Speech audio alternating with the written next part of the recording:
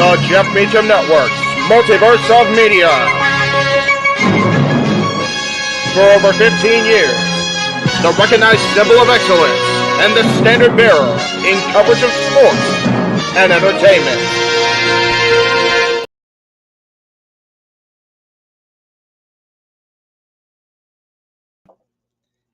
On the eve of the grandest weekend in sports entertainment, one company seeks to restore its honor, while another honors the all-time greats. Ladies and gentlemen, welcome to our Jeff Meacham Network exclusive double feature Friday here on this last day of March 2023 as Ring of Honor presents SUPERCARD of Honor and the WWE honors 5 more inductees into their prestigious Hall of Fame. From the control room, I am good old JM, Jeff Meacham, joining us on screen as they have for, it feels like it should have always been, but at least for the last year, we have our commentary team up top, Noah Foster, James Hebert will be calling the action for Ring of Honor tonight, and joining us from his studio out in glorious Victorville, California, is the renegade of WrestleZania, and damn it, that's the best thing ever. I love that shit name. That's good shit, pal. JJ Williams is here with us as well. Guys, I put it out on the social media. It's finally Friday. It's a great country song, of course, by George Jones back in the day. But absolutely. It is, man. It's the day before WrestleMania. And as if we weren't into it enough after last night's incredible event from Impact and New Japan, now we get into Ring of Honor, which, again, like I said, they are trying to once again restore their honor in an era that they have to. right? Yeah. And then, of course, WWE Hall of Fame highlights. We're going to be commenting along as the inductees go in tonight. 5 very deserving members of the Hall of Fame tonight, but you got people on this card for Ring of Honor. We've been talking, of course, Tony can't help himself. He added 4 matches for the 0 hour because, God forbid I get any effing rest, Tony. Thank you for that. Appreciate you, brother. Son of a bitch. What is on the 0 hour? I understand that. But it's like, tell us before the day, Tony. Yeah, right. Well, those that is WWE making meet and greets day of event. Oh, wait, they did that today too. Assholes. Everybody's doing everything today because it's the weekend of Wrestling Madness. Which is fine because, I'm stuck out here in the boonies like Jay is stuck in his boonies, so we can't go do shit. So, Question, but, what is on the 0 hour? Do we know? Well, I am so glad you asked, James. It's almost like you knew I had graphics ready to go and everything. It's almost like you knew that shit was happening. So, on the 0 hour, as announced by social media, so Tony Khan, very likely, we have Willow Nightingale, late of AEW TV quite a bit, taking on Miranda Alice. Is that how you say your last name, Noah? Correct. All right, very good. I'm 1 for 1 so far. We have the man who damn near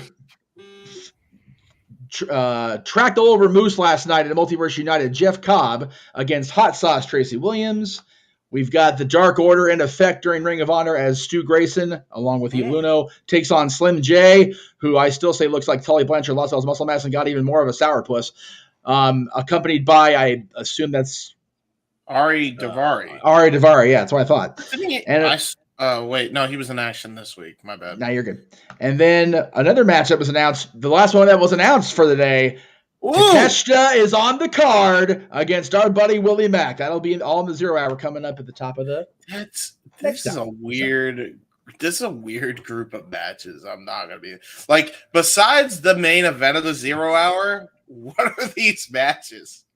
Yeah. What? Well, I mean, I don't even care because Takeshita and Willie Mack. Yeah, pretty much. And to be fair, all I ask is for the hot tag on that one so that I can at least call the entrance for our longtime buddy. Absolutely. You got that. Y'all take back over for the action, by all means, go for it. But I got to put some stank on our boy Willie Mack. That's your boy, man. You best bring the introduction to him before that bell rings. I wouldn't want it our way.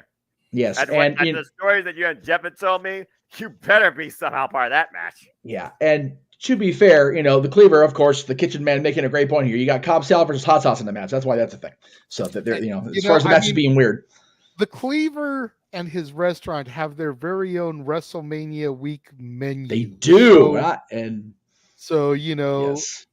If you're in the area, go check out, I believe it's GOTL. Cleaver, you can correct me if I'm wrong on that. Yes. Go check out the man's restaurant. Give an extra special thanks to the man who runs the kitchen, the Cleaver, Colin Andrew, because I'm sure it's his creativity that came up with that special menu. Absolutely. And there's one more thing to add to it, boy. Little Cobb salad with some hot sauce. That's right. Why not? Why not? I love that. But yes, Hot Sauce. Is he a good wrestler? Tracy Williams. I've never heard of him. I haven't either. Former Ring of Honor television champion, former Ring of Honor tag team champion. Okay, never mind. He's a good wrestler. Yeah. But yes, Colin is relying on us to watch the pay-per-view. So we appreciate you, Colin, as you do your thing over WrestleMania weekend. And yes, the television title match has emotion relevant. We will definitely get into that during this pre-show hour, if you will. Ryan, good to see you as well in the chat room. And let's go ahead and talk about it, Moonlight, since you brought it up in the chat room. It was finally finalized, if you will, last night on Ring of Honor television. Oh, no.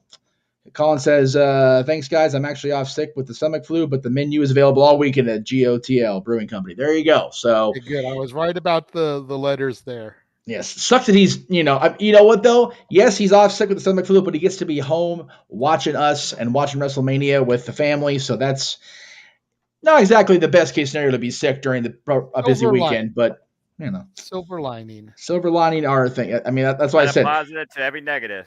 Yes, yes. And with that, we'll go ahead and talk about the match that was, as I mentioned, officially finalized last night on Ring of Honor television with Athena's win. It will be Athena defending the Ring of Honor Women's World Title against Yuka Sakazaki. And man, these two had to be pulled apart by officials last night, Noah and James. And damn, tell you what, this is as little as I know about Sakazaki. I am invested already based on what I saw last night. Yeah, absolutely. She's a happy girl till you piss her the fuck off. Yeah, right. Smell on your ass. 10 minutes in. Okay. So James's record's down to 0 again. Make that shirt. Okay, I waited till 10 minutes. Hey, you know what? He did reach the mark. I'll give him that. We barely came on the air. Jeff was doing the little music in the background and everything. I already had to submit the video for review because they were trying to knock me on the channel. Did they really? Oh, geez. Really? Yeah. Well, I bet. Right. They're trying to claim it for their own. Better check my shit too, then, I guess. Monetization limited. So I was like, no. What? This thing is barely starting. What? It's like it's just the background music. What the hell? And then 10 minutes in, James is already dropping F-bombs. Like, at least wait for the action to start, bro. I waited till 10 minutes to hit the F-bomb, okay? And we Yeah, have at least wait for the action to start. No, hold on. I waited. He's fired up now. 10 minutes to hit the F-bomb. I did that properly. You guys said 10 minutes. That's not my call. That's your call, YouTube. And we have used audio from your YouTube library, and you're going to say his monetization is limited? What the hell's going on over there? Okay, so, all right. Hashtag decaf for James. Shenanigans. Buy the shirt. Yeah, buy the shirt. No, honestly, I think what it is because JJ's channel is freshly monetized. Yeah, it's under scrutiny on the regular because mine's fine.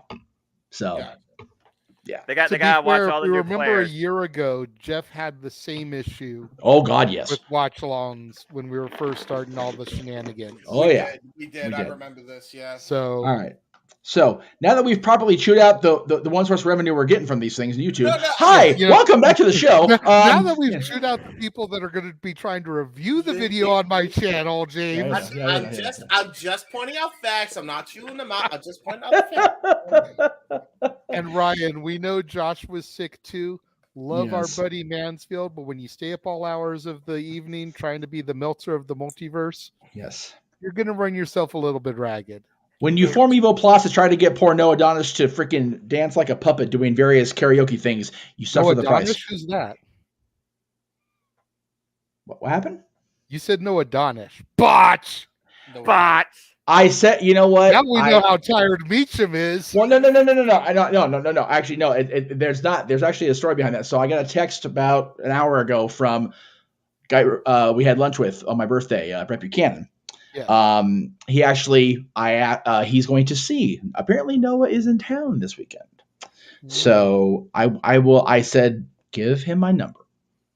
So I might be seeing Mr. Donis this weekend. So we'll see how that goes.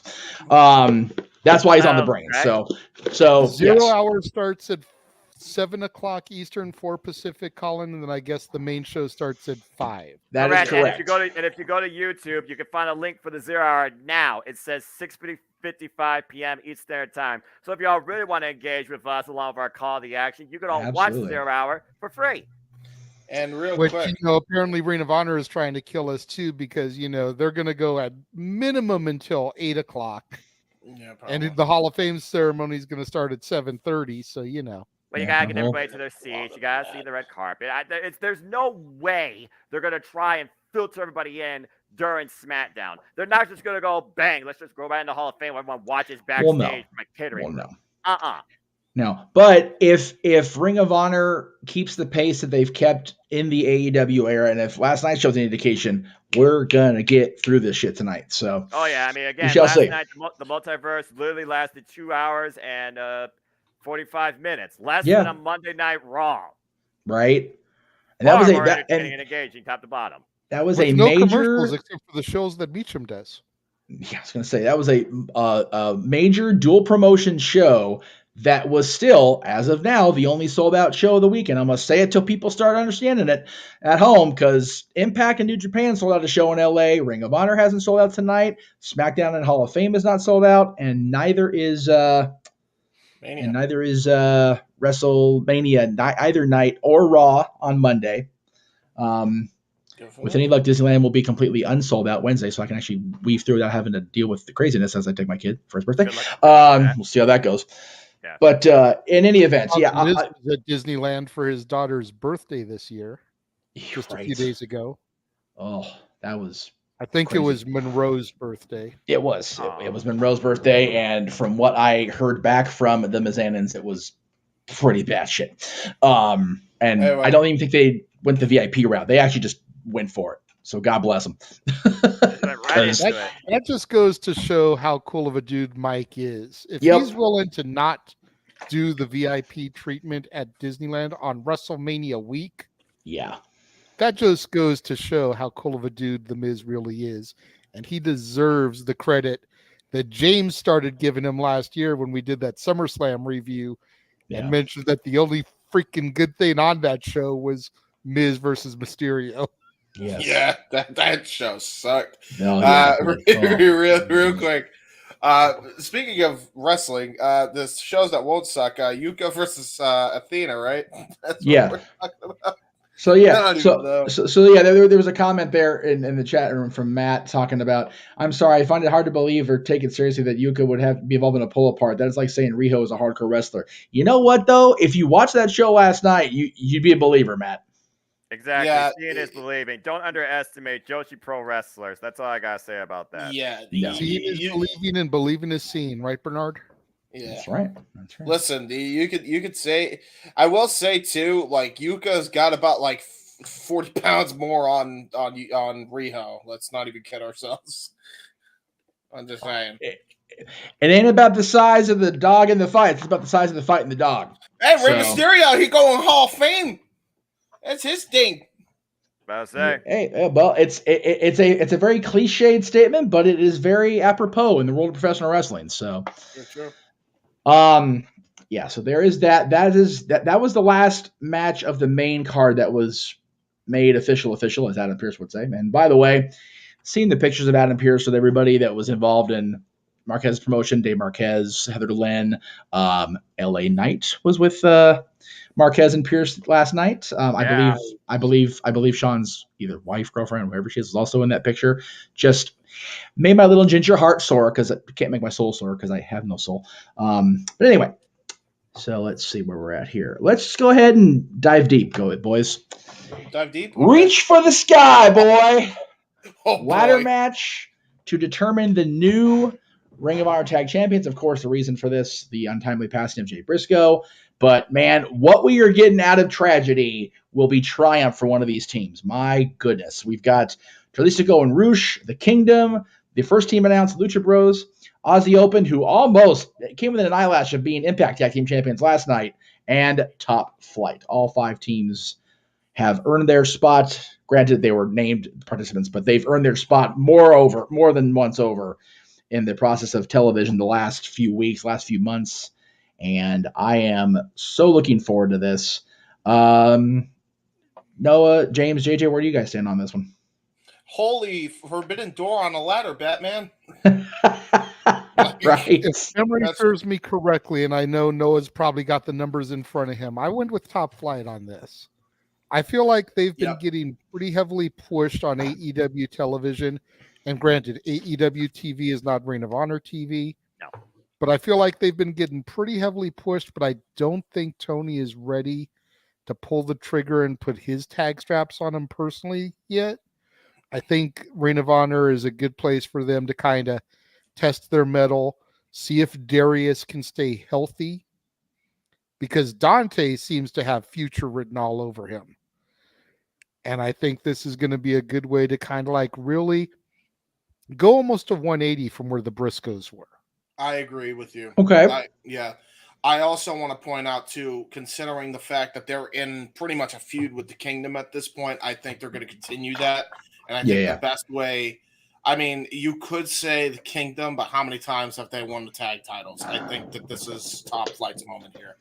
I think if anybody gets to win here, it's definitely going to be Top Flight. Although, I will say, when it comes to the Kingdom, they're 1-0 in ladder matches if you consider Matt Taven's win and G1 Supercard where he won the Ring of Honor World Championship. So that does come in to a factor, which it was down between these two teams just for that little factor alone, but I ultimately went to Top Flight because I'm with you. I think they're going to give them the belts so that way they can continue that singles program for the next pay-per-view between the Kingdom and Top Flight. Taven has the experience of winning Ring of Honor ladder matches and at Madison Square Garden. Let's not forget that, James. One of the biggest shows in Ring of Honor history. I mean, that was such a huge thing for the company and for that the biggest show of Ring of Honor, period. Up to that point. At that point, yeah. I mean, granted, the Garden will always be the Garden. Vince McMahon Sr. told all of us that. But with each passing week, with each passing show, this new era of Ring of Honor becomes like, okay, this is the one that's going to make or break the company now. So SuperCard of Honor at the Garden was like, okay, well, they're still going strong. They're doing their thing. They're united with New Japan. They're in the Garden, which was unheard of a year before. Right. So, but yeah, every show is now okay. They have to prove they're ready for the next step. Before I move on to Noah's dissertation about this really quick, I do want to point out Matt's comment. He did hear that WrestleMania is up to 132,000 tickets sold between the two nights, so he's guessing Mania will inflate it to 150. So they've been talking about 75,000 per night. That's been the number that's been tossed around on WWE television for the better part of a month.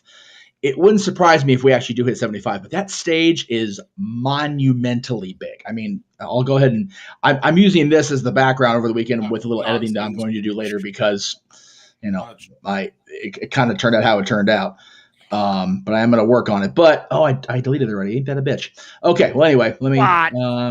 Yeah. So the stage probably total coverage of that stage will probably make up for the other 25,000 seats that aren't available because it is a huge setup and they've got more backdrop to put up. They've got all this different things to put in place. So 75 a night would not surprise me.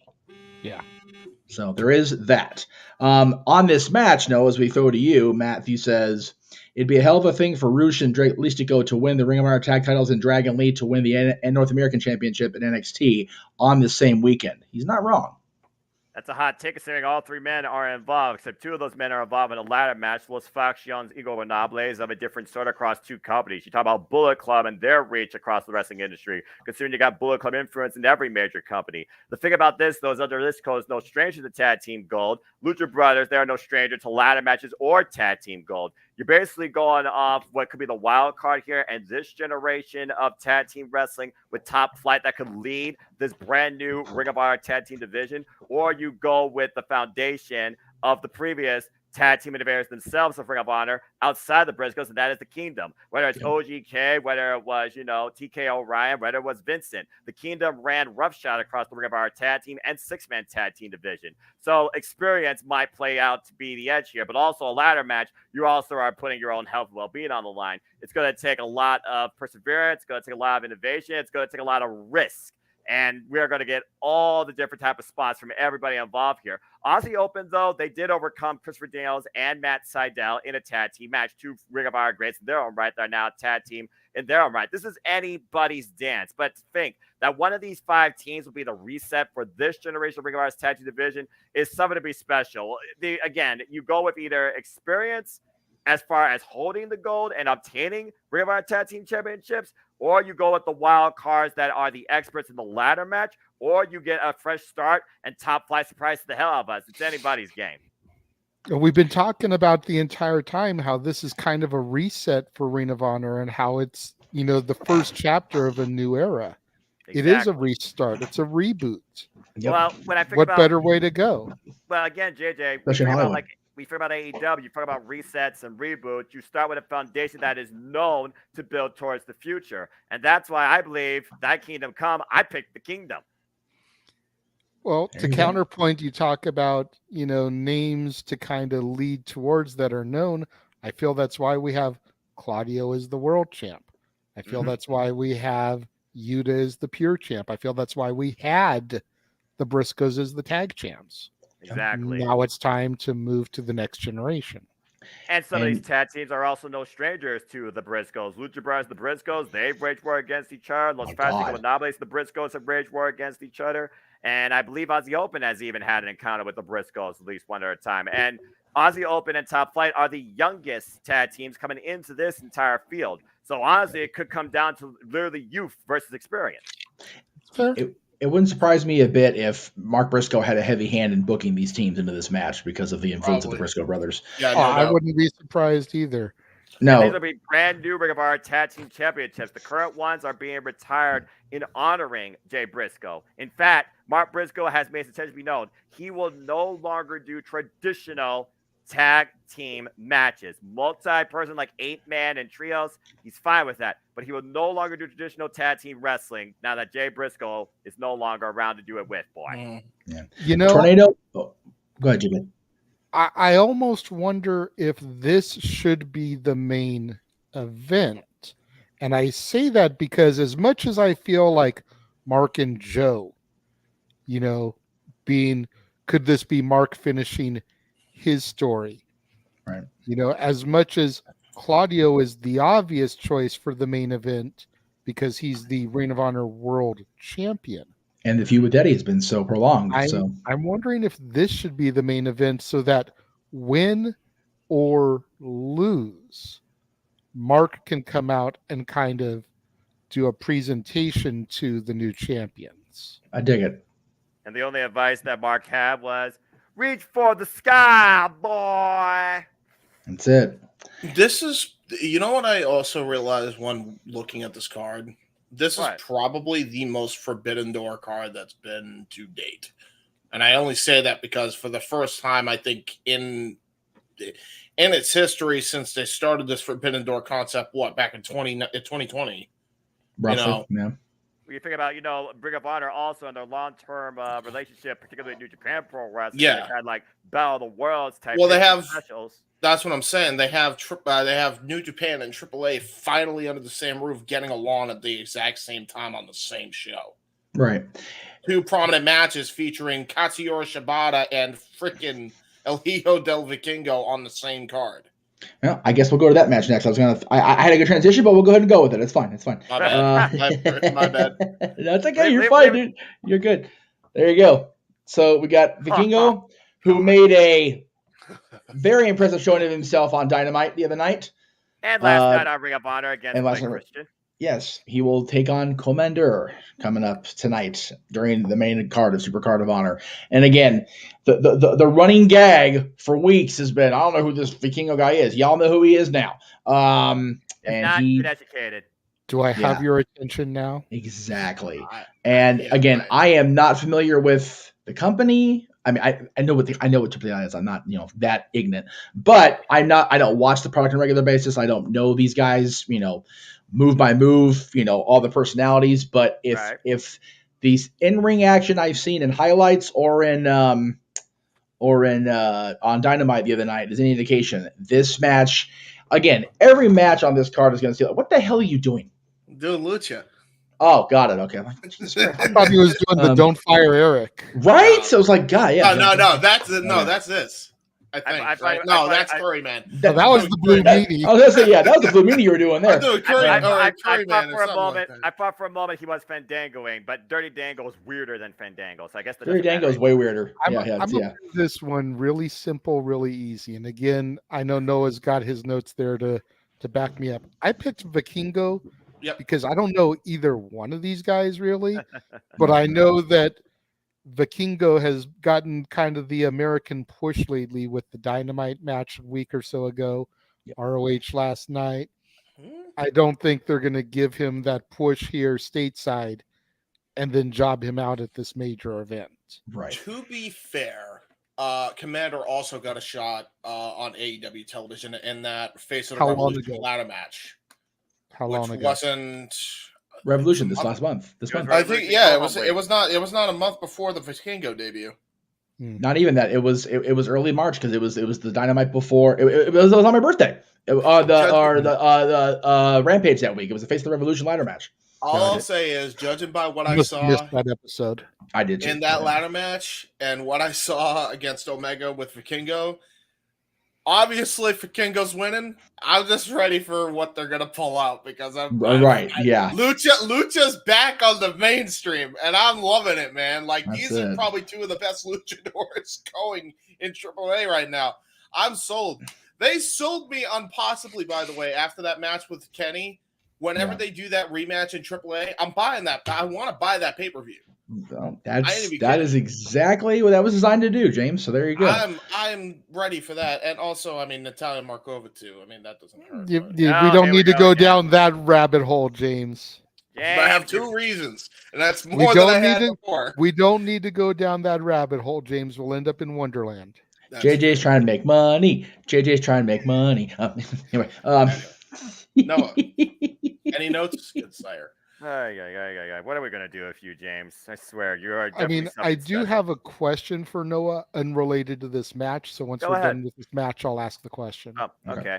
So the biggest thing you gotta know, of course, both of these guys, yes, they are straight out Lucha Libre roots out of AAA in Mexico. El Hijo del Vikingo is the current AAA Mega Champion, and he successfully has overcome the likes of Rey Phoenix and Bandito. We saw what he did against Kenny Omega on Dynamite, though. But he's held this particular title now for 420 plus days. I believe he's near 500 days at this point, and this will be his 9th defense of the gold. He is the 19th champion of this title's inception. He and Commander have only faced each other, in my knowledge of what I found so far, in one other previous particular singles encounter when Commander was a former identity, Arcano, in 2022, and Commander won. So it's going to be interesting to see how this is run back. This is what you do in Ring of Honor called a Lucha Libre Showcase. And again, it also shows off their partners that they work with, like AEW that tries to welcome in everything. AAA, CMLL, whatever you want to call it, Lucha Libre has always been a foundation for Ring of Honor several years. I remember the 6-man tag I saw back at Summer Supercard back in 2019 in Toronto. But Hijo del Vikingo right now has taken the world by storm. He's also slightly younger in experience and slightly older, 10 years versus 11 years, 25 versus 24. But right now, Hijo del Vikingo, he is a guy that seems like he's on a whole nother level of Lucha Libre in Fuego. I think he will retain. What a term. Wow. I dig it. Fuego. I love it. Giving Tony shirt ideas. JJ, what was your question for Noah before we move on to the next match?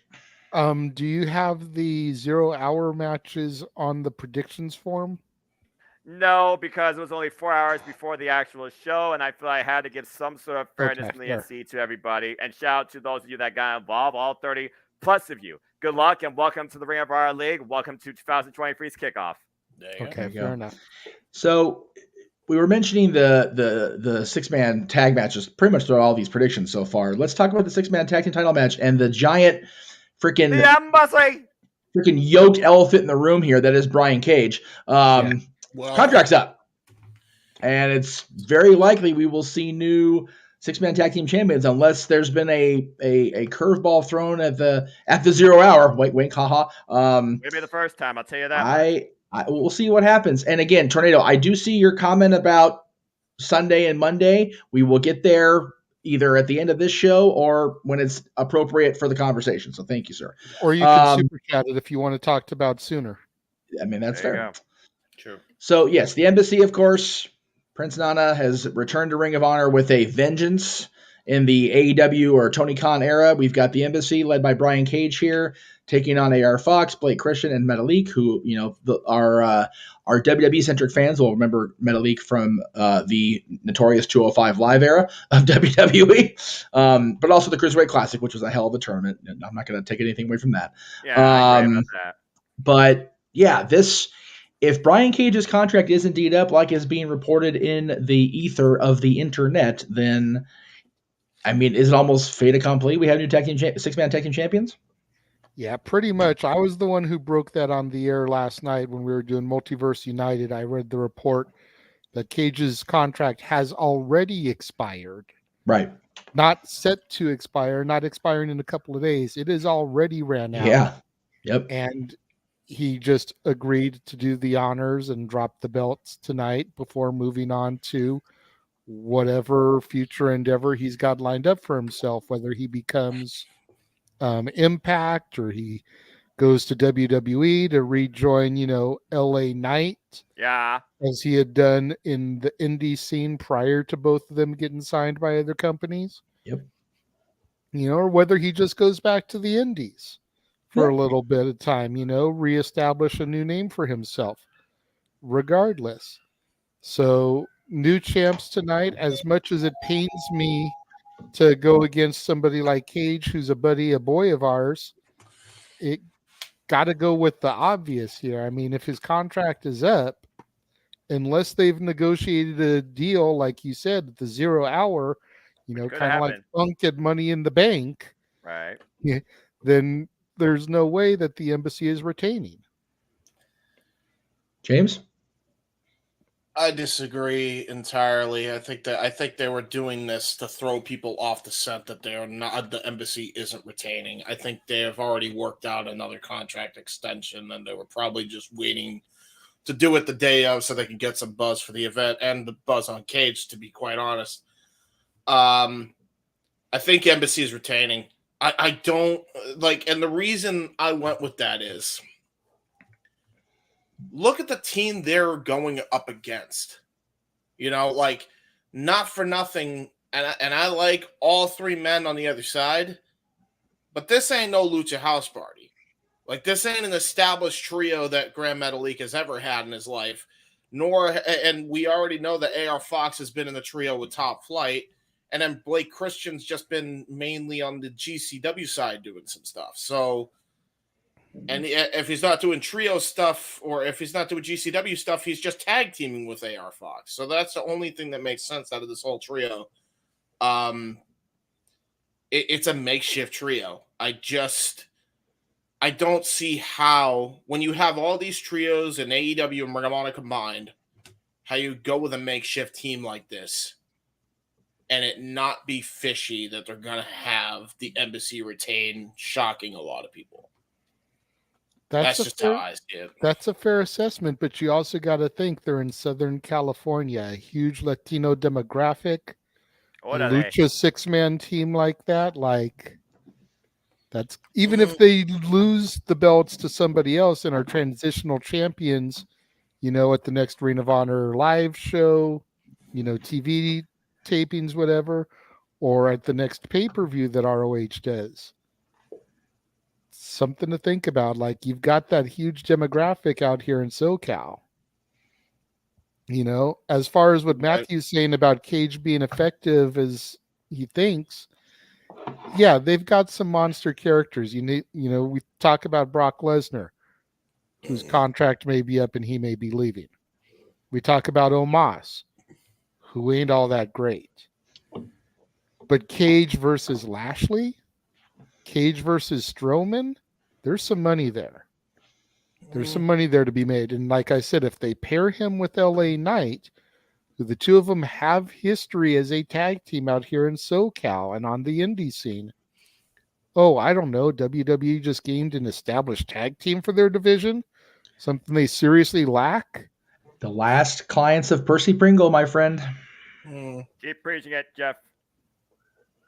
Noah, what do you got to say about this match? The whole thing about this whole contract debate aside, it's one of those things where I do remember one of you said the parts of the sum versus the sum of the parts or something like that. The embassy is a united front, while we have AR Fox, Blake Christian, Metalik that came together due to basically a common enemy. At one point, Blake Christian and Metalik, they were going one-on-one against each other in singles exhibitions, and that was found on mutual respect. AR Fox, though, he's come across the Ring of Honor and AEW scene, mostly being part of the trio with Top Flight, and has been impressing everybody. While I do believe there is great respect and cohesion to a degree with AR Fox, Blake Christian, and Metalik, the embassy have been one mind focused on keeping these Ring of Honor six-man tag team championships since beating Dalton Castle and the boys, and have looked unstoppable ever since. So contract aside, I think the embassy retains tonight.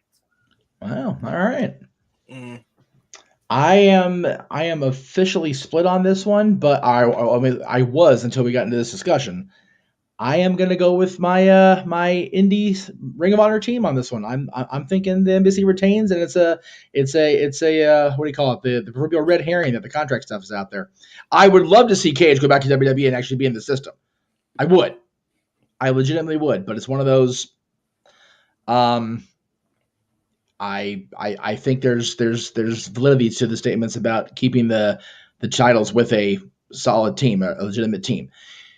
Tornado has graciously super chatted, so I will go ahead and throw up, first of all, the super chat because I want to make sure that it gets acknowledged on screen with the $5. Thank you very much. And I will go ahead and actually put his comment up there that he threw up there originally. That way it's cohesion, if you will. I know y'all talking about Ring of Honor. I have a strange feeling that The Rock will confront Roman Reigns on Sunday or Monday. Just have a strange feeling, and it will set up something to WrestleMania 40. That was heavily discussed Thursday night before our coverage last night. Yeah, before our coverage of Multiverse United on the No DQ predictions part 2 over on our friends at NoDQ.com. I was actually the one that introduced that airing into the conversation. So thank you for that. Remind me of that, guys. But it would not surprise me, and that's the beauty of this weekend. We've been talking about it for a while now.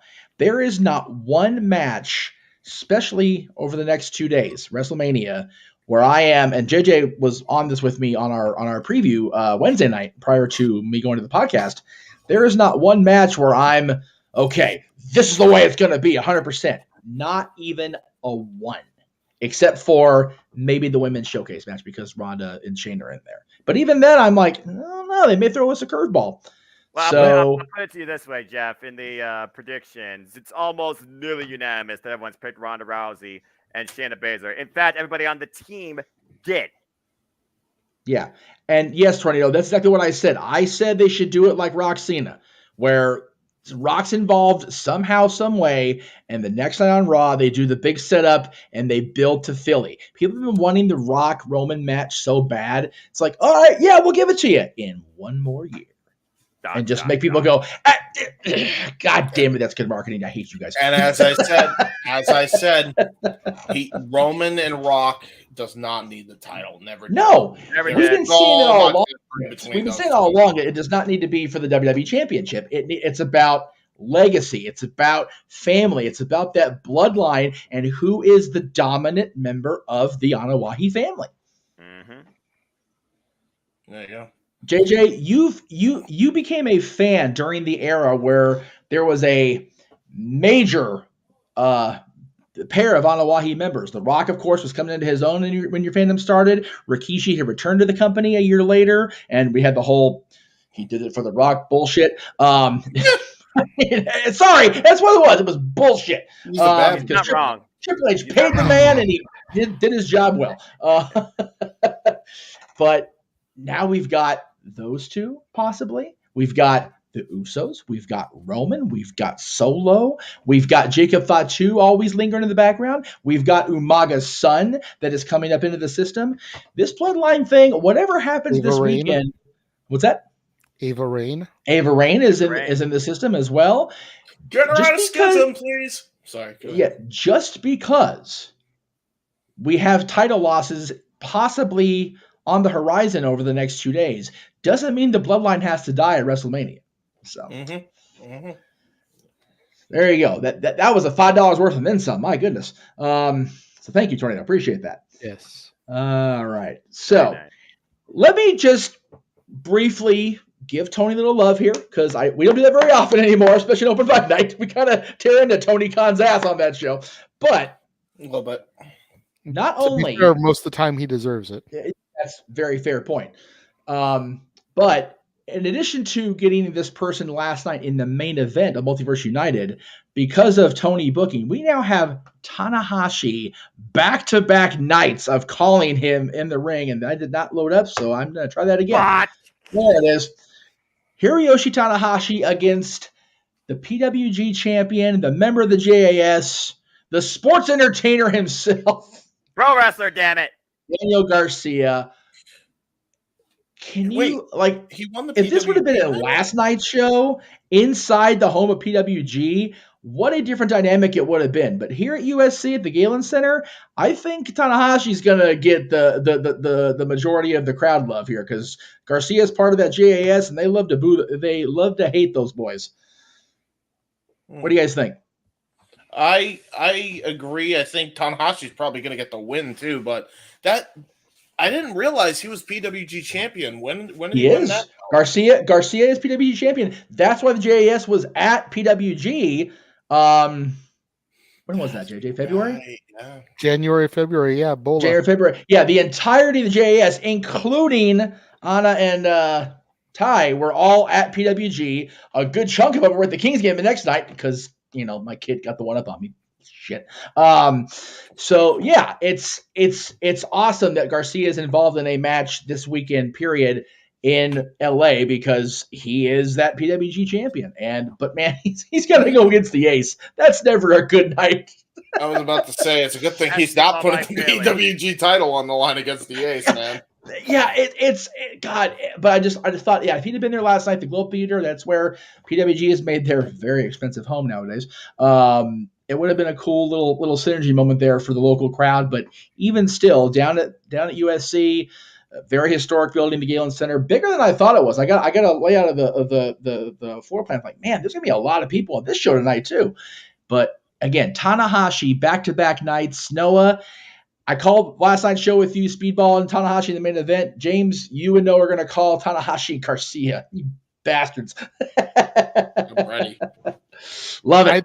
I think it would be cool if they did last minute make this for the Gorilla title because this is the only match on the main card that is not for a championship. That's right. Fair point.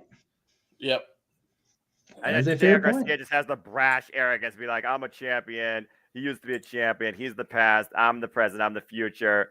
I just think that would be very bold for Daniel Garcia to do that. But also, this is a first time ever one-on-one singles match. These two have never met each other in the ring. So it's going to be something unique to see how Hiroshi Tanahashi, 24 years experience, world-renowned, multiple-time over IWGP World Heavyweight Champion, how Daniel Garcia is able to match up against that. Speedball Mike Billy gave a game fight last night, came up short against the Ace. Quite so. What would make it even funnier is because everybody has always considered Pro Wrestling Guerrilla Ring of Honor West. Right. So to have the PWG Championship on the line at a Ring of Honor show on the West Coast, you just can't buy that type of publicity. It's like it writes itself. Like Dana, we keep saying, it just writes itself. Yeah. And Joey Perez, hello at SuperCard of Honor. At SuperCard of Honor. Yes. Yeah. I knew Joey was going to be there. Yeah, he's a local Kings fan. He's actually, for people that remember pictorial history, we ran into him, Aaron and I, at the house show at the Fabulous Forum. WWE ran, I think it was in 2015, that show. That was the surprise return to WWE action of Brock Lesnar at a house show. It was funnier than hell. We're sitting there all of a sudden, hear the Brock music, like, what the? Yeah. Moment. That was a random. Was it Boombox Brock? It was almost. And VR stream now. Let's see what's happening here. But yes, I actually have a stat too about Hiroshi. Please. Hiroshi is I'm hoping this time it will be stat boy approved. I've fucked this up the last 4 times, so hopefully 5th time's a charm.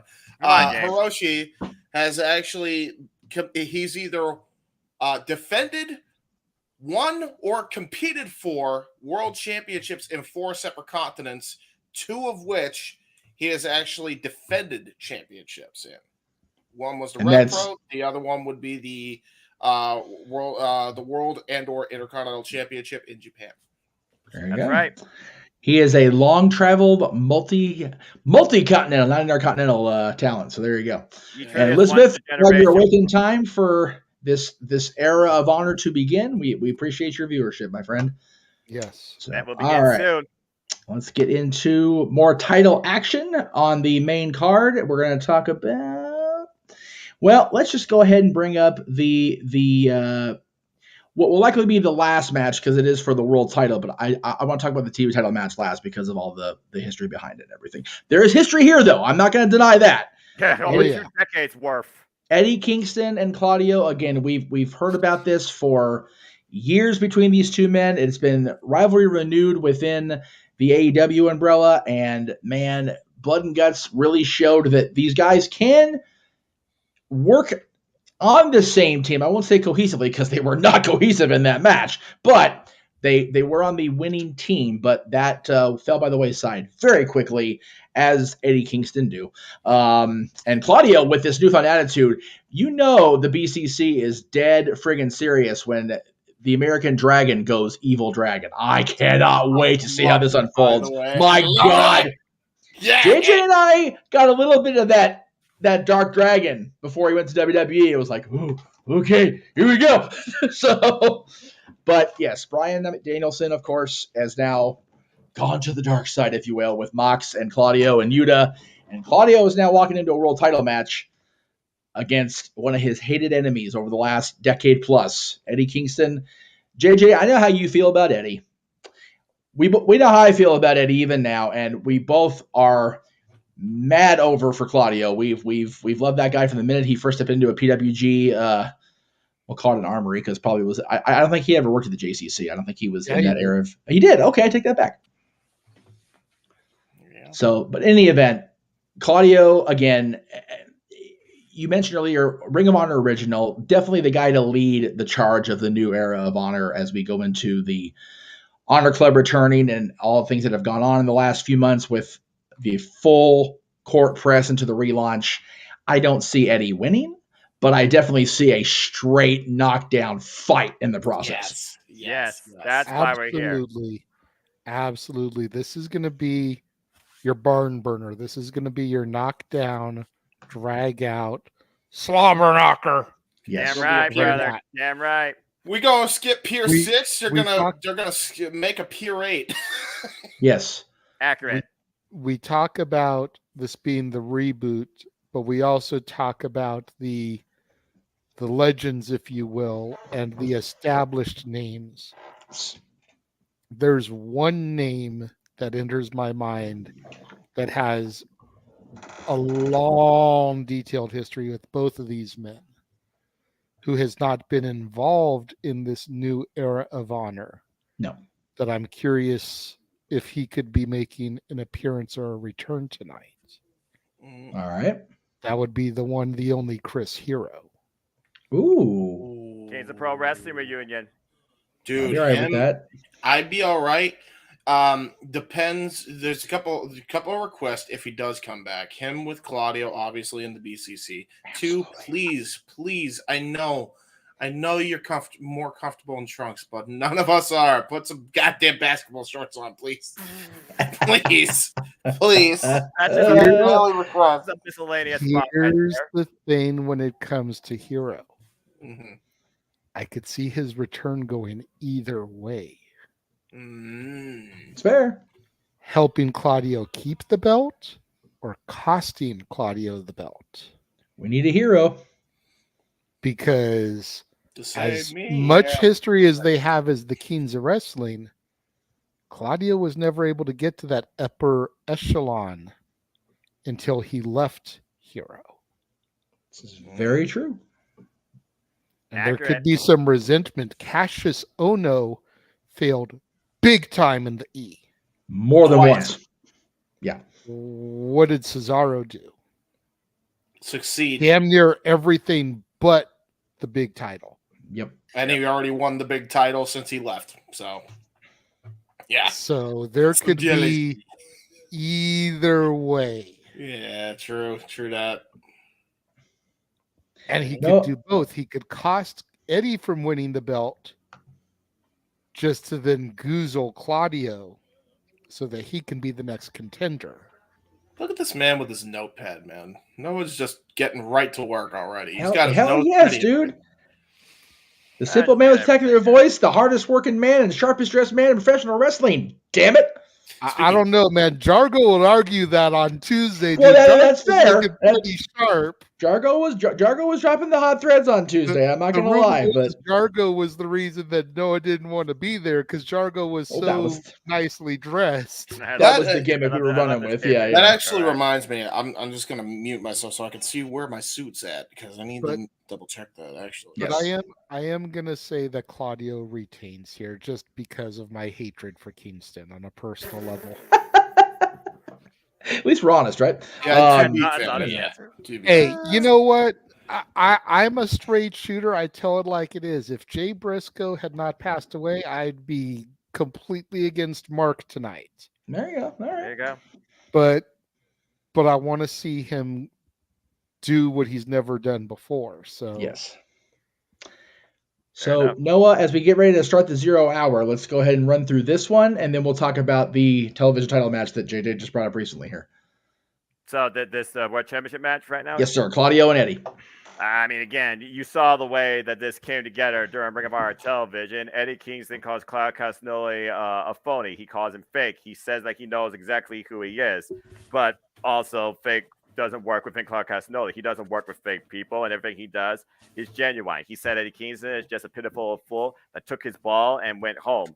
You wanted to do business, but now I'm going to force it against you. There is nothing but hostility against these two. And in fact, one time these two were tag team partners in a team called Swiss Money Hustlers back in 2005 in the independent promotion. Yeah. They fought each other across Shikara, Ring of Honor, one-on-one, by the way. CCW. They've been going at each other since 2009 and beyond, and they once lived with each other. Once 2011 came, though, Claudio went on to greener pastures, whether it was Ring of Honor or WWE. While Eddie Kingston, he basically stayed where he was at, but he also still had self-regret in himself. Eddie Kingston right now, he says he's fighting for every underdog, for anybody that, has been betrayed by someone they once called a friend. It's hard to think Eddie Kingston could be Ring of Honor World Champion, but crazier things have happened in the wrestling industry. And you can say what you want about Eddie Kingston when it comes to his past, but he's shown how much pride he does have when it comes to professional wrestling. But bottom line, this is not going to be a pure contest, and I don't think it's going to be an honorable contest of any sort, but business has to get settled. I agree with you that business has to be settled. But for me, Eddie Kingston becoming Ring of Honor champion is like Stan Stasiak is the WWF champion. And how long did that last? Stan Stasiak. Damn. God damn. Stan the man. Stan. Cup of coffee, maybe. I don't know. Maybe it'll last longer than less than a week. Stan the man is 42 takes son. Okay. Again, Eddie Kingston, is he looking for the moment? Is he looking for retribution? Is he looking for self-redemption? That's the thing here. We'll find out soon enough. It's hard to believe this would not be your main event because, again, it's the World Championship and typical pay-per-view wrestling business protocol. That should be the title that headlines. But, again, we'll see.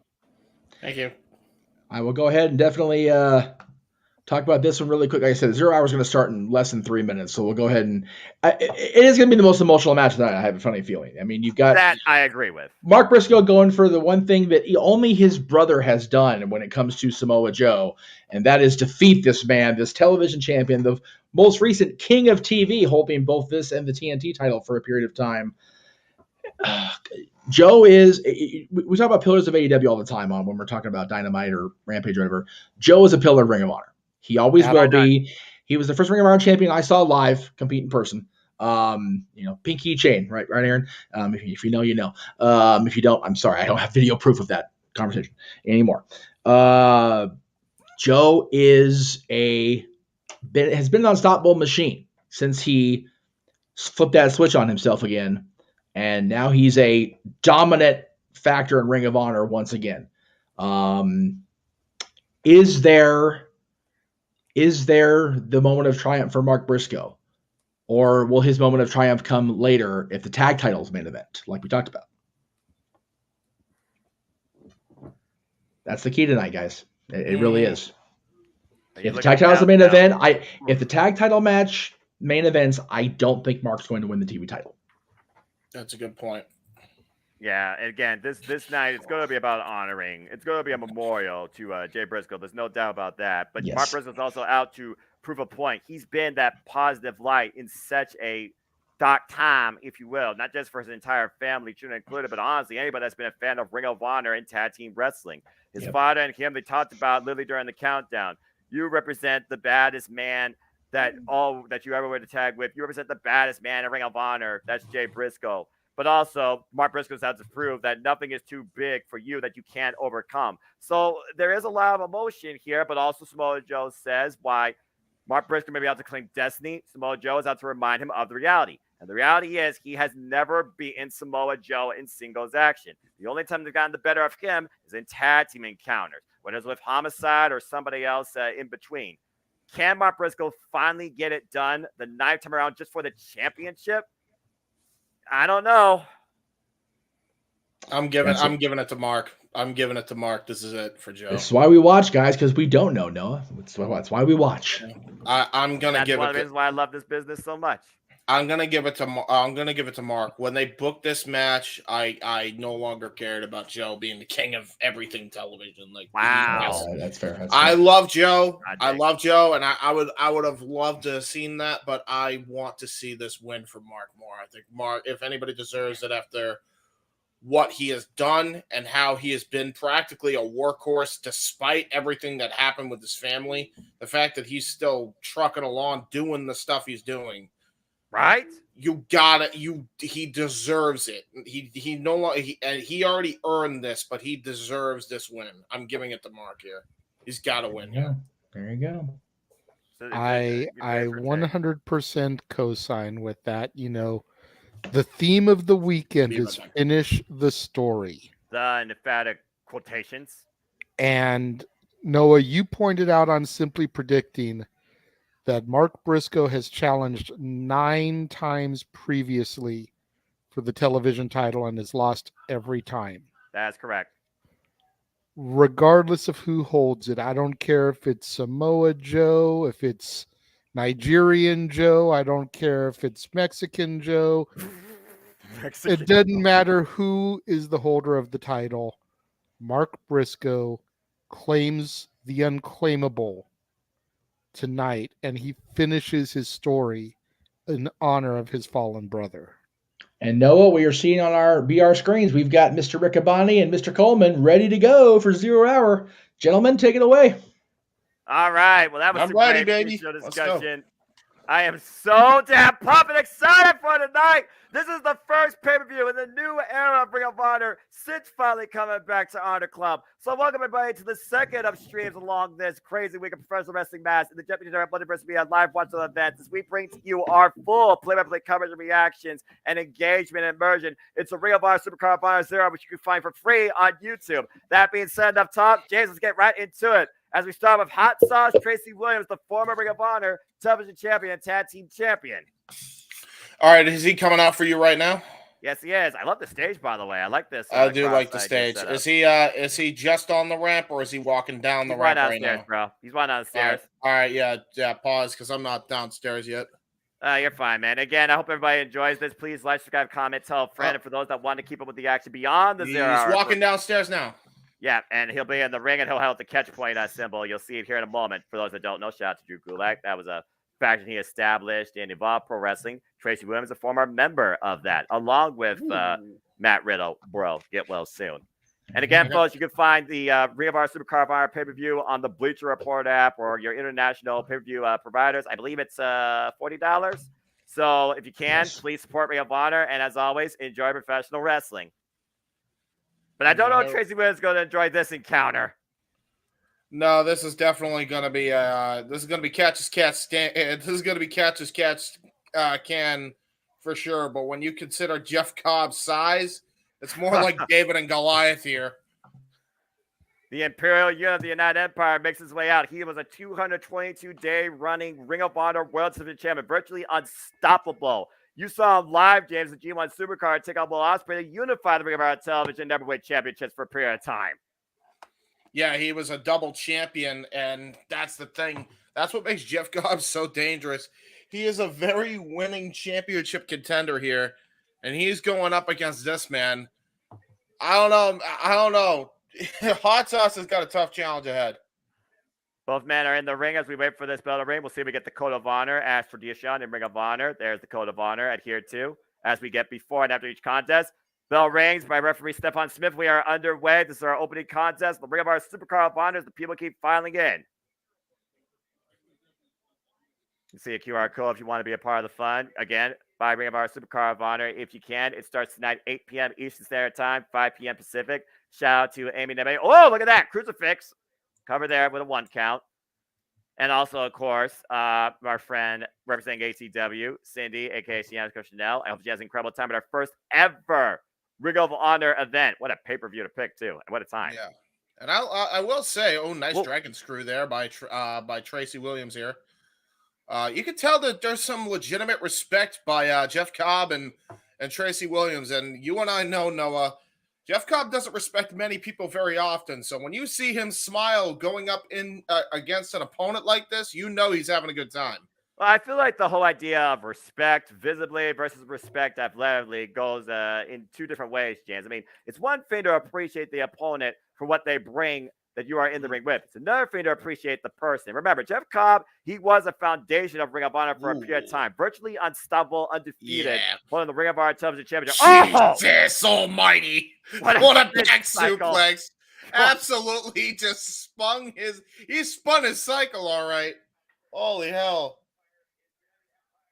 Again, United Empire, the Imperial Unit, Greto Khan, all hail. Of course, former IWGP Heavyweight Tag Team Champions with that man. Yeah, look at this into a body slam. Nice just scoop textbook slam. there. They cover lateral press and 2 count only. This is what Tracy Williams has to do. He's got to use his speed to his advantage because he is not going to win in the power game. That's why that headlock takeover he attempted got countered the way it did.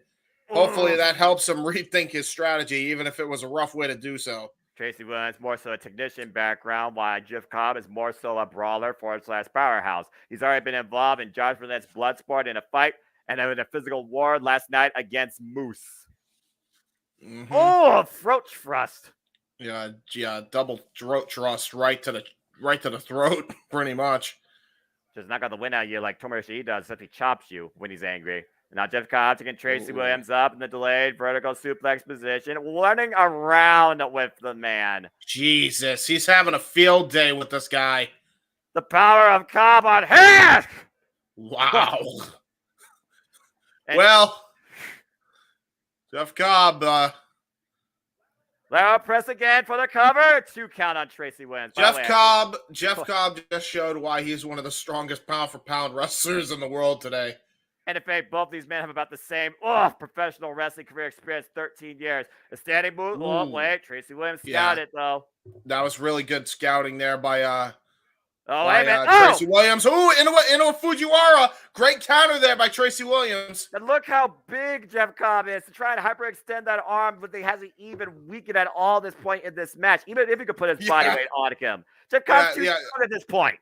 Good call, Noah. Trying to extend that damn arm is like trying to eat a freaking giant chicken wing from Buffalo Wild Wings.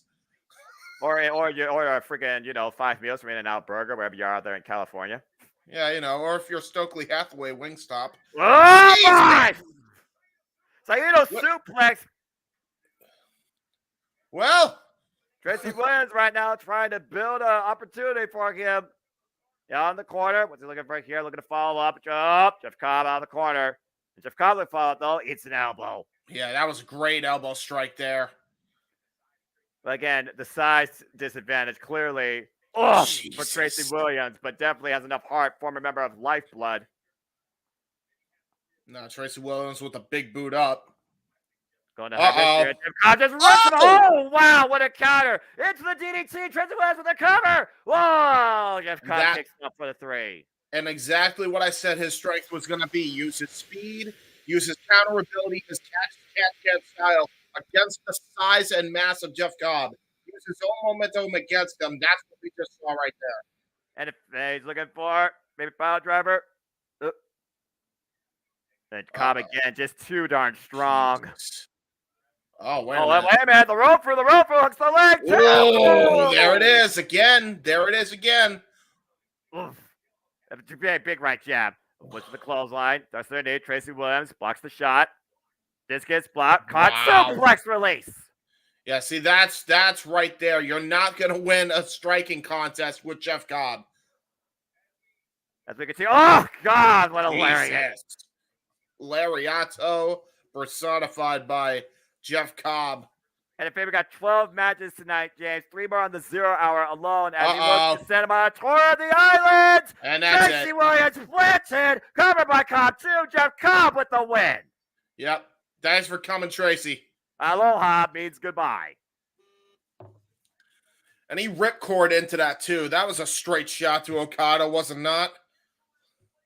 Well, again, Jeff Cobb, nonstop working, man. You think about what this man's been doing the last week alone. IWGP United States Heavyweight Championship Challenge against Kenny Omega. Josh Burnett's Bloodsport fight. exhibition contest against Moose last night at the Multiverse United, and Jeff Cobb winning the opening bout here tonight on the Ring of Honor SuperCard of Honor in its entirety against Tracy Williams. And these two haven't faced each other in singles action since Evolve, and Code of Honor here too afterwards as well, going back to the idea of mutual respect, James. There you go. Great contest between former Ring of Honor World Television Champions. As we know, the Ring of Honor World Television Championship will be on the line there tonight. And we will see if Mark Briscoe claims his destiny against the self-proclaimed King of Television, Samoa Joe, and so much more. Good match. I enjoyed that. That was fun. Something I wanted to do. Uh-oh. Hello. Oh, man. Well, I'm working on it. Hang on. Damn. Rounds up. Shit. Anyway. It's gonna be. Of course, tonight it's going to be an emotional night on many fronts, but more so particularly as they honor and celebrate the passing of that boy, Jay Briscoe. And we'll see 5 teams reach for the sky to define themselves as the starting point for the new Ring of Honor Tag Team Division. All right. So in order for me to be able to do this control room properly, I'm just going to leave this without a green screen background. You guys know I'm in my house. I don't need to freaking put on airs. Hey, y'all good, brother. Hey, all that matters that you're here, man. Okay, it's your passion. It's your hey, we're just here having fun. I love the new Ring of Honor Pure Championship, by the way. And to think, James, again, the Ring of Honor Pure Championship's on the line against the wrestler Katsuyori Shibata. Yes. Jesus, I could What is not really believe. Yuta thinking? Calling out the wrestler. We are talking about a guy that has 3 times over IWGP former never openweight champion, put his own damn life on the line at one point against the Raven Kazuchika Okada, and we thought he wasn't going to come back to this ever again. Yeah, it's This is crazy, dude. Yuta definitely lost his damn mind was challenging this guy. But you know, Yuta definitely seems to be. He looked like he was the lone holdout of you know. Joining up with this darker path of at least till Brian came back the other night, but he has fully embraced the going into full asshole mode of the BCC. It's almost like really you're just trying to embrace the spirit of the wrestler himself. Show that I am stronger, I am angrier, I've trained, I've fought, I've studied. I once looked up to you, but I have surpassed you. Right. That's a massive issue with Yuta's carrying on his shoulder, considering he's only 9 years in his career, taking on the 23-year veteran tonight.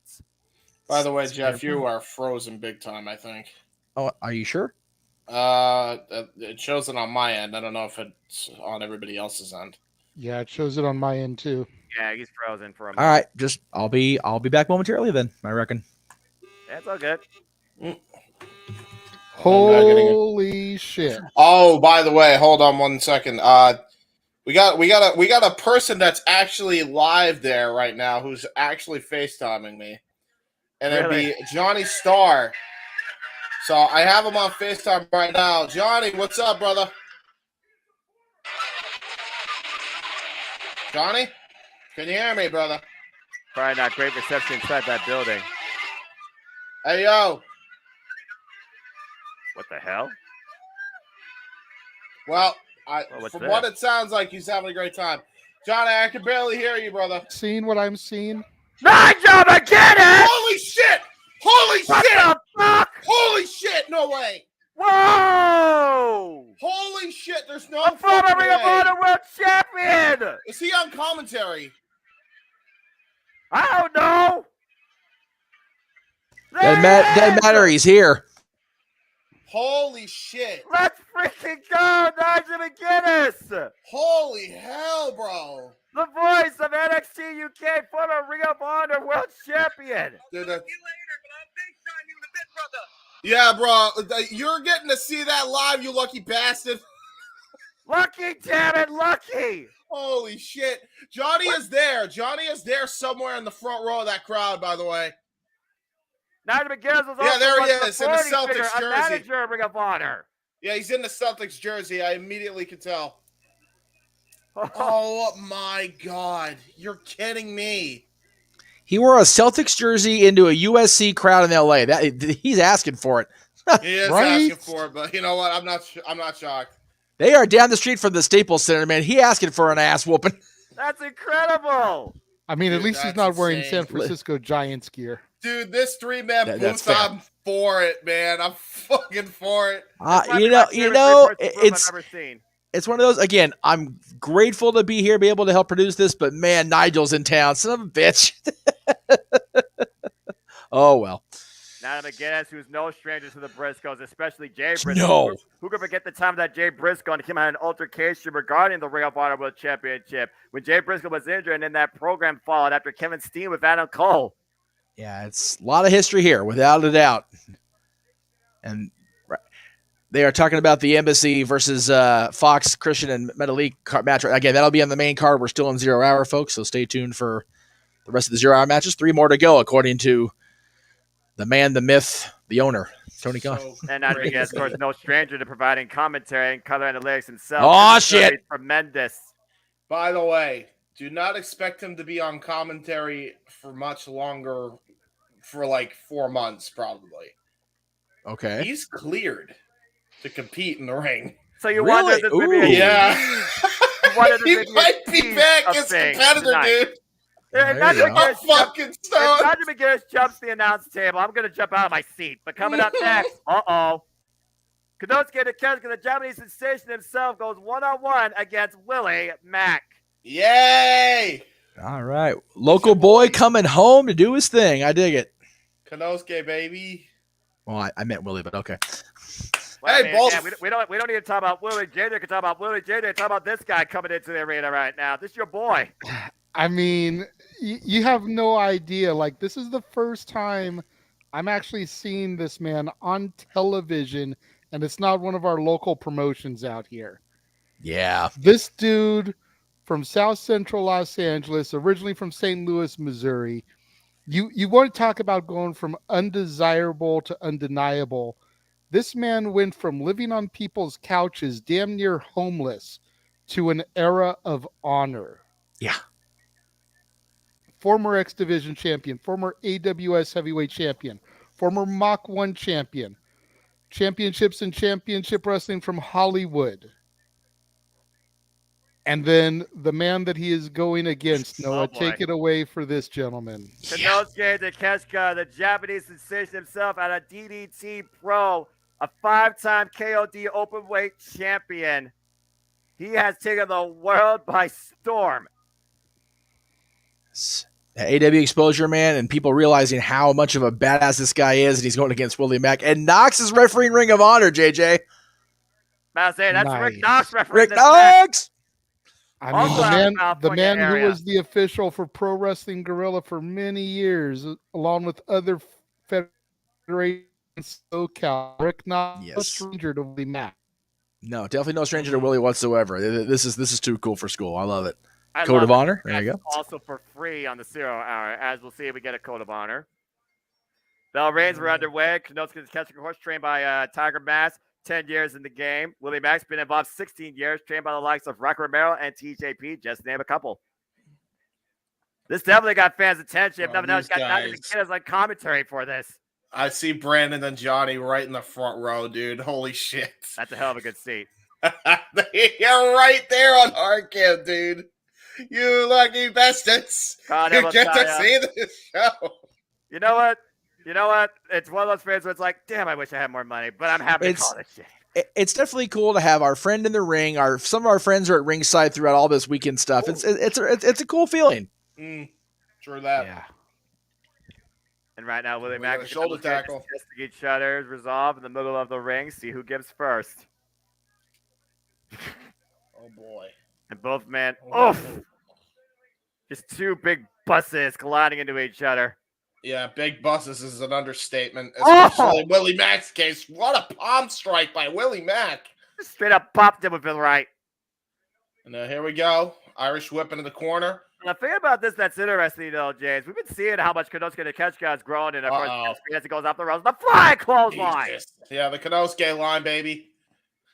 But William Mack, though, of course, he's been impressing us lately across AEW and Ring of Honor as well. I kind of been a freelancer of sorts as of late. While Konosuke is officially all late over the top. Whoa! Went for the plunge. Lands on his feet as Mack is out of the way. Boom! Top the clothesline. Wham! Yeah, I will say, body into that. I will say, as big as Konosuke is, he has got to at least be giving up like 40 to 50 pounds straight to Willie Mack here. Like, that's like getting hit by a Mack truck. Well, again, when you're a former multiple-time KLD heavyweight champion, you're used to not only giving shots like that, you're used to taking shots like that. Mm-hmm. DDT Pro, of course, the promotion you can watch on Wrestling Universe that the wrestling genius himself, KG Muto, officially retired from. Oh, the Irish. Oh, my. Lucha arm drag. Willie Mack showing off some athleticism into Hurricane Rana. And right now, Willie Mack in control. Konosuke Takeshita taking him off his game. Oh. Nice counter there by Konosuke. The point here, though, is Konosuke's striking game. That's where Konosuke's at his strongest. Oh, and there's his own PRS takeover, sending Willie Mack out of the ring. That's how disoriented he made him. Up and over in between the top and middle rope. Uh-oh. I think Konosuke is looking to fly, picking up speed. Over the top! Tope con hilo! There it is. Got all of it! Directly in front of everybody there. You got the ring keeper table. You got Nigel McGuinness. Yes, Nigel McGuinness. Oh, wait a minute. Oh, no. What the hell? Big men are not meant to do that. Well, we saw two Tope con hilos. So, Noah, hello. Crisscross reaction. A battle with usmanship right now with the crowd with their first HS chant of the night, and the pay-per-view hasn't even officially started. The second match of 12 matches, James. Must I add. And this is what Willie Mack it brings to any wrestling match. It's just an absolutely unorthodox style that not a lot of people can prepare for, except for possibly Konosuke Takeshita. But I'm pretty sure he didn't even expect him to get right up and do his own Tope con hilo to the outside. Oh, and just driving his knee now right up the spine against Konosuke. Yeah, that's old school, that tactic right there. Right into a front chin lock, too. Shades of the British Bulldog, that exchange of moves there. Maybe he's trying to impress Nigel McGuinness. Who knows? Mm-hmm. Mm-hmm. By the way, all-time great out of the UK area, of course. And Konosuke comes up to his feet, fighting back from underneath. Good body shot there. Pushes Willie Mack off. Oh, wait for the closeout. Willie Mack ducks, then ducks again, picking up speed. Oh, nice flying clothesline there by Willie Mack. Not necessarily a running clothesline, but it was more like he used a jumping clothesline just to bring all of his weight right down on the Konosuke's neck. Willie Mack, like we heard from JJ, multiple accolades, former X-Division champion, also former NWA national champion. Ooh, look at this misdirection here. Wow! Oh! What a shining wizard. That was incredible by Willie. And somehow Konosuke is still up on his feet, but he must be out on them. And now up on the shoulders and the fireman's carry. What's Willie Mack looking for here? Oh! Big Samoa drop. I know what happens here. Wait for it. Just Willie Mack gotta catch his breath. You see the hips moving, James. And Konosuke right now just trying to get the wind back in his lungs. Yeah, right. He just got crushed. Big time crushed. Yeah, Rick Knox starting his 10 count. Up to 3. Both of these men right now barely moving. Konosuke trying to grab the... there it is! They're playing possum, baby, with the kip up by Willie Mack. I don't know how possum that was, because I'm noticing he actually is grasping his back there. For you. Standing moonsault! Still hit it. Holy shit. Leg, 2! Ooh. 2 count only. JJ, you were saying. I heard JJ say something and then he stopped. Yeah, I think he froze. No, I think he's ahead of you guys, so he's trying not to say what happens at the end of the match. Okay. Gotcha. Okay, fair enough. So yeah, what a matchup this is right now. I'll tell you right now. You all can find this on YouTube. Bring up on our YouTube page, and of course the Bleacher Report app for free. Oh God, what a shot! Wow! Oh my God, that just rocked Willie Mack. Oh, into a drop kick. You keep saying he rocked Willie Mack, then Willie Mack just falls up and does something like that. And Willie Mack right now falling up. Oh my God! Lariato! Cover hooks the near leg too. No, that was really close for Konosuke to win that one. Oh boy! Whew. I'm just so happy to Hear Nigel McGuinness's voice in my ears. It's like music. I love it. I missed this in my black and gold. I missed this on the red and black. Nigel McGuinness is back in Ring of Honor. Everything's right in the wrestling industry as of right now. Now we just need Morrow back. Let's not overjinx it, dude. And meanwhile, Konosuke looking to lift Willie Mack up, trying for a Blue Thunder Bomb. Blue Thunder Bomb. All I must say is good luck, Konosuke. You're probably going to need the momentum here. Don't underestimate Konosuke. That's all I got to say. Oh, wait a minute. Wait a start. Oh, Emotions high here. The deadlift looking for the German suplex. Get it. Oh, Willie Mack fighting back. Konosuke brought the pieces on the German suplex. So if anyone knows how to hit that move out of any position, any person, it's Konosuke. Oh, God! And the bounce! Stunner! Stunner! By God, Stunner's feet! Bang! What a knee strike! Oh, the of his own! Holy shit! Shout out Austin! God, Shiny Wizard! Shiny Wizard on instinct! Both men down again!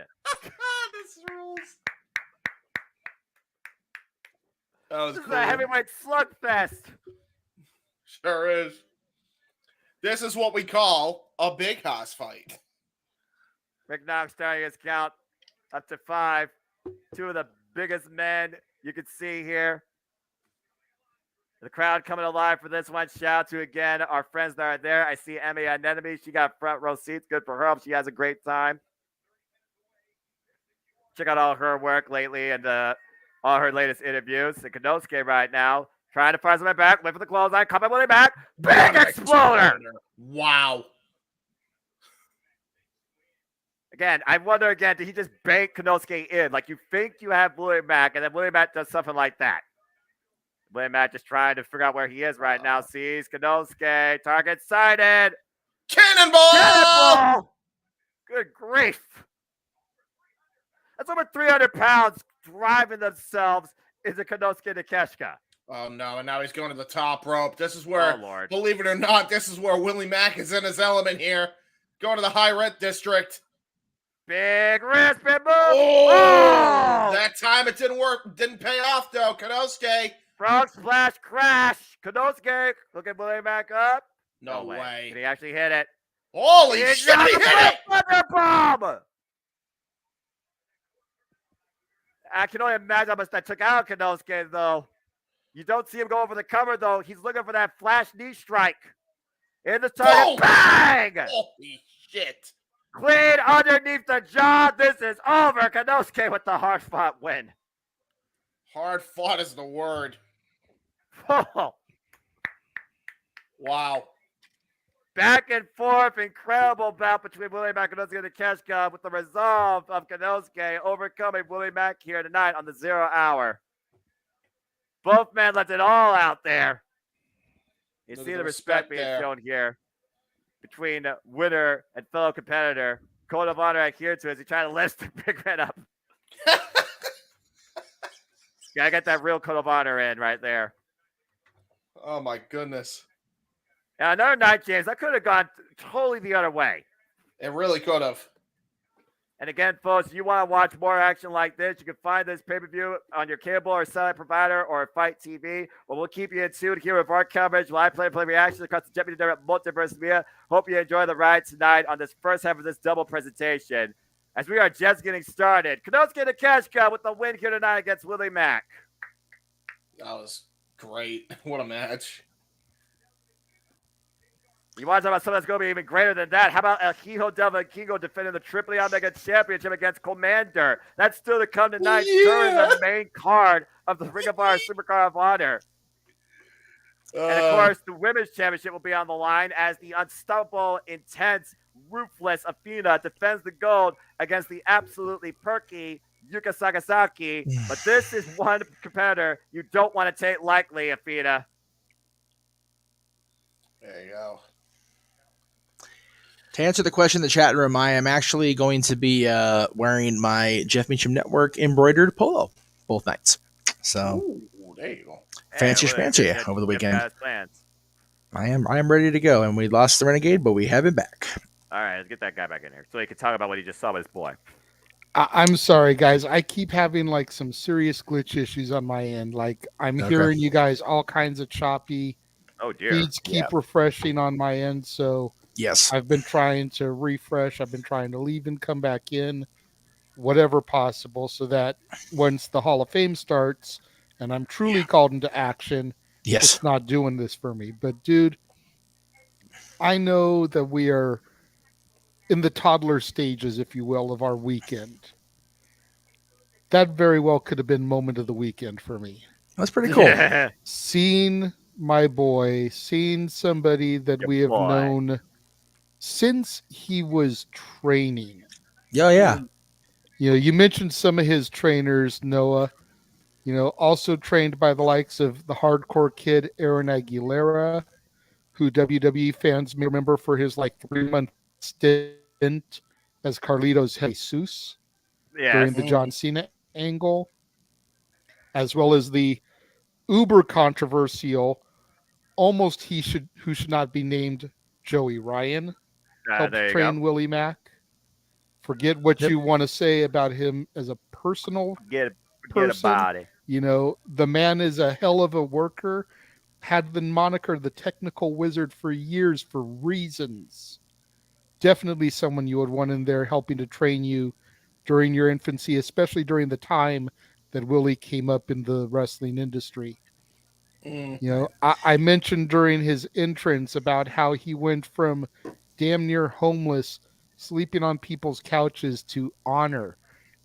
This is no joke, gentlemen. This is not a work. This is a shoot. The man would walk from his home in South Central to the venues where he was booked because he most of the time couldn't afford a bus fare.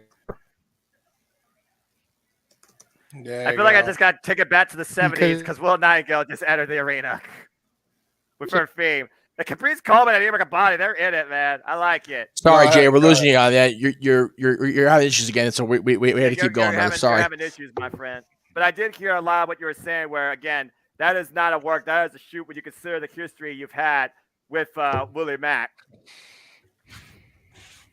Anyway, Miranda Lee's no code of honor. No, she's rude. I don't like how rude she is. She's got that rude Latino heat with her. She is known as the Lucha Baddie for a reason, as these two women tie it up right now.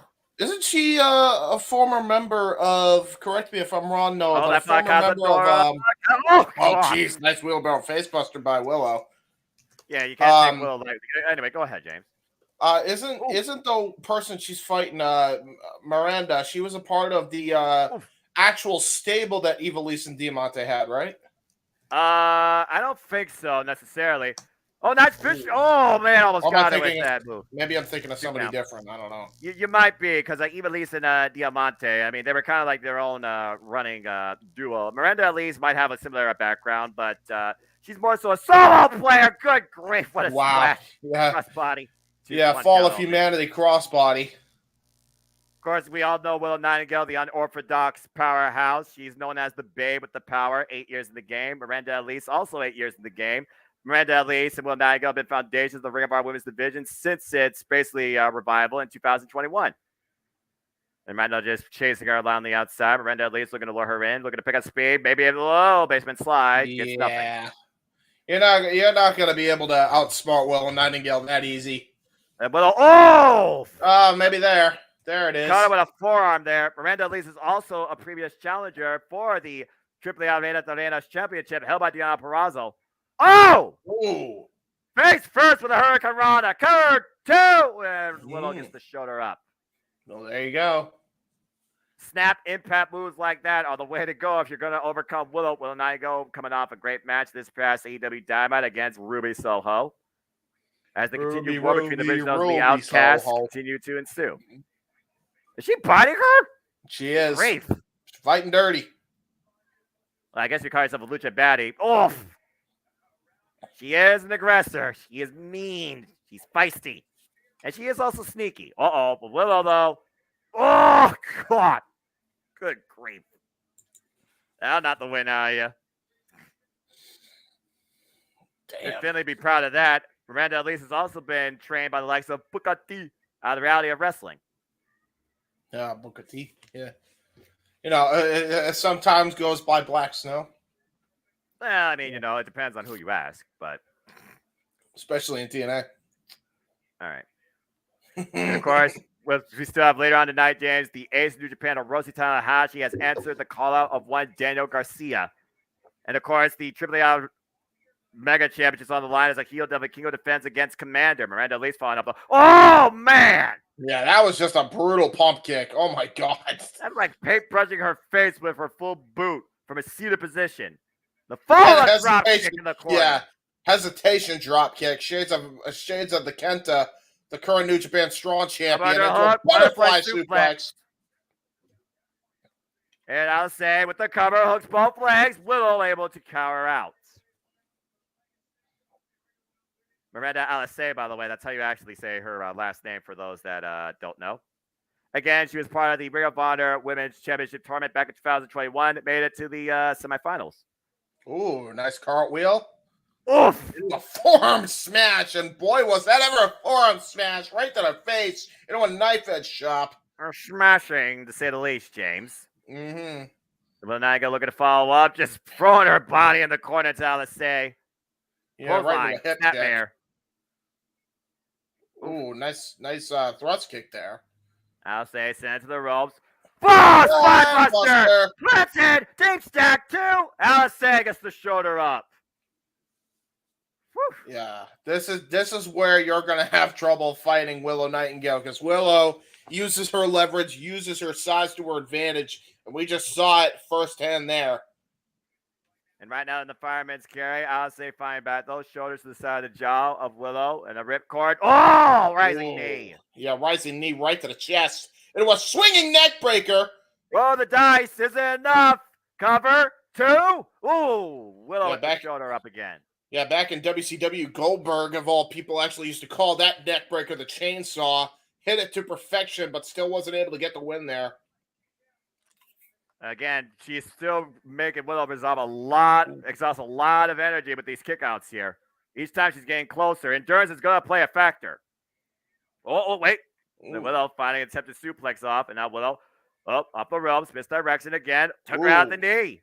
That was great strategy there. DDT! Yeah, and it was short style DDT. You got it. Yeah, Shades of the Miz. Cover, hooks the leg, and Willow again gets the shoulder up at 2.5. Miranda Lee's really showing, look at this, right into an armbar there, really just staying on Willow. This is a smart strategy by Miranda here. Well, you got full assist. Oh, there's the pressure. Ooh, good reversal, though, by Willow Nightingale into a thrust kick right to the chest. And now up on the shoulders of Willow. Oh, Defy Driver! Cover! Spicoli Driver! Oh, 2 count. That's how she nearly beat Athena for the Ring of Honor Women's World Championship just a few weeks ago.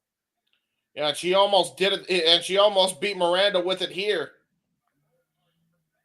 Tremendous challengers that could be ahead for either Yuka Sakazaki or Athena regarding how that match goes during the main card tonight.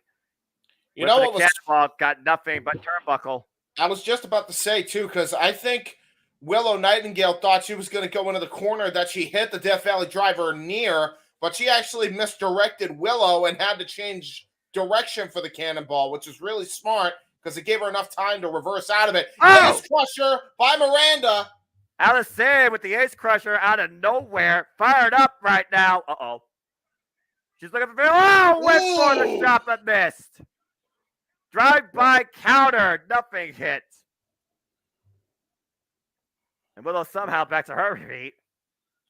Oh, wait a minute. I'll say, I know what's going to happen here. James, call it! T-bone collision in the middle of L.A. I'm sure there are no strangers to that on the expressway. And the straps coming down. Shit's about to go down. Might be in trouble here. Gut wrench. Dr. Bomb! Cover 2. Willow with the win. Willow with the power bomb in the end. And a smile on her face. Great hard-fought win. Great stupendous victory tonight by Willow Nightingale after an incredible chance against Athena just a couple weeks ago. Willow Nightingale trying to make her way through the ranks of the Real Bar Women's Division, and James is getting down with it. Damn right. Oh, man. But again, can anyone stop Athena's dominant run? And we'll see later tonight if Yuka Sakazaki, hey, look at Naito, he's even getting into it. Yeah, if he's Yuka head Sakazaki can overcome the fallen goddess tonight. Will Magical Girl rise as the new Ring of Honor Women's World Champion? This is so much more ahead on the SUPERCARD of Honor as we are still making our way towards the top of the hour. I love this stuff. See somebody important because he just got a high five and stayed on that jump for a while. Having a good time. Fair enough. And of course, still to come, so much more tonight. A different form of music will be rocked by the ace of New Japan as Roshi Tanahashi will go one-on-one against the self-proclaimed best technical sports entertainer on the planet, Daniel Garcia. Be a hell of a matchup, I'll tell you right now. Shit, yes. And then this. All right. But of course, we're talking about this being a love note to tag team wrestling. A regenesis for Ring of Honor. And we got to see who will reach for the sky and lead this division as the new Ring of Honor World Tag Team Champions. All that stands in 5 teams' way of that glory is a ladder. Who will reach for the sky, boy, and claim the prize? It is a who's who of some of the best tag teams across all dimensions of wrestling in this ladder match. There's guys. his win. There's my boy's win with the Ring of Honor World Championship. I saw that live. Woo! Don't remind me. 2019, I still lost that bet to Cindy. Mark Briscoe, God bless your spirit.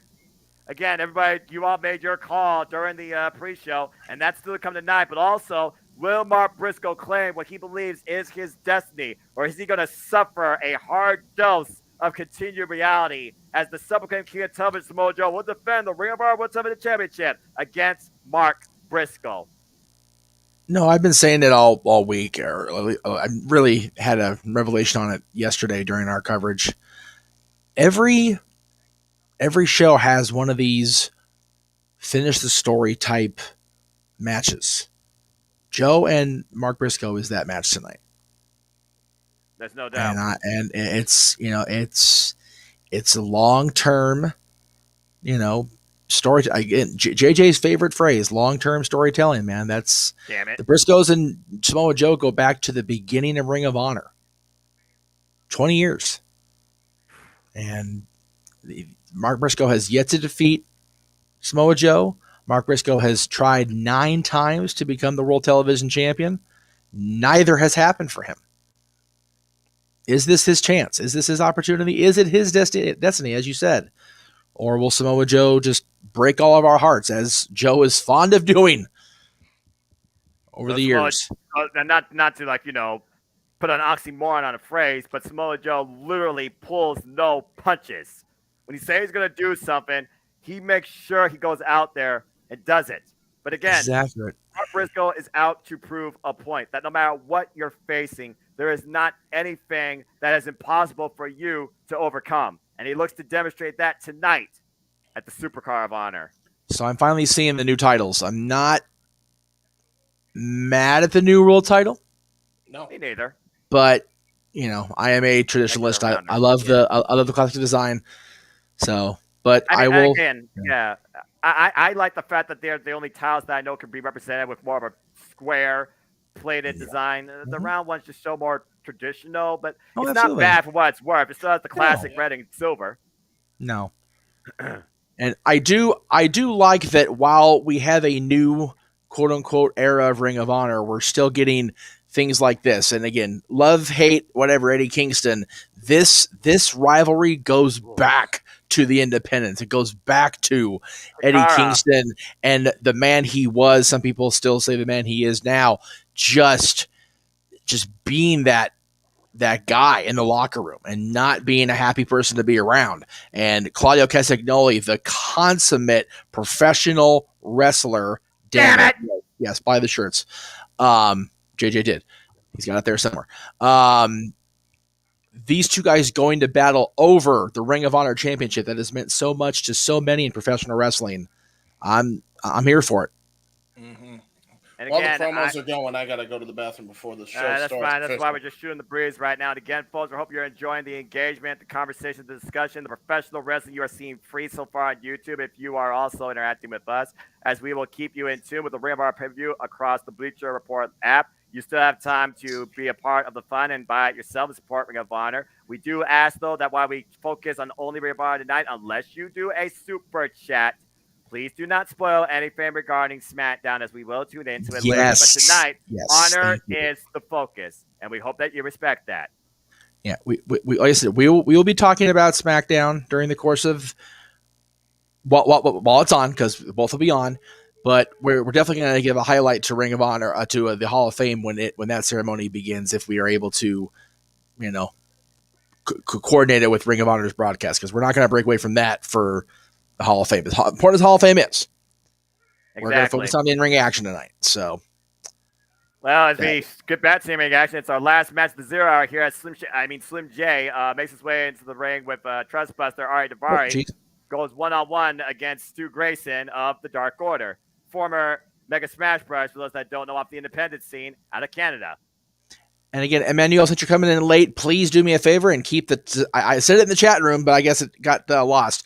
Please keep discussion for what is on screen tonight, guys. If we're on Ring of Honor, please keep it to Ring of Honor. I have no problem with you guys talking about WrestleMania when WrestleMania is on. But if we're going to be in a Ring of Honor chat room, please talk about Ring of Honor, talk about Hall of Fame when that's on, talk about WrestleMania, talk about Open Mic Night tomorrow, which is Open Mic Night. Just keep the conversation flowing there, because if we get one guy going sideways, the whole show is going to misdirect like a mucker feather. So, James, welcome back. Emmy looks very nice. She looks like she's having a wonderful time. Always nice to see her smile. Stu Grayson back in Ring of Honor since 2018. First singles member of the Dark Order in a Ring of Honor match since 2018, might I add. The original two, Evil Uno and Stu Grayson, joined the Dark Order. One of the OGs. And again, James, you and I have talked about on AEW Spark constantly. We'll see if we get a code of honor. Slim J, for the weird ad, the fact he wears a visor upside down that is bedazzled with gold, whatever. He actually is pretty darn capable in the ring, despite how young he is in his career. And Slim J kicking off the code of honor. Stu Grayson falls in immediately. I don't know if he's prepared for what Stu Grayson's going to bring. Stu Grayson now all elite officially again. About damn time. Just driving him in the corner, shoulder block. And James, you are muted. Can't hear you. Botch. Shit. Sorry. There you go. I was about to say, Slim J, we always give him credit on Spark, but I think we're about to say soon. Thanks for coming. Slim J. Whoa, my! Well, an overhead belly-to-belly toss, you very well might be right. As he looks to take a breather outside with his legal counsel and Ari Daivari. Wait, what's going on? Oh, I guess Smart Mark Sterling has a broken nose. He's wearing like a brace or something on his nose. I wonder how that happened. Mm-hmm. Thank you, Ty Valkyrie. Thank you. I appreciate you. I still stand by that you cannot legally, put a gimmick infringement lawsuit on a wrestling move named by somebody else who's been doing it longer than you. And I don't work in a legal justice system, but I digress. An upkick there. Oh, wow! Hurricane Rana takeover by Stu Grayson. Uh-oh. Yep, exactly. Exactly. He got jaded, or excuse me, he went to the road of Valhalla, courtesy of one Ty Valkyrie. But I mean, come on, who doesn't want to physically put harm to a lawyer? Just saying. Stu over the top with the senton drop while Slim was on the apron and landed on his feet like it was nothing. Slim J is a member of the Trustbusters who is out representing him right now, basically. Trustbusters are represented by two groups, Trustbusters Main and then the Varsity Athletes. So you're saying like there's a B division and A division in the Trustbusters. As Evil Uno confronts Smart Mark Sterling on the apron. All right, Daivari trying to come in, play the strip. Well, I mean, if you ask Slim J, that's what it would be. Wow, what an insecurity though. Holy crap, what an insecurity by Slim J. Flying off the top rope. And there goes the black tank top cover, hooks the leg, and Stu Grayson gets the shoulder up at 2. Good grief. I mean, as you were saying. I was about to say, yeah, Smart Mark Sterling's lawyer license might be questionable. Yeah, you're probably right, Daniel. About to say, how long does it take to validate a certificate to be officially a member of the legal representation system? I don't know, but well, can we get Joseph Park on that? I'm just curious. I wonder how Park is doing actually. I don't hear much about that firm. I think Park should represent Taya Valkyrie in keeping it. I agree. Sell it in a courtroom. Just you have to point. Oh, but here's the way. Who you appoint as the bailiff, the judge, And Slim J with the short range clotheslines, the stiff shots. Stu Grayson now taking Stu Grayson, wrist lock up the second rope. Oh, wow, great DDT. Cover, reverse DDT, hook the leg. 2 count only. Slim J's been around a while, actually. His debut was at Ring of Honor, Death Before Dishonor of last year. That's right. So he's been around a bit. Oh, big shot. Big right hand. Slim J right now, not a whole lot of experience, not a whole lot to know about him. Ooh. Wow. We're always seeing something. We're always seeing something different from this guy. And you see Stu Grayson does not look impressed. Stu Grayson, you just saw look at his eyes change, James. Yeah, sure as hell did. Slim J, you might be in trouble, buddy. Slim J again, freelancer, 37 years of age. He is a high flyer. He has been involved actually 22 years in the game. Calls himself the real. Oh, man, that was real. Inside out, upside down. Big Uranagi follow-up. Slim J planted. Stu Grayson off the second rope. Wow, twisting his body in midair off the moonsault. Here's the cover. Lateral press, 2 count only. That twisting senton atomico that Stu Grayson's able to pull off every single time is, without a shadow of a doubt, impressive. Crowd getting into this match. Stu Grayson bringing the crowd to life, and Slim J trying to breathe some new life into his chances of winning this match. Up in the fire. Up in the military press. Oh. And counters into a sleeper hold. Yeah, he was going to go for the Nightfall backbreaker, but was able to transition into the sleeper hold. Nice really good counter by Slim J, but a snapmare takeover by Stu Grayson. And Slim J pop up. Oh! Wow! Power slam too! Oh! A world's strongest slam. When's the last time you saw that? I haven't seen something like that since 2K14. As Stu Grayson, I can't tell you, but Otis might give you a run for your money. True that. But hey, kudos to Slim J able to kick out of that. It's over. Here it comes. Up on the shoulder, looking for the finishing move. And Slim J trying to fight back. Stu Grayson dropped to a knee. Stu Grayson back up, though. Slim J fighting for everything he's worth. Again, trust busters. You don't want your trust to be busted. Oh! Wow, what a great cutter by Slim J! 1, 2, no! Wow. And look at that. He's busted from the lip, too. Slim J, man, you can't undersell this guy. He might be the workhorse of the entire Trust Busters. Like, he really does show a lot of heart every time he's in that ring. It was almost like a modified sliced bread of sorts. And Lau looking to make money. Oh, big chance miss with the moonsault off the top. And this might be it. That's all she wrote. One mistake too many by Slim J. Right, the lawyer, back up on the apron. And the ring of the eyes behind the red's back. Evil Uno finally takes Mark off and drops some nose first. But Slim J able to capitalize possibly.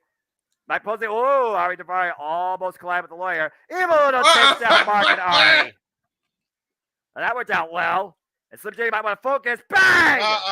Well, it's over now. Yeah, he's looking to finish him. Pull the finishing combo out, Stu Grayson. Pass him up. Nightfall. The Nightfall has fallen on Slim J. Stu Grayson with the matchup. win.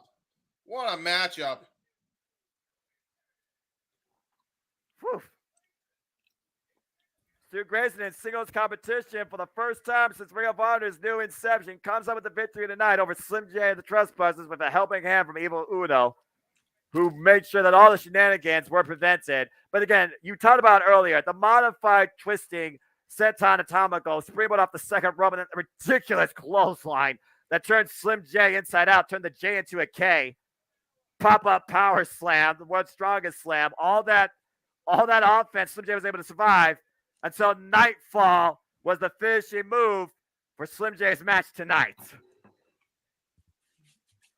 Tremendous action, tremendous stuff. And back also, in honor. Again, folks, we are just mere minutes away from going away for the 0 hour onto pay-per-view live across the world, and we'll keep you engaged, entertained, informed, and commentary and play-by-play galore during the Dark Order. As the Ring of Honor SuperCard of Honor is mere minutes away. JJ, do you want to try and say something and speak? And I see somebody in the chat. Check 1, 2. Can you guys hear me okay? We can. Yes, sir. Okay. Lance Dominguez, $1.99 super chat. Thank you very much for the donation. Thank you for the commentary and answering the questions. We appreciate the super chat there, Lance. Wait a minute. JJ, hold that thought, because something's happening right now on the screen. No way. What the hell is this? That can't be. I thought they would turn NXT. Wait a minute. Wait a minute. Wait a minute. That's Vincent and Dutch. That's the Righteous. Wait, what the hell are they doing here? I thought they signed with NXT. Apparently, only one of them did. Dutch and Vincent back in Ring of Honor, face to face against the Dark Order. This is interesting. I mean, they have been Matt Taven's living nightmare since the destruction of the former Kingdom. Former Ring of Honor six-man tag team champions. And not just that, by the way, Noah. Not only the destruction of the Kingdom, but the destruction of Honor No More as well. Two factions that Vincent disintegrated. I don't know what to say regarding that. I guess we'll have to see how that develops on Ring of Honor television. And again, folks, you want to keep up with Ring of Honor, become a member of Honor Club. Check it out on Honor Club weekly, usually 7 p.m., I believe, Eastern Standard Time, Thursday nights, live. It's a hell of a good time. Great 2 hours of professional wrestling. And there's still a whole lot more to come ahead tonight. We are mere minutes away from transitioning into the pay-per-view. We will see who reached for the sky. We will see if Destiny is obtained. We will see if Eddie Kingsman finally takes responsibility and rises to potential. The AAA Mega Championships on the line as El Hijo del Vikingo defends against Commander. Hiroshi Tanahashi collides with Daniel Garcia, and Athena defends her title against the magical girl Yuka Sakazaki. And Wheeler Yuta tests his merit as a pure professional wrestler founded on violence against the wrestler himself, Katsuyori Shibata. And this and so much more is ahead as SuperCard of Honor is just mere minutes away from starting.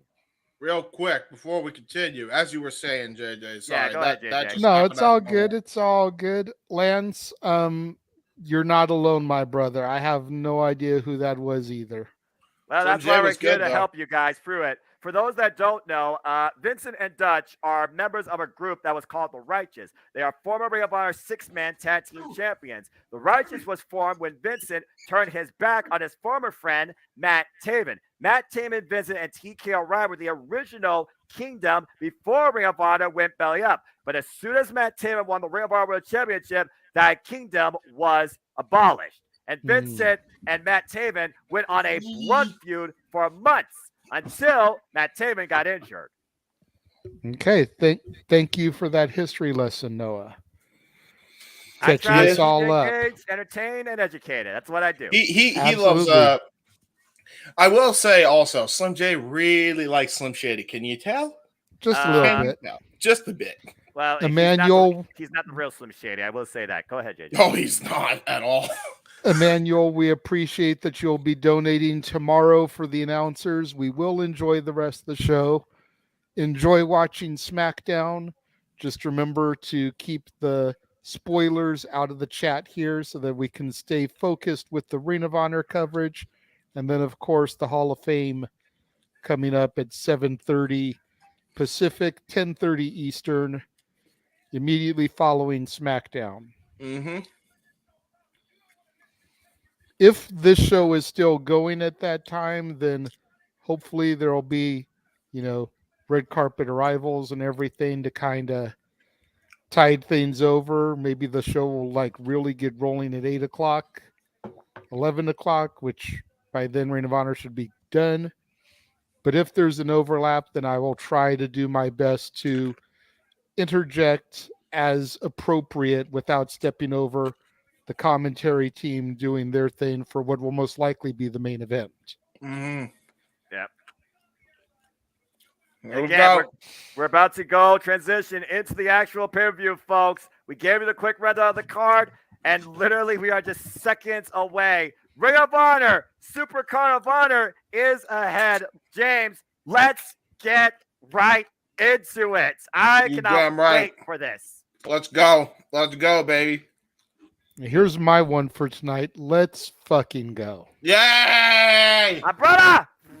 I can't watch the actual show. I'm going to be doing like I did last night for Multiverse United. I'm going to be watching you guys call the action, participating in the chat room myself where I can. May pop in and here or there post-match. But I'm going to be trying to get dinner situated around here. I'm going to be trying to get myself pulled together a little bit nicer. Not quite as sharp as Noah Foster here, but to a respectable level for the Hall of Fame ceremony this evening. Usually these pay-per-views, though, they go maybe 2.5 hours. So I expect, if anything, you miss some dress. But, hey, Jeff Meacham, he's got WrestleMania, so he's good. So as far as I'm concerned, all that matters is the honoring, not so much the curtain gathering. But, again, no curtain gathering right now. It's time to go to pay-per-view as SUPERCARD of Honor officially starts right now. Got the FBI logo on my screen. Same. And again, folks, we hope that you enjoy this engagement, this commentary, this immersion into the Ring of Honor first pay-per-view of 2023. Honor is back. Honor is real. And it's a damn big deal. Boy. Music playing. We're just waiting for our screens to transition. And again, for those that don't know, welcome to the first time ever. If this is your first time to the JMN Multiverse of Media live watch-along event schedule, where tonight we pay tribute to Jay Briscoe. And we give you our play-by-play coverage and engagement. And Ring of Honor, SUPERCARD of Honor, as we are live across the world and across pay-per-view. I love that sign. Happy wrestling, everybody. For those that don't know, I'm the Simple Man of the Simple Brand, and I am known as the Simple Man with the Spectacular Voice, as christened by Jeff and Jada themselves. My name is Noah Foster, and my color analyst here is James Hebert, as we go down to Bobby Cruz for our first match. There you go, baby. Bobby Cruz with the official in-ring introductions. The voice of Ring of Honor since its inception. Mm-hmm. And, of course, we have Ian Riccaboni and Caprice Coleman and Nigel McGuinness as our commentary team. Amen. Oh, man. And we're going to still listen to us, but listen to them, too. Yeah, we're going to kick things off in the same way, James. I don't know if you're going to be able to speak clearly because it sounds like they're going to kick things off with the AAA Mega Championship match. Everybody, here we go. Ladies and gentlemen, please be aware, James might lose his mind. Ladies and gentlemen, fasten your seatbelts. That too. All right, here we go. As we get the introductions going here. Commander, high-flying lucha superstar receiving his first one-on-one shot ever at the AAA Mega title. And this is his Ring of Honor debut.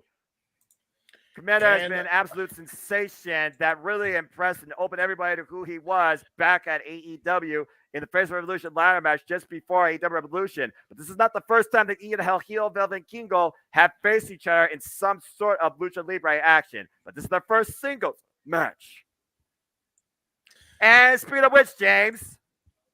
Yeah, let me know when he's walking down the stairs because, of course, fucking BR Live is having glitching issues again. 482 reign as the current AAA Mega champion. Looking to surpass Kenny by God Omega as he walks down the stairs now. Ladies and gentlemen, this is El Hijo del Vikingo. We saw what he did last night against Blake Christian in his Ring of Honor debut. We also saw what he and Kenny Omega did in the main event of AEW Dynamite. He's held this title again for over 470-odd days. This is his 9th defense. He is the 19th champion of AAA for the AAA Mega Championship, a title held by the likes of Jack Evans, Dragon Lee, Rey Fenix, Bandito, Andrade El Idolo, just to name a few. And of course, Kenny, by God, Omega. The things that this guy can do, words don't do it justice. No. And you're about to see why here tonight. It's a spectacle, to say the least. Caprice Coleman literally got lost in what he called yesterday in one segment. And that's what's going to be interesting here. You got two of the best luchadors, pound for pound, probably in the world right now, going to be going at it for the AAA Omega Championship. The referee is about to hold up the title. In lucha fashion, of course, there will be a 20 count, and expect a lot of high flying and a lot of insane risks. As Hugo Savages would say, brutal, brutal, brutal. Yeah, brutal indeed. Here we go. This is going to be absolutely insane here. The match is starting. We're on our way. Listen to that audience. Yeah, you ain't kidding. They know. They know what they're about to see. Their feet. They know what they're about to see. Collar and elbow tie-up starts off the matchup here. The Lucha chants raining out loud and proud, James. Again, we talk about the rivalries we've seen in Ring of Honor on the Lucha Libre scene. Remember last time we called out pay-per-view at one point, we had Battle of Brothers. We had ROH versus Dragon Lee, and then they killed each other. Yeah, they did. Lucha Libre chants now rain out in the crowd as Vikingo leapfrogs into a drop toe hold there by Commander. That was great counter wrestling there by Commander. I wonder if he's going to go for a Romero special of sorts, or is just going to drive his knees into the mat. What's Commander looking for here? And trapping the legs inside his knees. The toes, Vikingo trapped in place. There it is. Oh, the shoulders down, shoulders down. Whoa. Yeah, version of the pin-up strong. That's really good there by Commander. Great submission wrestling. I was not expecting that from Commander. And you saw the neck strafe by heel Devin Kingo able to bridge to prevent his shoulders from being on the mat and reverse the pressure. Now might be looking for his own modified Romero special of sorts. Trying to snap the arms back, but Commander fighting back. He's not going for those shots to the side, though, that I've seen countless times. Done by the likes of Mercedes Martinez, for example, which he locks in that Brass City Sleeper, the Dragon Sleeper, of course. And try to lift him up, and there's the Romero special. The shoulders, what's the shoulders of a Kingo, though? What in the hell? Wow, that's just tremendous core strength. Holy hell. That's tremendous core strength by I've never seen an escape like that in my life. Double leg takedown. And not afraid to fight dirty if he has to. We know that Vikingo is no stranger to being the aggressor. Oh, what a great forearm strike. Oh, bomb strike returned. There we go. Commander, 24 years of age, 11 years in his wrestling career, 25 years of age, El heel Devin Kingo, 10 years in his wrestling career. And look at this. The pivot, both men standing on their head and literally trading shots. Oh, my God. While the legs are trapped. Oh, my God. Well.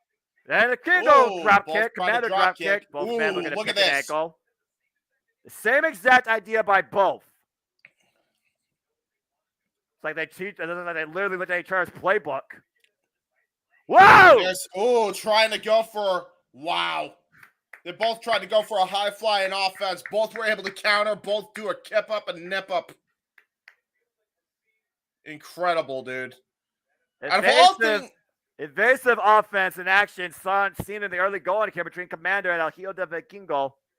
That's the thing. I was just about to say, no, the last thing I expected was going to be a catch-as-catch-can clinic to start off this match, but now I think we're going to go to the window, James!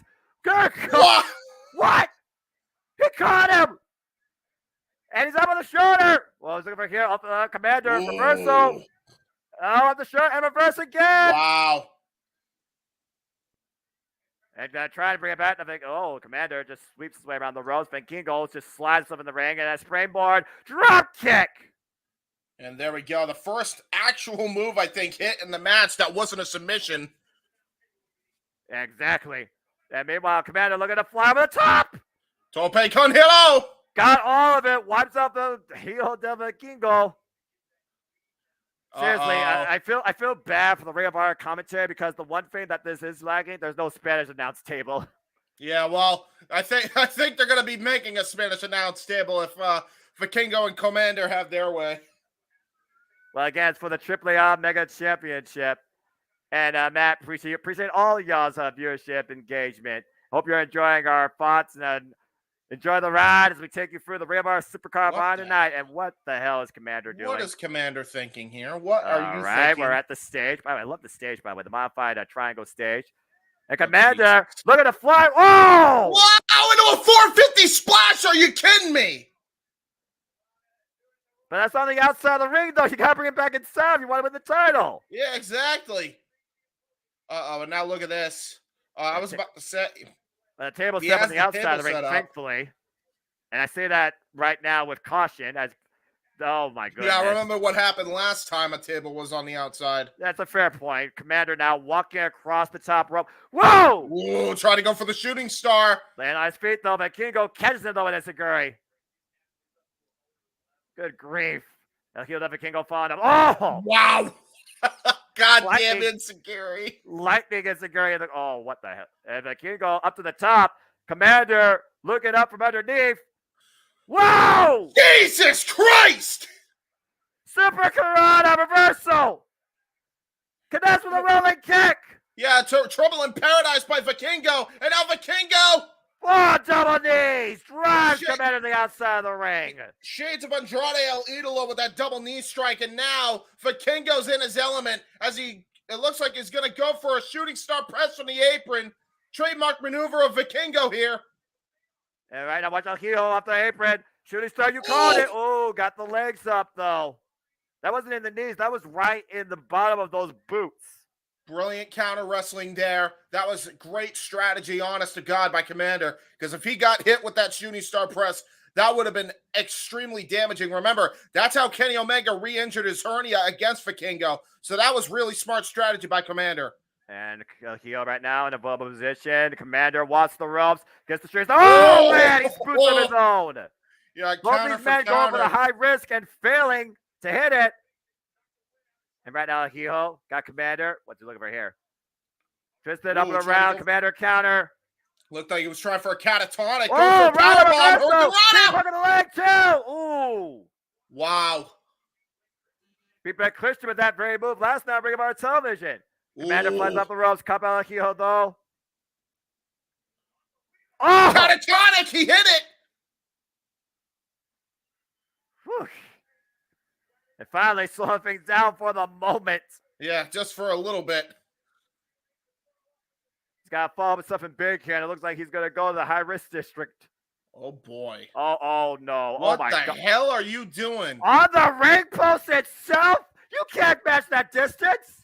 What is he doing here? Oh, what the hell? Oh, my God. He caught him out of the air with a powerbomb. No. What the hell? Just a 2 count off the attempted to friggin' flies off the ring post, jumps off the top rope, gets caught a sit-out powerbomb. And the velocity in which Vikingo bounced off the ropes, I'm shocked. Ooh. Commander was able to counter, but got caught looking behind himself. Vikingo just pushing Commander off the top rope to the outside. No. Yes, Vikingo's not done. No, you're up kidding on the me. ring post again. Commander, watch out from above. What the hell? Oh my gosh. Off the center. Oh! What? What? What? Second. What was that? Was that Did he just bounce off the fucking middle rope off the post? Yes, he did. That was a senton driver sending him straight into the barricade. Reverse rotation, by the way, James. My boy Johnny Starr almost probably got a bit worse for her with that one. Vikingo right now staying on the second rope again, twisting himself inside out. What a splash! Cover 2. No. Johnny just got the best shot of that entire crowd. He is right there to see that whole thing unfold. Inside out corkscrew 450 splash. I am not making that up, folks. And Vikingo gets a 2 out of it. You lucky bastard. Holy shit. This is our opening match of 8 matches on this main card. Oh and this is the first title matches. One of the largest gates ever in Ring of Honor. Congratulations to Ring of Honor. And I hope everyone has an incredible time, including our friends there. Big chop again, both men on the apron. And I gotta be aware that table's still out there too, James. The Commander lining up the Kingo. It's like 100-mile-per-hour offense here. The Commander right now up and over. Wait a minute. Kingo catches him.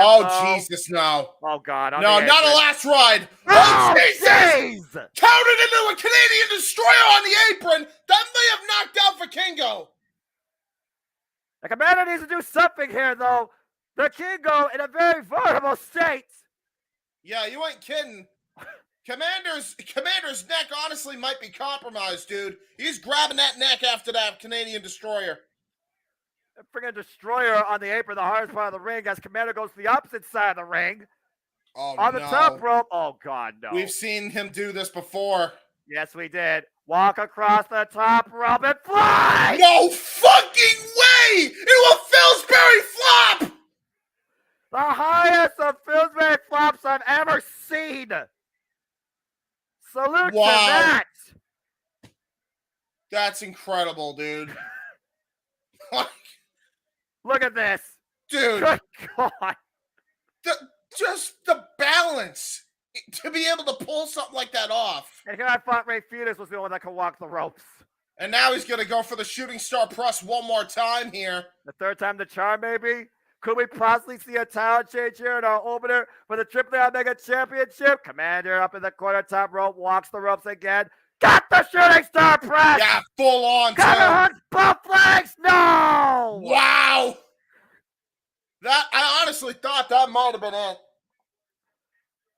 Oh, my gosh. Dude, I don't even know what to say right now. Like, this match is just incredible. Ridiculous aerial display of offense being demonstrated by both men here, and I don't think either man's emptied the gas tank yet.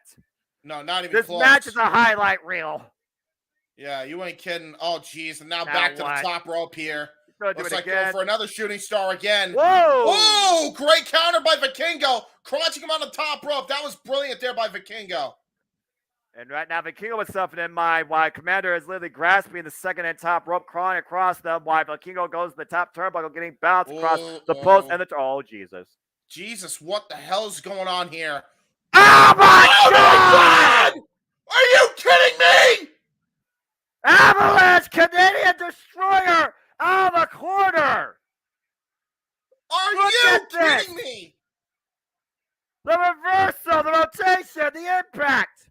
And that's the thing. Commander was going to go for a move if Vikingo didn't. He countered a move that Vikingo had planned. That's what he did just now. This is something you won't see anywhere else unless you watch AAA Ring of Honor. Vikingo picking up speed. Step up, 630 splash of Commander. Oh, my God. The table but the table didn't break. Yeah, well, you remember how I talked about Kenny Omega's hernia getting hurt? Yes. Yeah, welcome, Commander. Welcome to Kenny Omega's world. Let's take a look at the replay here. Again, got all of it. That table bent underneath Commander's weight, but didn't break. That was just insanity, dude. Astonishing. Yeah, both men are in pain after that one. I'll tell you right now. I don't know who got the worst of that. Well, you saw the Commander slightly adjusted his body, so it's almost like he wanted to take that impact. But the way that his body was set, he made sure he didn't go through the table. I'm not exactly sure if that was for his own benefit, though. No. And now here we go to the top rope here. Ascending the ropes, El heel Devin Kingo. Oh, Jesus. Going to go for a 630 again against Commander here. Commander in the drop zone. This could be it. Oh, misses it. Full on smashes the mat. 630 crash. You see the Commander though grasping the hernia, like you said, but grasping his ribs, grasping his midsection. What the hell is it going to take for either of these two men to come out with the AAA Mega Championship? Hidden ace, apparently. Wait a minute. The hidden ace is out. His hand has been shown. Oh! Cover! Tears enough. No, the King grabs the rope. That was, oh my God. He would have lost. He would have lost the AAA title if he was not aware of his surroundings right there. I'm shocked too, because we gotta get a replay on this. Look at how Commander lands on top of Vikingo's head with that twisting Phoenix splash. And right now, just sharing shots in the corner, James. Apparently, he did not have the hand that was literally going to be the winning trump card to finally claim the AAA Mega Championship against Vikingo in this match. This is our opening contest. Really good counter gosh. Again by Vikingo. Oh no, what the hell are we doing? Commander Vikingo above 100 chart. Oh no. No. Oh man! Catatonic from the top rope by Vikingo!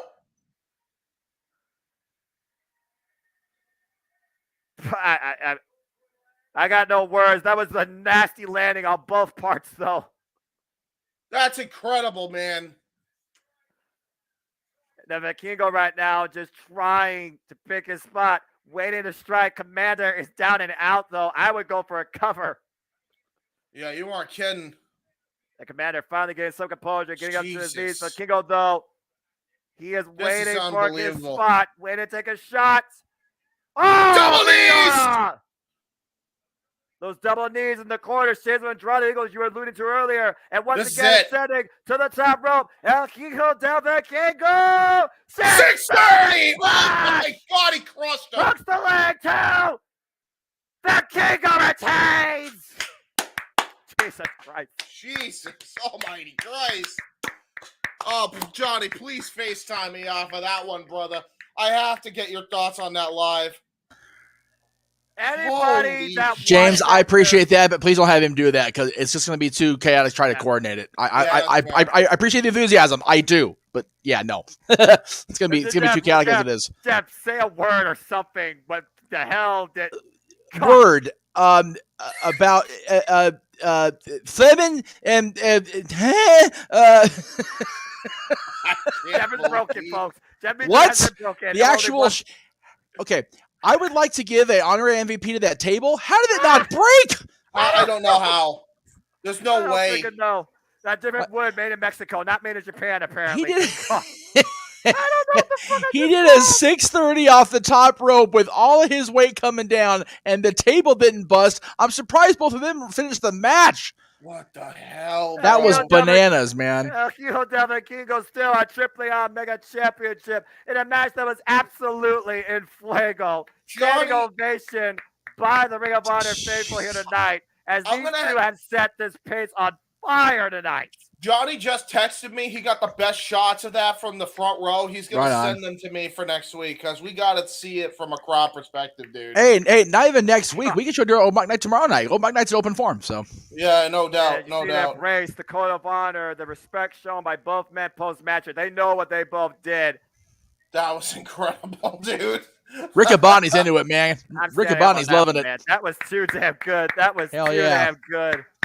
God. I got to stand up, too. That was fucking amazing. Holy shit. Amy is loving that, man. She's damn near in tears after something like that. And she should be, damn it. I can't imagine what Sydney's like. Oh my God. Right. Sydney G is there live. You lucky. You're all lucky. Fucking hell. There's a Ring of Honor pay-per-view next WrestleMania. There's Rocky Horror callback for you, James. There you go. There you go. He's lucky. She's lucky. They're all lucky. Sorry. Yeah, right. Oh my God. Oh my God. Yes, what an opening bout. No doubt about it. Oh my God. That was a hell of an opening contest to cause. We're just getting started here tonight, folks. Again, this is Ring of Honor. And here we go with the embassy to send the 6-man tag team championships against AR Foster, Christian, and Elite. And that is next. You know with the giant yoked up elephant in the room here. Yeah, you know what's crazy? I'm going to just put it out there, too. How do you follow this? I know there's 6 guys, but Christ, I don't know if you can follow this. Yeah, I don't know either. I don't know either. I feel like this is a good move on their part, personally. Yeah, I mean, honestly, of all the matches to follow, the 6-man, most six-mans tend to get a little muddled. I mean, granted, the trios matches in Mexico and Japan and Ring of Honor have been stellar. But yeah, it's where do you find a cooldown match on this card? You don't, so you just fuck it, go for it. I mean, again, you talk about yourself. It's not hard to book. It's hard to finance. How the hell you book a card like this in some sort of order that's cognitive to the way that the fans will be able to react? Yeah. So those of you especially as your opener. Yeah, those of you at Galen Center, if you have weak bladders or had spicy food or something before the show, you are in trouble. Yeah. Because I had Chipotle off screen, I'm already having regrets. So there is that. But I'm off screen in a few minutes, so a few seconds. So I'm lucky again. Well, AR Fox played Christian Grant and Mental League might need to be scraped off the mat to be off screen in a moment as they face the embassy. Cage looks like the man who is ready to grab the world by the balls wherever he is in Annapolis tonight. 111-day reign as the Ring of Honor World Six-Man Tag Team Champions of Prince Nana in the corner. And again, shout out to everybody that wearing the Jay Briscoe armband. Respect. Absolutely. Absolutely. Oh my gosh. God, these. Whew. I'll tell you what, wherever Brian Cage ends up, how his partners are not either already on WWE's radar or in the under contract. It's crazy. Are they not under contract with Ring of Honor? I would think. I mean under contract, with WWE. That's what I was. Sorry, that was a misnomer on my part. That would be the first time that WWE wasted an opportunity or a talent.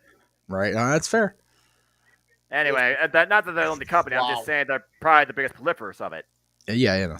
Anyway, that's a conversation for another day. Check out Open Mind Night. Maybe that'll come up then. Yeah, very likely tomorrow night. Yes. Yeah. Well, again, Open Mind Night tomorrow night gonna be crazy. As we get Code of Honor, that's nice.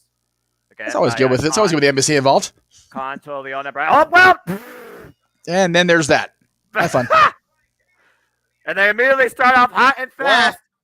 I mean, to be fair, the embassy did attack these three men on Ring of Honor television just a week ago. AR Fox played Chris Mental League Trios Tope. Ooh, AR Fox did a taker dive. Taking down the embassy in the early going. We talked about earlier on the pre-show, James. It's the freaking sum of the parts versus the parts of the sum. That's really the story of this six-man tag here. Yeah, and we're going to really see how good these three random teammates can work together against an established trio team. Jeez, what a catatonic Uranagi. As you say that, that's totally no plant in Mental League. Just big, mean men right here, these three. The biggest, meanest of men. Oh, they do this to each other to fire each other up, okay? I don't understand that. Oh, God. Jesus. They call with the lateral press, 2 count on Mental League. Referee Rick Knox, by the way, our official for this match. As the AEW core, of course, part of the Ring of Honor referee regime as well. Of course, Rick Knox is also the multi-person / tag team match specialist. Again, this is Ring of Honor SuperCard of Honor. It's our second contest for Ring of Honor 6-Man World Tag Team Championships. Whew. And again, right now, Mental League trying to fight against the machine because who better? Contract stuff aside, we'll see if that actually does come into play here tonight. And the handstand springboard, back elbow strike. And the tag to AR Fox. And we've seen what AR Fox has done since coming across Ring of Honor and AEW. Whoop, the kip up. Ooh, nice kip up. Enziguri. There we go. Seriously, is this guy made out of rubber? I swear he is. Big back elbow off the top rope. Whoa! Whoa! And that's on his feet. Whoa! The rope through. Oh, what a stunner! Nice stunner too. The second Going rope. for another cutter. Got a cutter that time. That was definitely a cutter right there. AR Fox following up with the clothesline, but contract coming in the back door. Eats the back elbow strike. AR Fox skin the cat. The drop kick. Rope through. Wow. Cutter. That was just really good. By AR Fox being the embassy on 3-on-1 right now and getting the better of the exchange. Whoa, totally on the top rope with his own momentum. AR Fox again flies. Wow. But he wiped out Khan. He didn't worry about Brian Cage. Brian Cage, the legal man. Khan took the bullet. He is, but he's going to go right for Cage here. And over the top again, the Tope Con low wipes out the machine. And Grandma the League flies now and hits Totally Yeah, wow. He hit him right on the barricade, too. His head smashed right into it from that wheel kick. But the bodies hit the floor, and I agree, Colin. And Sean, it was the Kingo. You can see it across the Swan's bomb there, gone. who won. Cover, who's the legend? We got new champions. No, Brian No, we Cage don't. sure up it too. Holy. Again, you hit a big man with every shot you can. It's still not enough to keep it down. What does that do to the opponent's psyche? Oh my God. The strength of the machine, catch him out midair. For the waist lock, standing switch, ripcord. Oh! Forearm connects. Up on the shoulders. Oh! Lancing face first in the mat. And that's the difference. The power of the machine, Brian Cage, particularly. Tagging the Toleona now. AR Fox able to finally make a tag. Break Christian, all heart is in. Flying high across the ring. The high flyers versus the brawlers. That's the dynamic of this match for sure. Spear! Issues with BR Live again. And up over the top, once again across the rope. And meanwhile, Blake Christian picking up speed, looking to fly across the top of it again. Frostbite flop! What's up, Tolio on the outside? The Challengers right now in the driver's seat. They need to keep up with this momentum. Tad to grab at the lake. Tolio on the bottom one, legal man. Grab at the lake, fly on the top. Big splash! Cover. Oh, wow. Wow. That stopped the action. The Challengers were what the hell out of that kicking. Yeah, nope. I don't blame them. That wasn't even a one count. No, it wasn't even a count. It was just a nope. That was just like, nope, not doing it. Not even giving you my breath. No. And That's now here's where the embassy gets their strength. This is where they show why they've been so dominant right here. They've been dominant since they took the towels off to Uncastle and the boys the last Ring of Honor pay-per-view. Absolutely. Oh, my word. Don't hurt the little ginger breaker. boy. He's just a baby. I mean, Blake Christian is all heart. Oh, but he may not have a spine after that. I was gonna say, I don't know if he's all heart, but he's definitely no more spleen after that splash. Okay, give the man a defibrillator. How about that? Oh, yeah. Let's just give him to the big guy with the mohawk and not much else on his body except jacked. Hey, our Fox, wow, look at Fox. The sunset flip, counter take on the Blake Christian, 450 splash. And the springboard, Keeler runs, grab at the leg, the elbow drop. Everybody hit the thing. He did the thing. And the cover. 2 new champions. No. Wow, he almost had it. I thought that was it with the cage rumors. I thought sure it was going to be like, oh, well, here's their why. There you go. See? Trio's offense on point. All three of them hit a... Blake Christian and Fox, not enough to break the embassy yet.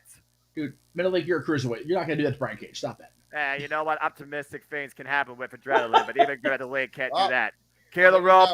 Oh my God! Wow, what a power bomb! And now look at this. Is the word you're looking for. What the hell? Driver! He caught Cage out in air. Up the Sailor springboard moonsault. Come back up on the shoulders. Double gut buster. AR Fox though, big bump kick. Totally though. Whoa! What a shoulder tackle! Holy shit! I would call it a pounce, but I think Monty Brown would be like, no, that's worse. And Grandma's caught out midair in the clutch of the Toleona. Oh! DDT counter by Metalik! That was nice.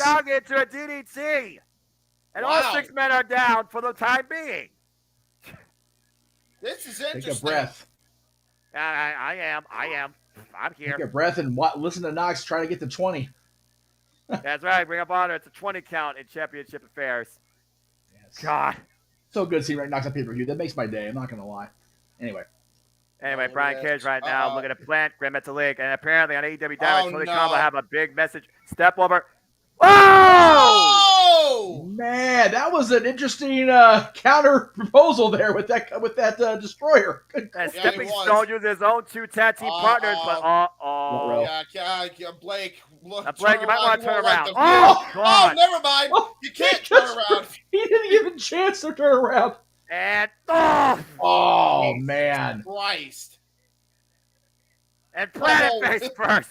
Yeah, double wheelbarrow face buster. Oh my for your God. troubles. This is just downright ridiculous. Impact. Grand Metalik climbs up the ropes, though, and everybody's breaking down. Grand Metalik and Brian Cage, the 2 legal men. Brian Cage misses the clothesline. Grand Metalik up and over, caught. Uh-oh. Oh, wow. This is it. Blocking it. Oh, wait a minute. He blocked it. Shut down. Ooh, 2.9. God, that was 2.99, James. 2.99 ad infinitum. Bulldog. Discus Lariat. Stock on him with the left. And now we're going to hook him up. Metallic up. Choke ball. Golly. Let's go. We at the level press cover. 2. Embassy returns. Wow. Good call, James. Good call. You convinced me, brother. I told you, man. Even if Cage goes to WWE, it's going to take a lot of doing to get the titles off of these guys. It may have to take Brian Cage going to WWE. I'll be real with you.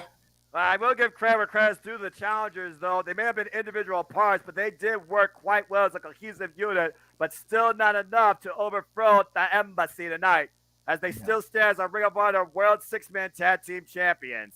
I would say the Embassy crushed by Christian Soul, but, Ginger. That's a fair point. That's a fair point. The three Goliaths beat the 3 Davids here tonight. I was going to say, that was a comment in the chat room about that. It's like, wow, they're going with this. All right. Our only women's contest on the main card tonight, the unstoppable Athena in a ruthless, aggressive nature, doing anything possible to keep the title. Defends it now against the magical girl, Yuka Sakazaki. Could you say she has ruthless aggression? Yes. Right so. Yeah, I would say so at this point. And much better style than John Cena, so there is that, At least there's no arguing that. At least we're in John's ruthless aggression era. Maybe now, not so. Well, I mean, the hair kind of is what it is now, but his wacky roll up guy era with the attire, not so much. Yeah, I do have my shit back synced up with Noah, so I'm good. Okay, now. cool. Yeah, that's okay. Hey, we got Naja McGuinness with the 3 men, with the 2 men. I got no problem with good old JM being a part of this. No. I will. I'll be on in between matches. That's what I agree to. But I keep getting conflicting messages from different people saying they've announced or they haven't announced the full match card in order for both nights for the weekend. So I'm trying to get that confirmed by some damn buddy. All right, Raymond. Okay, Raymond, I'm calling you out because apparently you don't watch. So I'm going to be that guy.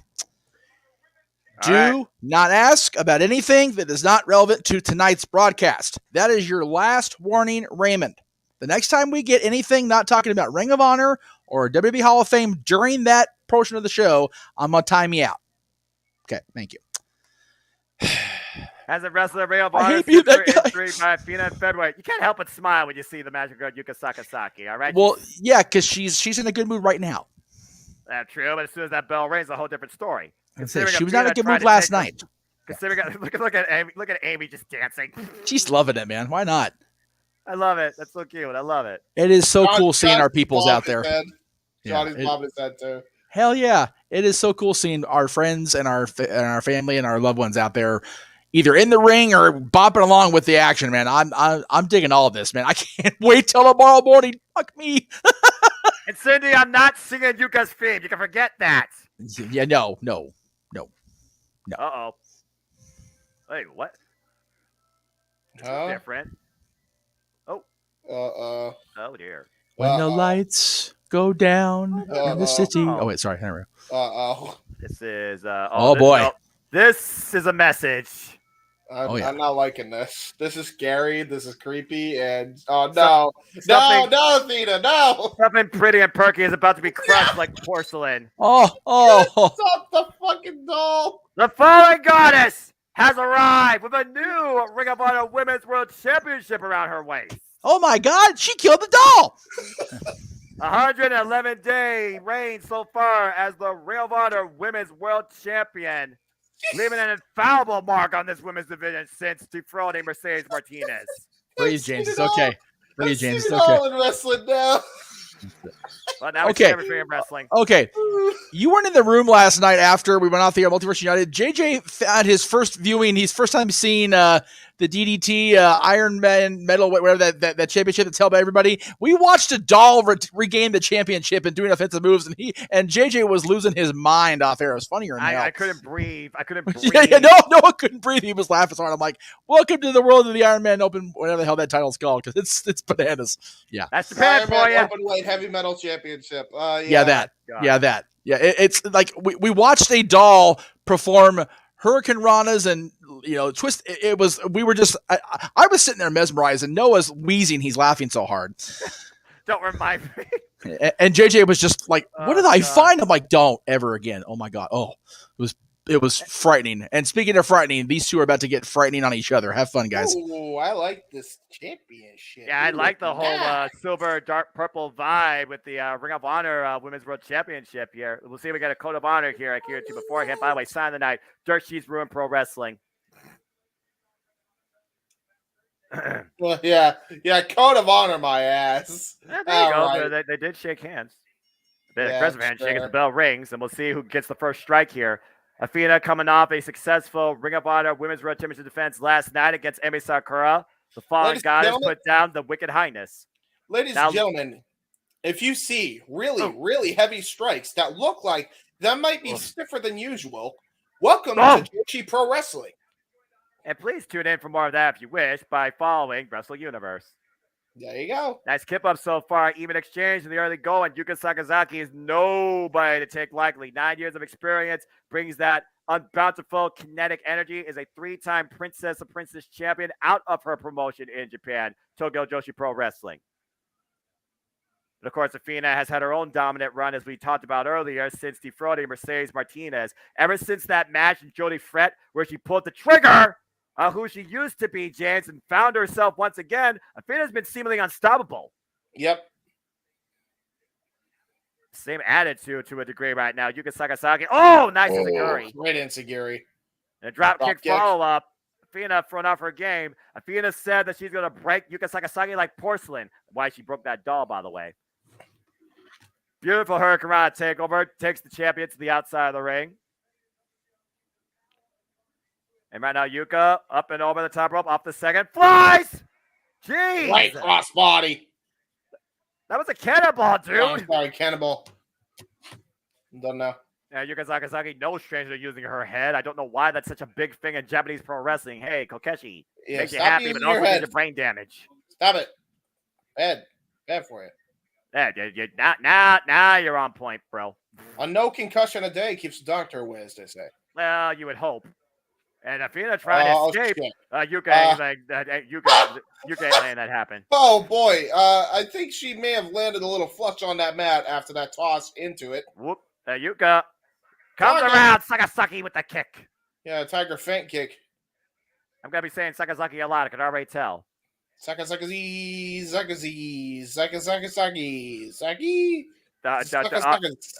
This is not brought to you by Saki. We're not drinking on air, at least not right now.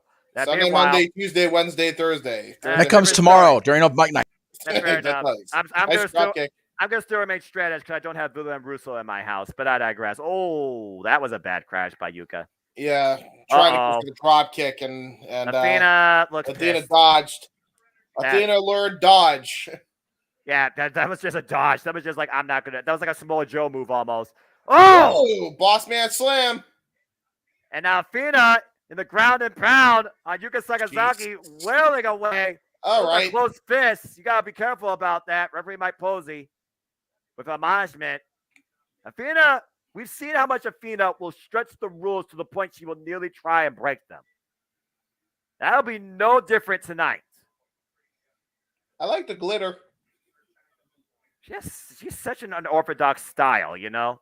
Again, this is the Athena for those that don't remember because she was once Ember Moon in WWE, and look what happened there. Ever since that match with Jody Friend, Athena found herself, once again, it's like a new aggressive nature we've never seen out of the self-proclaimed fallen goddess, and what the hell is this? What is she doing? Are we sure Athena's not on some sort of like acid trip with all that like stuff covered too?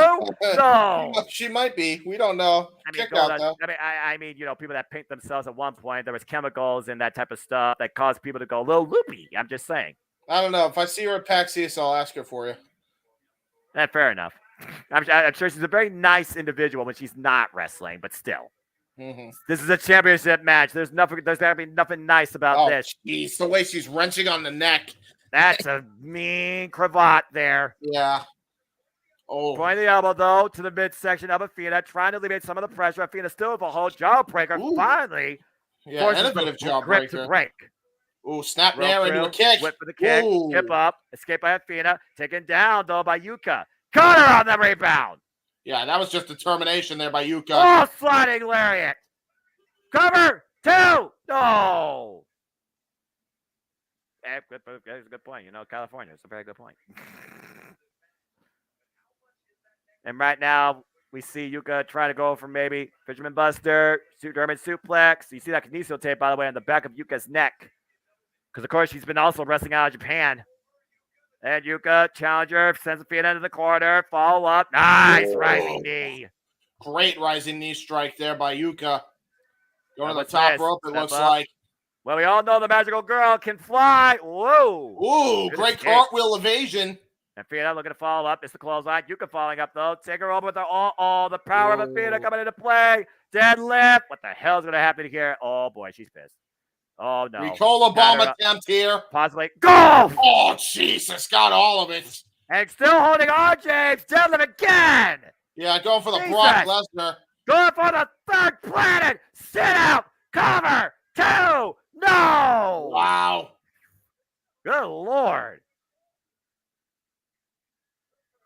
Whew. I mean, again, Athena loves damaging her opponents, but I was wondering how much more she was trying to get out of that. Good grief. I mean, you can survive that, but also how much energy that took out of Athena. That was 3 deadlift power bombs there, James. Yeah. Yuka might give up the weight advantage, but that still takes some strength to be able to pull off 3 power bombs in rapid succession. Oh, now she's going for a 4th one, it looks like. She's saying bye-bye. And up on the show. Oh, no. Oh, look for that knee. She got it. She got it. Cover. That's 2. Right. It's not over. No. Cocky cover by the champion. Not for the fundamentals. Didn't hook a leg. Didn't keep all that weight on the shoulders. Yuka's still in it. Athena can't believe it. But not much in that kick out. And again, Sean, you see it across the banner.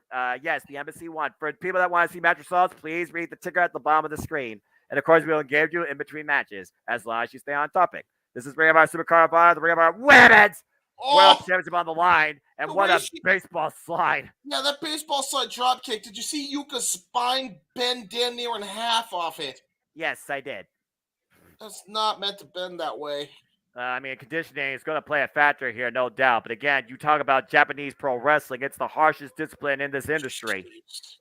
The face first off the steel ring steps. Athena looking to follow up. Look at the leg. Yuka trying to go for the kick again. Athena scouted it, though. Yeah, did she ever? Oh, no. Oh, God. What you looking for here? I don't like Cazadora. Oh, well-balanced suplex on the floor. Jesus Christ. Good grief. Shit. Athena reminding everybody why she is the champion. Again, yeah, right? Been the champion for 112 days. Dominance, defiance, resilience, and absolutely zero tolerance for her opponents. It's almost like she's not trying to compete with them. She's trying to injure them. Uh-oh. And Athena looking at the drive there. Whoa! Oh, she may have injured her knees there. Thankfully, you able to get out of the way there. Trying to go for trying to go for baseball slide drop kick, and now Yuka now. Oh, into a suplex, a Northern Lights bomb variation of it. On the floor, might I add. Yep. And Sakasaki now. Oh, driver the champion of steel ring steps. Yeah, well, Yuka's pissed.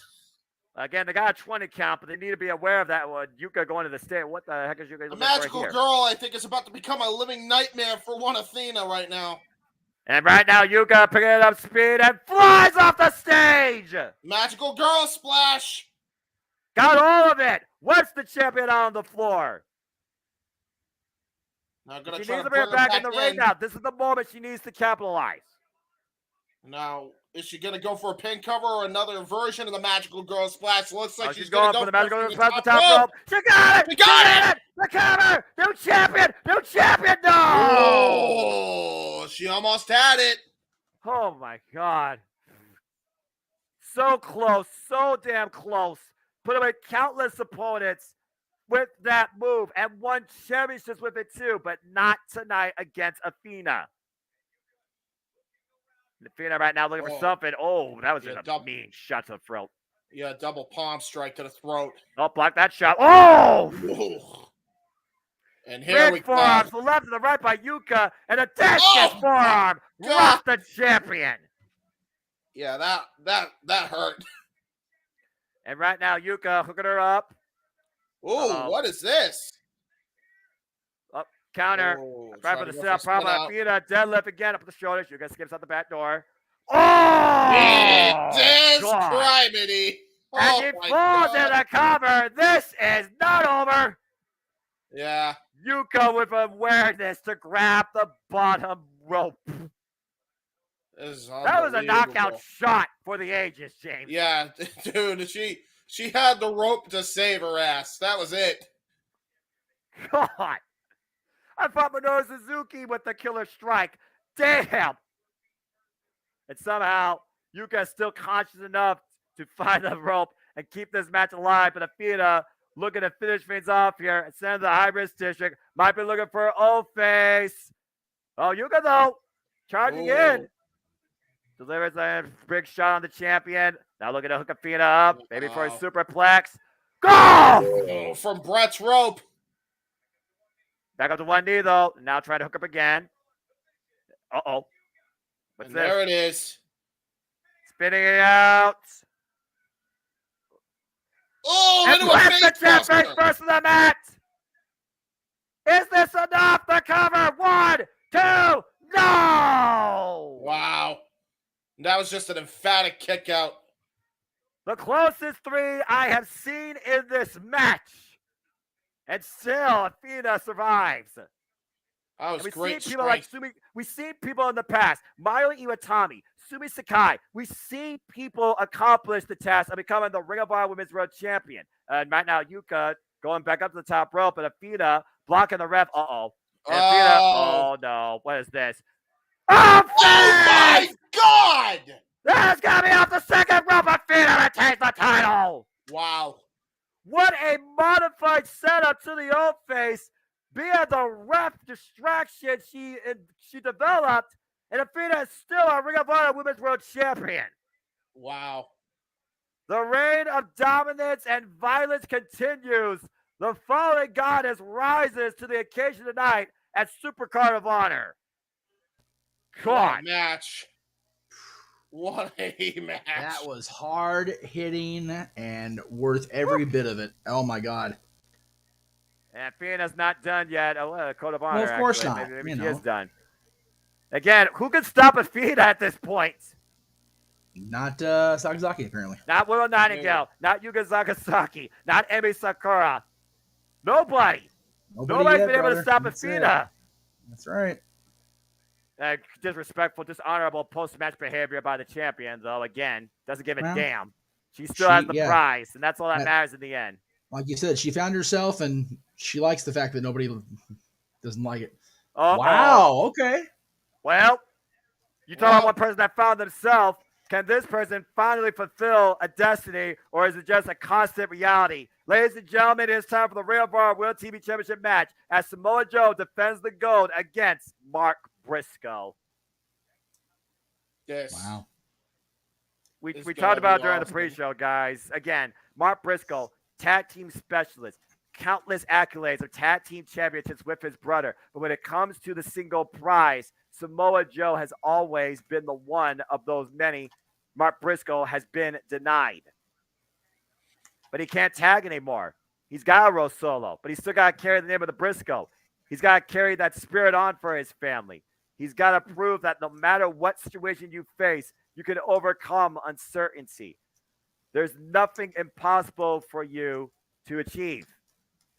But Samoa Joe, he is that reality. He is Ring of Honor. He has that record. He has the freaking accolades. Ring of Honor World Champion, Ring of Honor Pure Champion, X Division Champion, TNA Heavyweight Champion, NXT Champion. Samoa Joe is the heavyweight prize fighter and one of the most prolific world champions in Ring of Honor history. Can destiny overcome reality? Finally, can Mark Briscoe beat Samoa Joe and claim his destiny? Will we see a new Ring of Honor television champion? Oh boy. 30-minute time. Bobby Cruz. That's Bobby Cruz with the introductions. And because you hear Cleaver, we see you, brother. And Elizabeth, it's all right. Oh, you hear that pop? Come on now. So far, we have seen all champions retain their titles. Could this be the first title change? Singing his first win against Samoa Joe and his first ever time to be recognized as Ring of Honor World Television Champion. Them boy, Mark Briscoe, holding for the last time the classic Ring of Honor Tag Team Championship as the family is at ringside. Yeah, it's so damn glad to know those girls. Gonna say, there's the Briscoe family there ringside. Good grief, the man. girls that were involved in the accident as well. I'm so glad to see them in better spirits. This is that's great to see. Really good to see. The weight that Mark Briscoe has carried his whole life, more than ever though now. Yeah. This has to mean absolutely everything for him. It doesn't get more important than this. This is the match that people have been waiting for, probably only behind Roman and Cody all weekend. You know, I full disclosure, I was expecting to get the goosies when I walked in the convention center tomorrow because the Undertaker's going to be right here. You probably can't see it with my white ass skin, but already, man, already, yes, already. But then there's the reality. I was going to say, yeah, then there's reality amongst the memories, and Joe's going to want to leave the memories in the dust along with the rest of Mark Briscoe's body. That classic song goes, "Leave the memories alone." Oh, don't do that. Jesus, what's the matter with you? Make me cry already. Oh, boy. I was there for that one. Red and black tights tonight. 352 reign as the Ring of Honor television champion. Yeah. He calls himself Old the school Joe, self-proclaimed- man. Oh, yeah. self-proclaimed King of Old school television. And he took that title, by the way, from Minoru Suzuki. Yeah. Yeah. Let's not undersell that. History of wrestling. Yeah, seriously. We watched Suzuki and freaking Kenta go to war and leave what was left of themselves in the ring last night. And Joe just defeated this man like it was damn near nothing. I mean, for real. My God. Samoa Joe's goal is to end Mark Briscoe tonight. It is not reality. It is a fatality that Samoa Joe seeks. It is so, and again, this is, again, you feel for Mark Briscoe and you feel the heavy, the weight of this match and this story. But God damn, is it good to see Samoa fucking Joe be Samoa fucking Joe again. I will never deny that. I noticed. Excuse me for the double F-bomb in one sentence, but son of a bitch, I got tired of that WWE nonsense from him. Johnny just apparently had a shirt, Dem Boys shirt, repping it for Jay Briscoe. He saw it right in the front. Absolutely.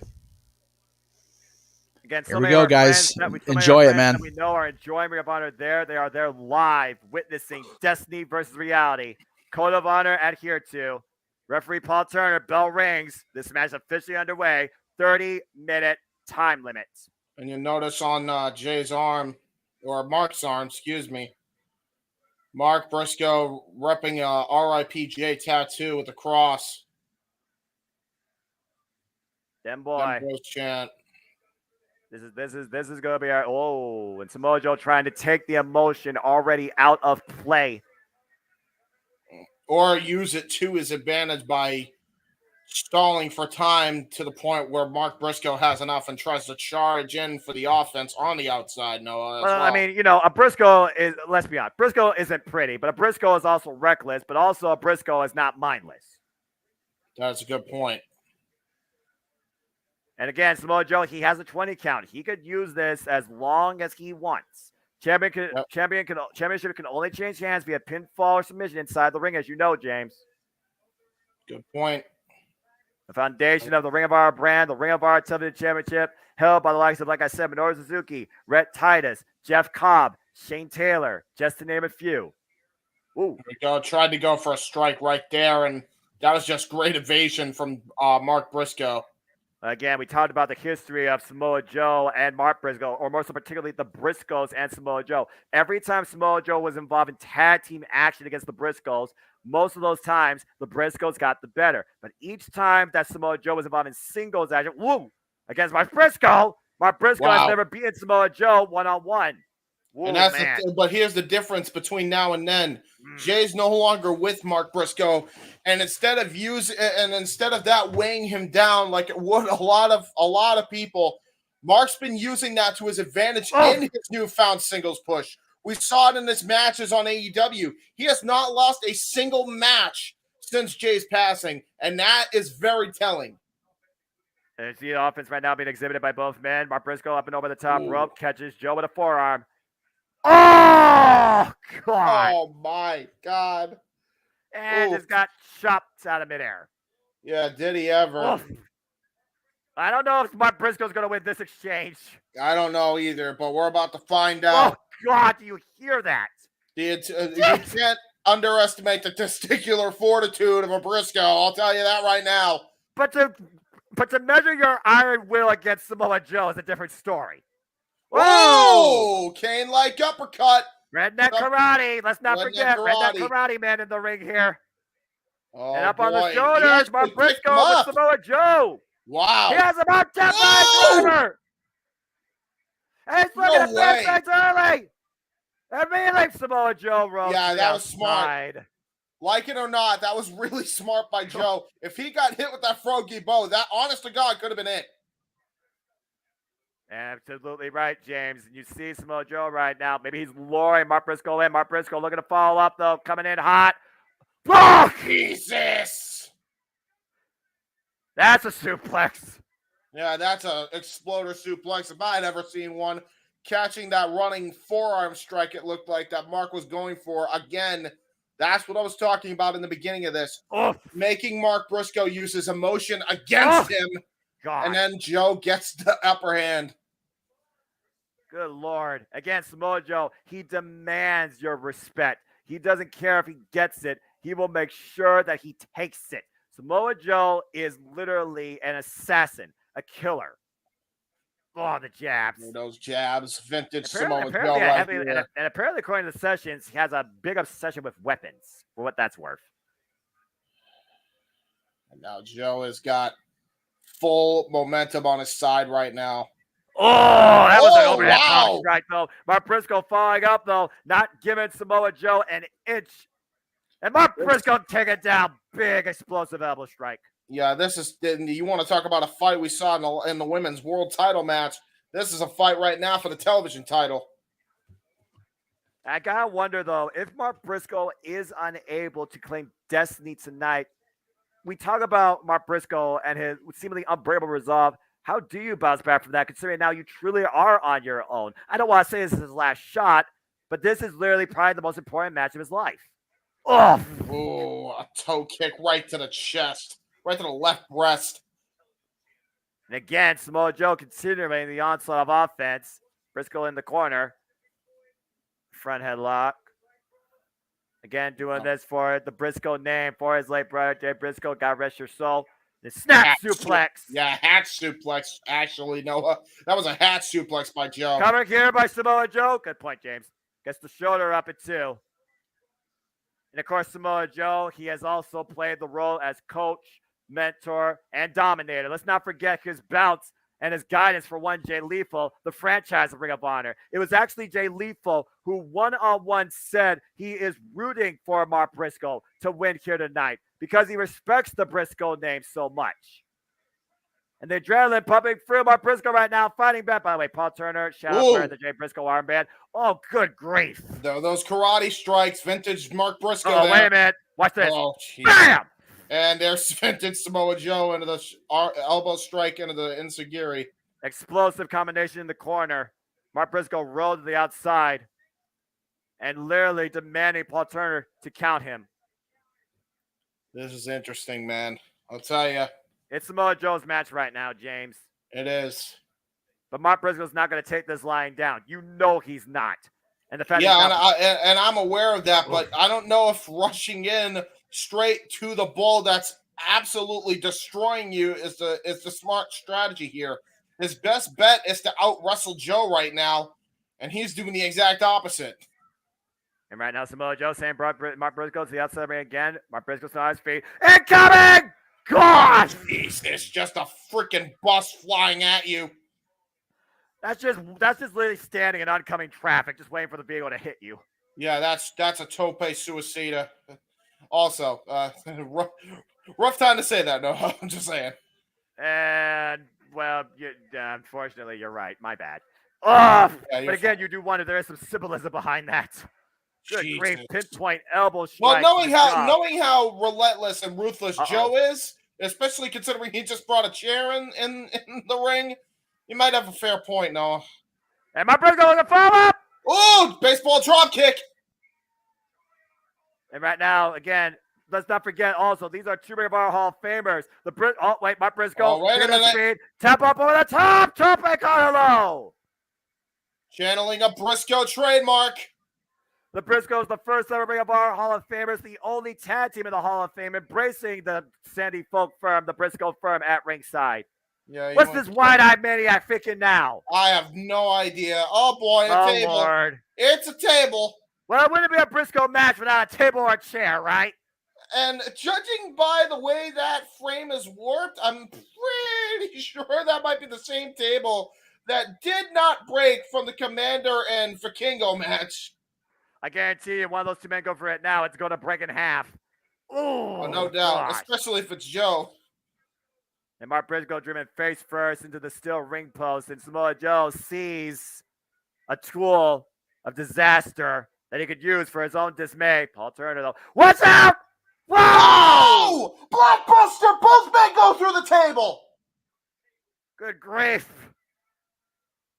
Got all that running blockbuster off the apron of Samoa Joe. I think Mark Briscoe went through the table more, though. And I gotta say this though, Noah, he still landed Joe right on his head. Keep in mind the history of concussions that Joe has had to fight back from. That was really brutal, yet smart strategy by Mark Briscoe there. And Mark Briscoe on the top rope. Oh, big shot to the head.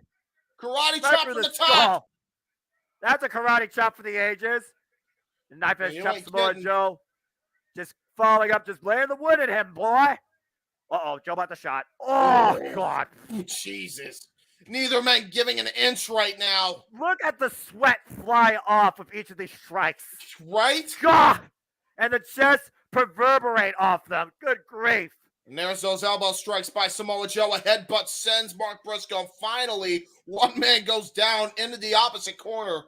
The damnedest fight I've seen in a long time. Oh, between these two. Yeah, and an elbow strike from the middle rope from Brett's rope. By Mark Briscoe laying out Joe. Both men down.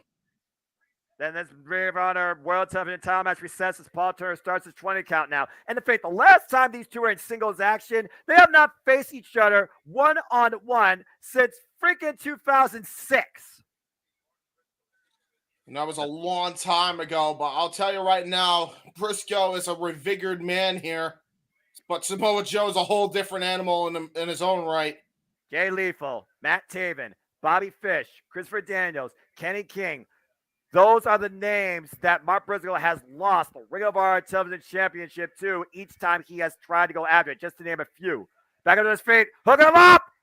Oh, got the Unagi! Got the Unagi cover! 2! No! Wow, he almost had it. Oh, my God, he almost had it. Something inside Mark Briscoe burns deep for him to pull that out. Whoa, no way. Going for the J Driller on Samoa Joe. No way. Oh, a headbutt. There's a headbutt. Brutal headbutt. Good grief. Samoa Joe after himself with that one. Bombing power slam. Scoop slam. Cover. 2. No. Yeah, and boy, did he count. Yeah, and boy, did he have to power out of that, Noah. Oh, my God. Good grief. And now, oh, no. Oh, Jesus. Power bomb. 1, 2, and immediately transition into Jesus, STF. Yep, STF. And Samoa Joe might have a busted nose, by the way. Look. Oh, boy, does he.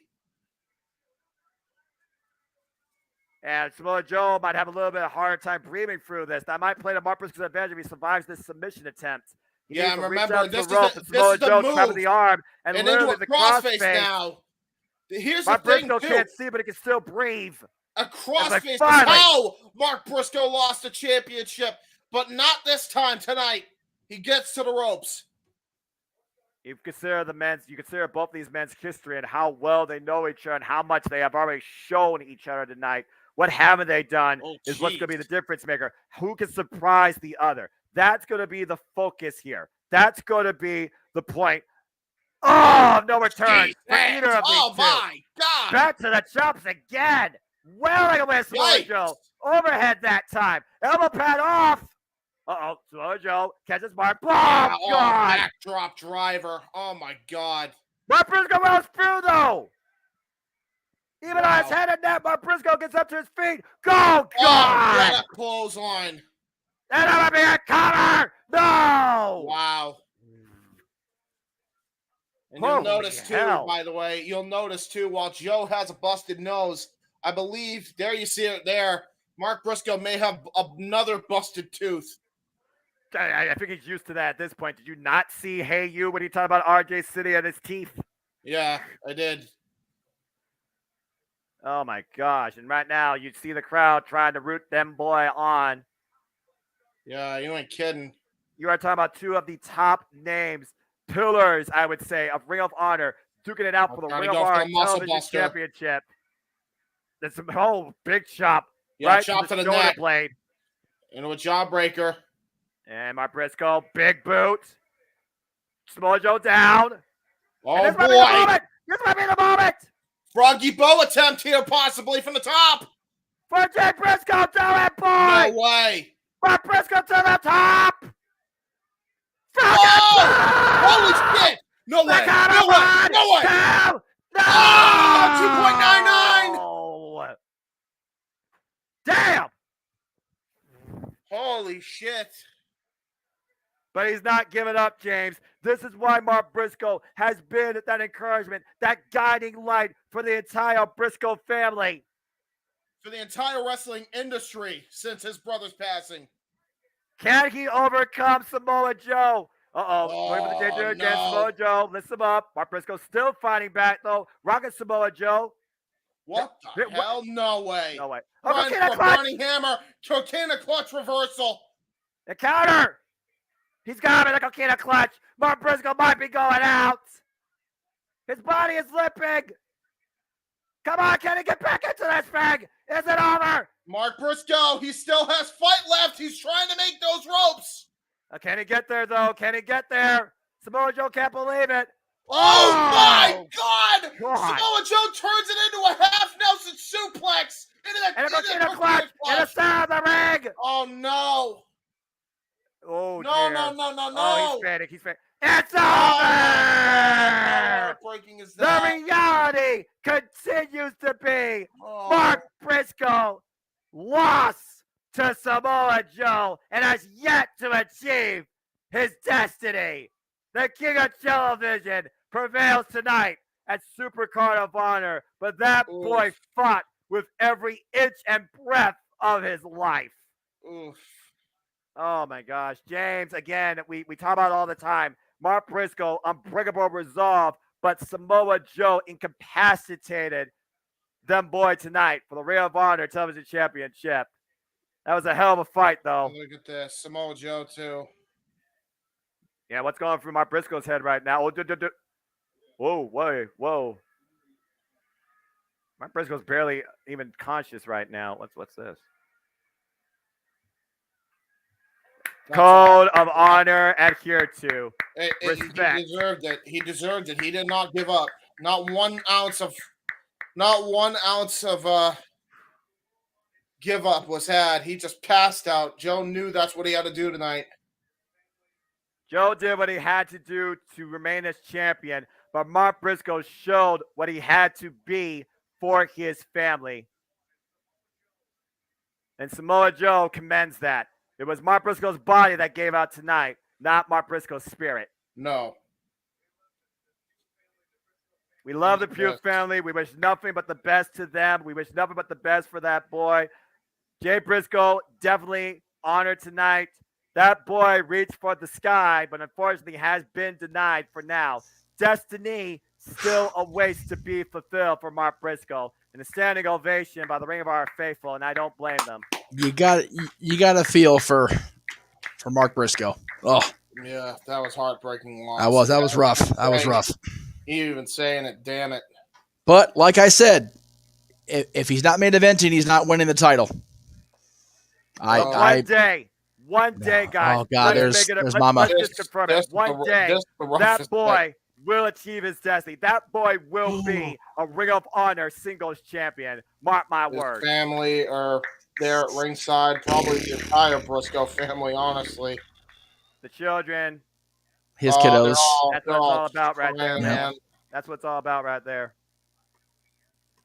We know he has the spirit. He has the resolve. He has that unbreakable nature and valor. That crazy kung fu redneck boy will be a Ring of Honor champion. But tonight, he's a champion in our hearts. I think that's somebody he knows in the crowd. Well, the gentleman in white has been part of wrestling shows across the country. He's on countless highlights around the libraries of every company. But I saw a friend of mine in the crowd just now. They showed him at ringside, fellow Kings. I forget his name. I feel like an asshole for it, but yeah, I knew he was going to be there tonight. So, yeah, we'll see what's next for Mark Briscoe. But again, he reached for the sky, boy, and he came damn close to becoming the Ring of Honor Television Champion. Respect, Mark. Respect. Absolutely. Yeah, respect big time. And there he is, pointing to the sky. And it's that type of spirit right there that will keep Ring of Honor alive and well for generations to come. Well, again, thank you everybody for continuing to tune in to the Championship Network Live Watch Along event across the Championship Network Multiverse Media. We hope you are enjoying the action. Please like, subscribe, comment, tell friends, super chat. We really condole and appreciate your encouragement and engagement. There's still a whole lot more to come tonight. We still have the Reach for the Sky ladder match to crown the new Ring of Honor Tag Team Champions, the Kingdom, Aussie Open, Lucha Brothers, Cisco, and Rouge, and Top Flight. 5 of the best teams going today, and 2 OGs of Ring of Honor, you could say, contending for the titles. Also, the Ring of Honor Pure Championship is still being on the line, as Will Yuta will defend that later on against Katsuyori Shibata. We're nowhere near done, folks, but we definitely hit an emotional point, to say the least. Yeah, and we knew it would be. We knew it would be, Noah. So, whenever that match went on, we knew it was going to be heavy. You want to talk about heavy? How about the Ring of Honor? Heavy-handed, yeah. Heavy chip on Eddie Kingston's shoulder, especially looking to pry the title away from Claudio Castagnoli. Eddie Kingston's shoulders are like a Pringles can. You can't. There's not just one chip. Can't have just one. Well, look at this mess coming up next. My God, here we go. Oh boy! How about one in a century superstar, professional wrestler for generations to come, taking on the self-proclaimed best sports entertainer on the planet. Daniel Garcia is about to go one-on-one with the Ace of New Japan, Hiroshi Tanahashi. Good luck, Red Death. Yeah, I'm gonna get some pizza before the match starts. I suggest you do. I'm hungry. I need some food. Good. I need comfort food. I will admit, I do like his new. That's I right. do like his new fame. Daniel Garcia, a former Ring of Honor Pure champion, he held the title for 94 days before losing it to the very man he beat for it, Wheeler Yuta. Yes, sir. We recently saw Daniel Garcia in singles action against Adam Cole in his return match, and I have to wonder when that slip up face-to-face with Adam Cole, where he called himself professional wrestler. Will we see more of the professional wrestler Daniel Garcia tonight, or the sports entertainer, considering who he's facing? And speaking of which, yes, that's one way to raise spirits. Yeah, I'd say so. The man with the iron will, the once-in-a-century super athlete, the top talent for decades in New Japan Pro Wrestling, Hiroshi Tanahashi, is at SUPERCARD of HONOR. Yes, the man we saw in the main event last night defeat Speedball Bailey. Will he go 2 for 2? The former 8-time IWGP heavyweight champion. Yeah, it's This man's greatness can be stated in all the words and can't be stated enough with any words. He's just that impressive. 23-year career, you said last night? Yeah. 23 years. Looks like he's just getting started, man. He's yeah. To see this man live is still on my bucket list, by the way. Right, I know. I am so damn jealous of Amy and Cindy right now. Amy, Sydney, everybody that's. Who am I kidding? That's right. The Galen Center is definitely getting the envy of the wrestling world tonight. Oh my God! Again, if this all happens next year at WrestleMania week, I'm fulfilling my destiny and watching all this shit live. No, absolutely. Like I said, finding out that Dylan's spring break is during the lead up to WrestleMania, like the WrestleMania week, I'm like, oh shit. Yeah, right. I didn't want to go, and now I don't know what to do. Hiroshi Tanahashi, he is that main event player. When the lights are on the brightest, the ace is virtually unstoppable. Yeah, there are very few better in the world of professional wrestling. Damn it. Than Tanahashi. I will never dispute any of that whatsoever. A man with over 2,600 matches in his illustrious career. While Daniel Garcia has been less than 300, and it's only 6 years in his career. He's just a baby. And that's definition, to say the least. Although, like you said, he is the current PWG champion, a former Ring of Honor Pure champion, as we alluded to. I'm pretty sure. Let me check my stats because I'm not sure he's still the champion. I'm gonna be double checking here. Well, that's wrong. We are referee Stephon Smith for this contest. All right, James, breathe, James. All right, Jesus. Hi. Yeah, James, you just came in. I see his face stuff, and I'm like, wait, hang on a minute. It's like,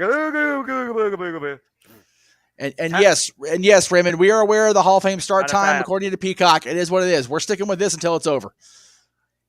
Have fun, boys. Garcia up against the ropes. There you go. Clean break, he says. Clean break. The crowd pops for a clean break. You're damn right. To be fair, James, how often do we actually hear vocally the ace Hiroshi Tanahashi? That's a moment in itself. This is wrestling. I agree. There you go. Despite the fact despite the fact Daniel Garcia calls himself a sports entertainer. Daniel Garcia, if he's going to beat the ace, he needs to embrace what he is at his greatest strength. And I don't give a damn what booking says. Daniel Garcia is a professional wrestler. Damn it. But you digress. Buy the shirt. I don't market myself. Oh!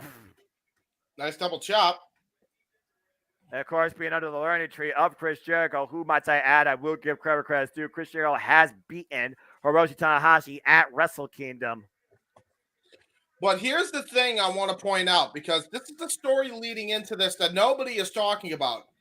Adam Cole fought Daniel Garcia, and Garcia, from the looks of it, and from the looks of Jericho, he looked concussed.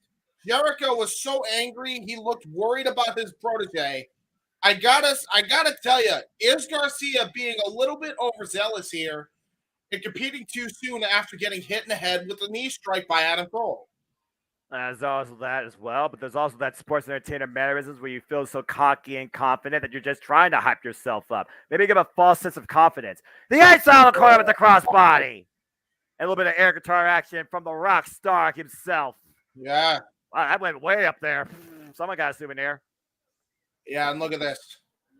Look at Daniel Garcia here. Look at him. And right now you see Daniel Garcia maybe looking for a bit of a breathe, maybe lowering the edge of the false security. Oh, yeah, and that's the thing. I'm not sure if Daniel is actually at 100%. It looks like he might not be. And every strike to the head has me a bit concerned for Daniel here. Yeah, exactly. Like you said, we wonder, for example, with Adam Cole coming back from 2 concussions himself within a 3-week span, is Daniel Garcia still a little bit rocked? And to Daniel Garcia's credit, he has not been injured yet in AEW. Whoa, drop toe hold. The ace goes face first in the steel ring steps. He knew exactly what was coming there. I don't know if that was just instinct or if he actually knew Tanahashi was charging in. But nevertheless, it worked. Oh! And the vibrations of those steel steps against the knees of the ace. And we all know the amount of damage that the knees of Tanahashi have faced over the years. Yeah, especially that knee. Specifically, he's targeting that bad knee of Tanahashi over the years. And there's an air guitar, and what the hell is that? What? Give me an effing break. I don't even know what that was. Was that a Fortnite dance? I believe it was. I guess that's what you consider sports entertaining. I don't play Fortnite, and F that nonsense. That's all I got to say about that. You can't even super chat me to do that stupid nonsense. And meanwhile, we like Fortnite. We like Fortnite. You know what? If you like Fortnite, more power to you. I don't. Whatever. But this isn't about video games. It's about professional wrestling. Lance, I don't know why Mark lost either, but Mark may have lost the prize, but he gained so much more tonight, in my opinion, to go forward. So, again, we'll see when he does become a champion. The keyword win, not if. And again, right now we're focusing on Daniel Garcia versus Tanahashi as Tanahashi's knees are driven into the mat. And as Jeff alluded to, Tanahashi is coming off an incredible contest last night against Speedball Mike Bailey. And those knees were worked over during that as well. He's basically having 2 matches in a 24-hour span. Oh, again. Just furthering the pressure and exaggeration on those knees. Yeah, and he went through a war with Speedball, too. And I think Garcia realizes that. I think Garcia also realizes he's being called a wrestler, and he doesn't want to hear it. Still in denial. There's a birthday boy in the circle that was quite high on Fortnite at one point. I won't swear to it that he is now, but he's not in ring with Tana F. Okay, there you go. That's a fair point. And there's a heel hook. Oh, man, look at the way he's wrenching back on the ankle and the heel and the leg of the Ace, and the Ace finally able to get to the ropes. And that's the thing. Look at this, too. So this is why Daniel Garcia, or whether he's a sports entertainer, pro wrestler, whatever you want to call him, there's a reason he is Red Death, first and foremost. He's showing why. There's definitely a certain calm right now with Daniel Garcia that we weren't getting earlier in the match. I will say that. It's like he says, no fear. He has this much bravado, this much ego. And some bad vibrations mocking the King of Strong Style, Shinsuke Nakamura, a great friend and former rival of the Ace. Yeah, for the Intercontinental Championship. Oh, come on now. Doing the Shinsuke Nakamura taunt even. That is brash and arrogant at its finest. New Japan Pro Wrestling style. I wouldn't give to see freaking Shinsuke Nakamura back in a New Japan ring one more time. I think New Japan ring, not Pro Wrestling NOLA. Yeah, with his actual NJPW fame, not the WWE fame, which is okay for what it's worth, but nothing beats Subconscious. There, I said it. Oh, and again, back on the hair. Tanahashi falling up, though, with the forearm strikes. Irish whip reversal. Tanahashi off the ropes. Catches Daniel Garcia. Yeah, double forearm strike. And all that, that's all that Tanahashi needs to regain some sort of momentum. And once again, up and down, the high and the low shot, body shots. Daniel Garcia rocking the sports entertainer. That's the thing, too. Like that, he's one of the best strikers in wrestling right now. I talked about it last night with Jeff James. He has that ridiculous, just lightning fast left that has broken jaws in the past. He hasn't pulled that out yet tonight. Oh, nice senton. That's senton up the leg too, no. And from the middle rope too, and a low range senton, putting all of his weight into that. Tanahashi right now in the driver's seat. I feel like the crowd's still a little bit drained after our previous match here. Oh, and again, back to that knee. And Daniel Garcia looking to follow up. Oh, scissors kick. Hits the head, Tanahashi hooks the leg too, no. Wow, how incredible was that from Daniel Garcia? I don't know if I've ever seen Daniel hit a scissors kick Booker T style. Well, I mean, we're not in Texas. We are in LA, but if you're a sports entertainer, you're definitely about chicks and championships. So that is a first. I haven't seen Daniel Garcia in quite a while. I will say that. We talk about Iron Will. We talk about Iron Will. We talk about Resolve. Remember, Daniel Garcia has gone up to 60 minutes before in a wrestling match, so he can hang with the Ace. And right now, these two are literally hanging in this exchange. Overhead shots. All right, the fists are flying. Again, the wherewithal and the how does Daniel feel after his match with Cole? That's going to be the question here throughout this entire matchup. You can say the same thing about Tanahashi against Speedball Mike Bailey, and both men are going after each other's knees. What does that tell you? Oh, man. Good chop block. Finally, Tanahashi take it down with that chop block kick to the right. And again, I wonder, is Daniel Garcia literally having Tanahashi play his game? Ooh, Indian toe hold. Terry Funk special here. Yeah, you can call him a sports entertainer if you want, but he definitely is a kid, a student of the game, trying to lock in the sharpshooter. There's single leg crab. Maybe Tanahashi, though, finds his way to the ropes, prevents his body from being turned over. Yeah, and that's the thing. Daniel Garcia shows a lot of traits similar to Dean Malenko, a modern Dean Malenko, if you will. We've seen him apply that sharpshooter and then wrenches right back on it, almost into a calf killer-like position. Oh, I have a reverse on the ace, too! Ooh. But Tanahashi is able to see both of those moves coming. Uh-oh. Dragon through leg whip. Damn, that move has to suck. Yeah, and he hit it perfectly. Shout out to Great Muda. That is a difference maker in every Tanahashi match. Speedball might better than that first hand last night. And now the A's looking to execute his game plan. Might be looking for the clover leaf. Can he lift Daniel Garcia up and turn his body over? And it's it. Steps over Cloverleaf. Full-on Cloverleaf. We've seen him use this in the past. If he steps over, that could be a lion tamer. Garcia, though, keeping his body off the mat. Very wise. Trying to get his way to the ropes to relinquish the hold. Yeah, his army crawling to the ropes, Noah. And he got there. Oof. I also got to wonder the damage done to Tanahashi needs. How well was that hold executed? How much pressure was firmly put in play on that? I'm surprised they also didn't hold that for the 4 count, 4.5, whatever the hell you want to call it. And right now, Garcia, follow up. Oh, man, couldn't even go all the way into that Irish whip because of the damage to the legs. Oh, no. Oh! Whoa! A stunner to the knee and a suplex release. That was great forward thinking by Daniel Garcia. And consider the man he's in the ring with and how much experience he has. You are running knee! Busaiku knee! No! Wow! Shades of his former mentor, the American Dragon, Bryan Danielson. Yeah, his rival, Bryan Danielson. That he did beat in one-on-one action before falling to him in a 2-on-3 falls match. I can't. Go ahead, man. I was gonna just say, like, Daniel Garcia. If this match is proving one thing, I'll tell you. It shows that he absorbs information like a sponge. Tanahashi able to counter out the attempted pile driver, hooks Daniel Garcia up, twisted shout.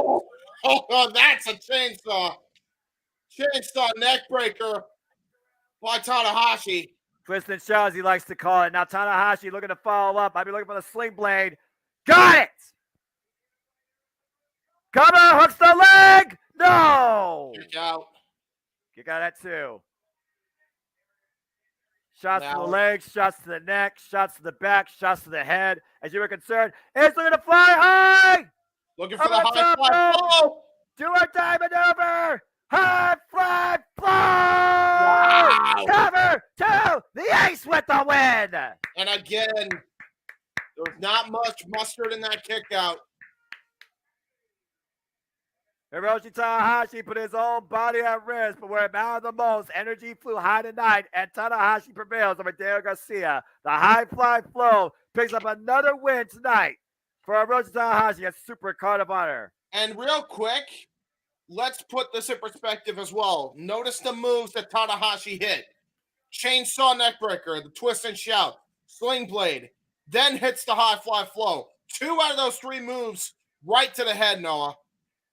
Yeah, you wonder if Daniel Garcia has content of what he just faced. But hey, if nothing else, Daniel Garcia just went one-on-one against the ace Tanahashi. That's an endorsement right there.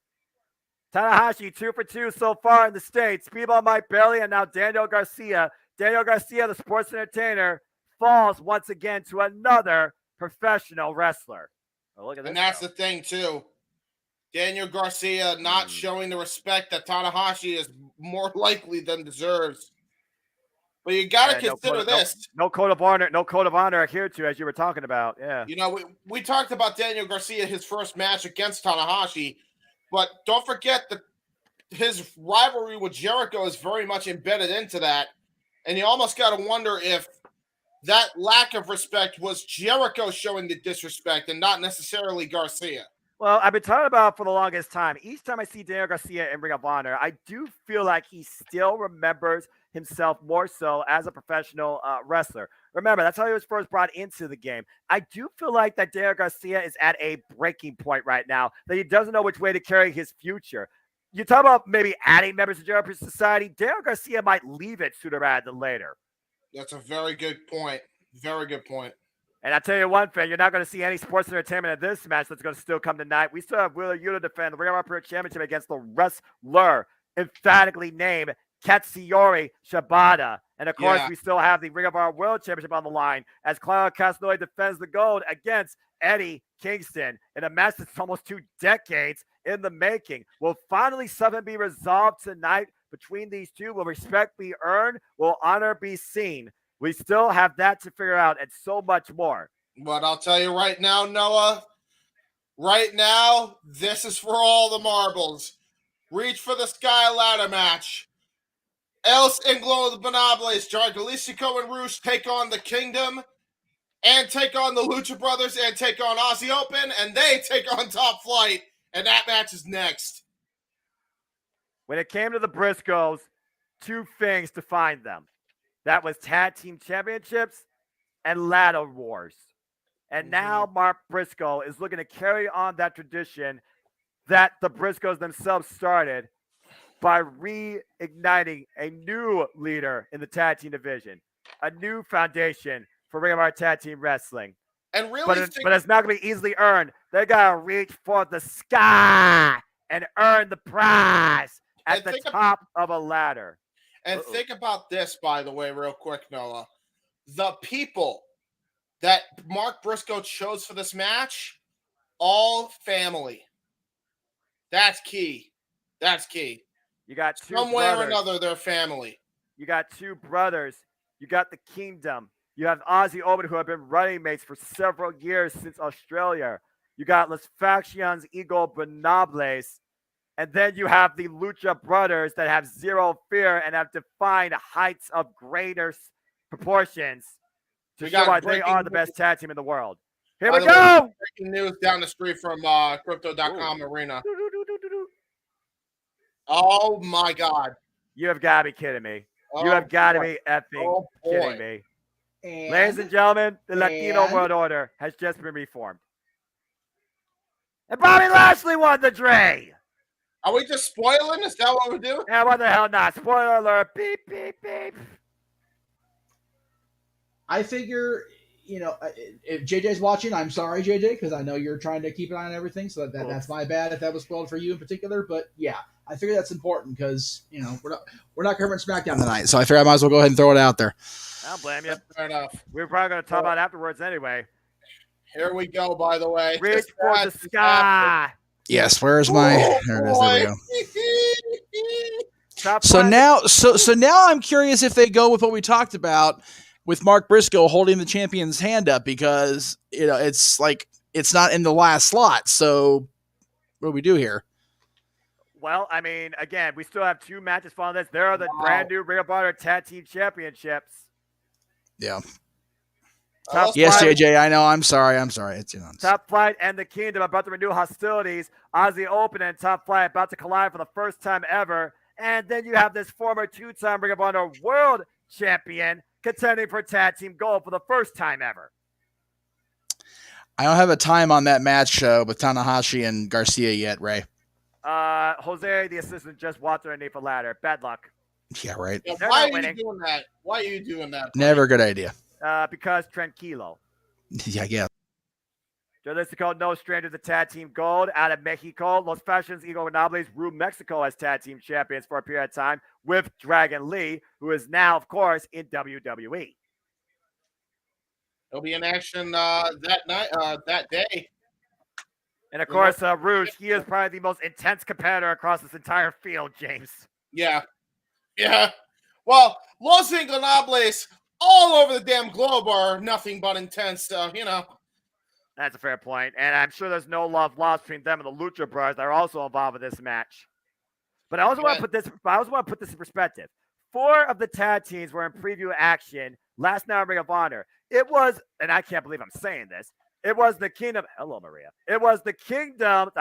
Kingdom come, good Lord Almighty. And freaking Los Fashion Nobles that got the win last night. There's your first lane of professional wrestling, folks. And might I add, the Kingdom are former 2-time Ring of Honor World Tag Team Champions.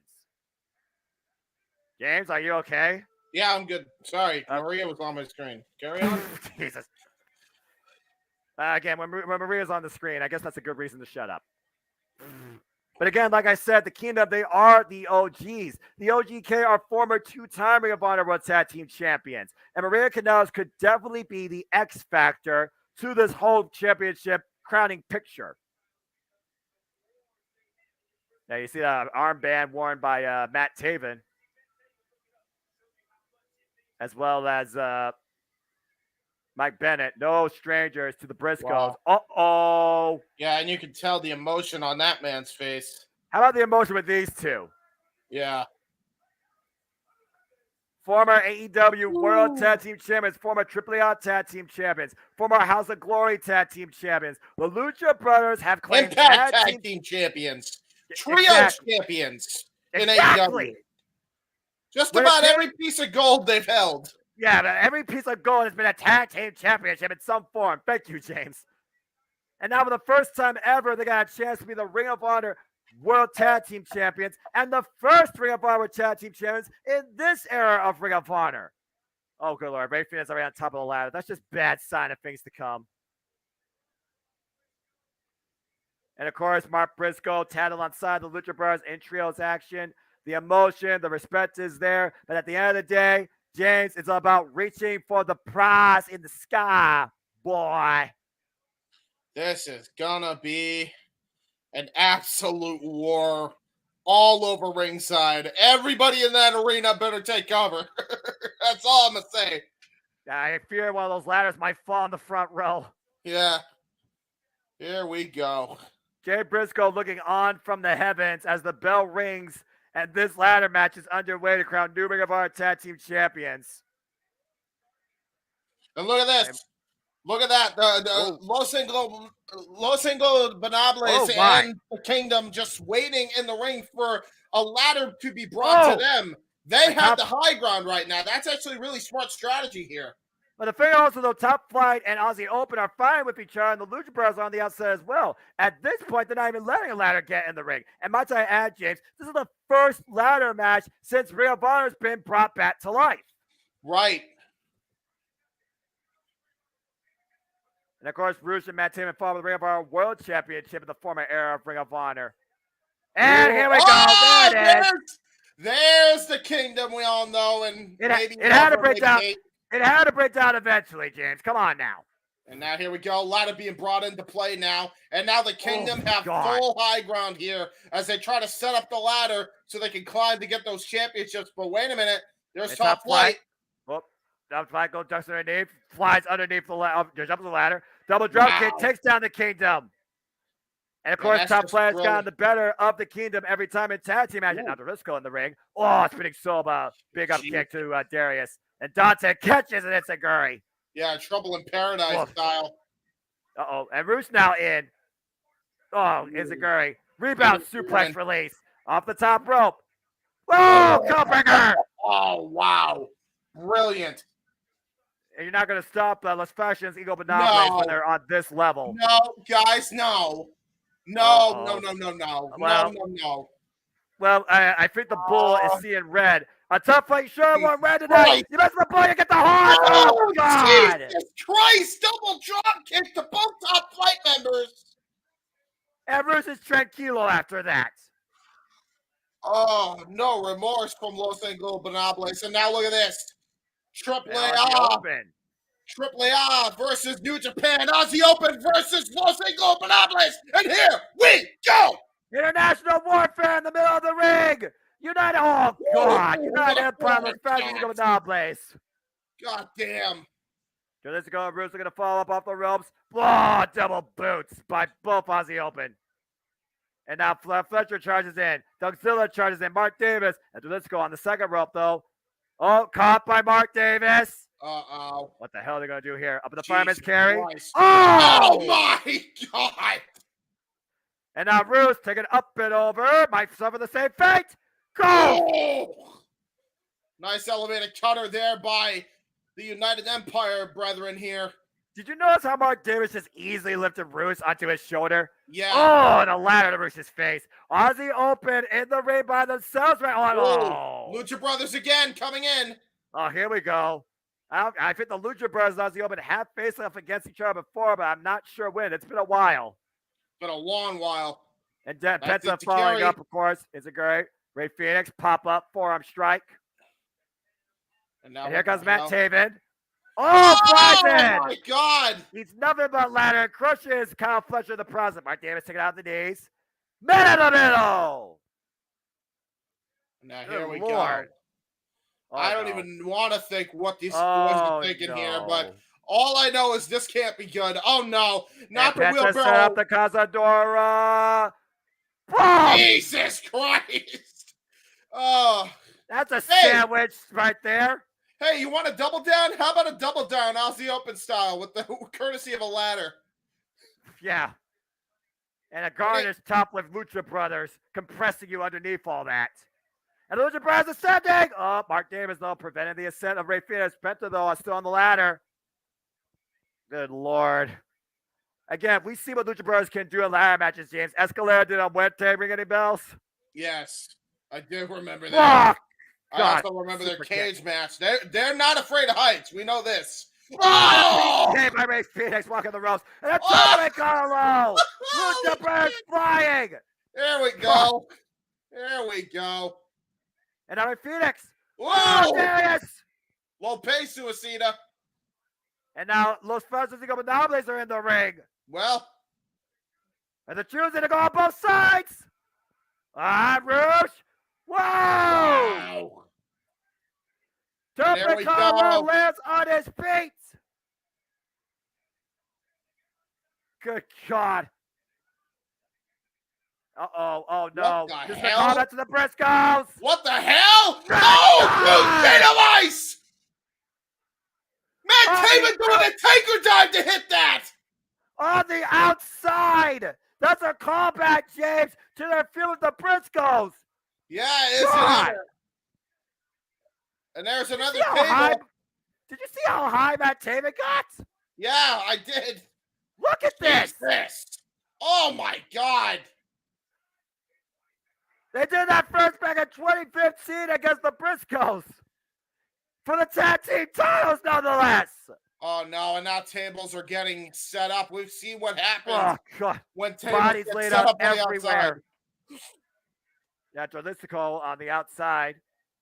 And Roos and the Lucha Brothers. Oh, there's a cheap shot by Mike Bennett to Ray Phoenix. And Roos looking to rip the mask off Penta. Yeah, and we've seen Los Ingobernables do that in the past, particularly with one Preston Vance.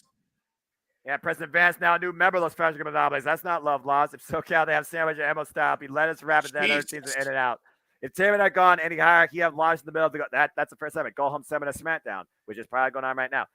Whoa, Aussie Open! Yeah, there are 4 tables. That's not good. That's not good for anybody in this match. I'm getting WrestleMania 17 flashbacks here. Yeah, exactly. Oh God, what the hell is Aussie Open doing? Oh, they're grabbing the big boy. Oh my God. Look at the size of that ladder. And the Kingdom like a 12-foot ladder.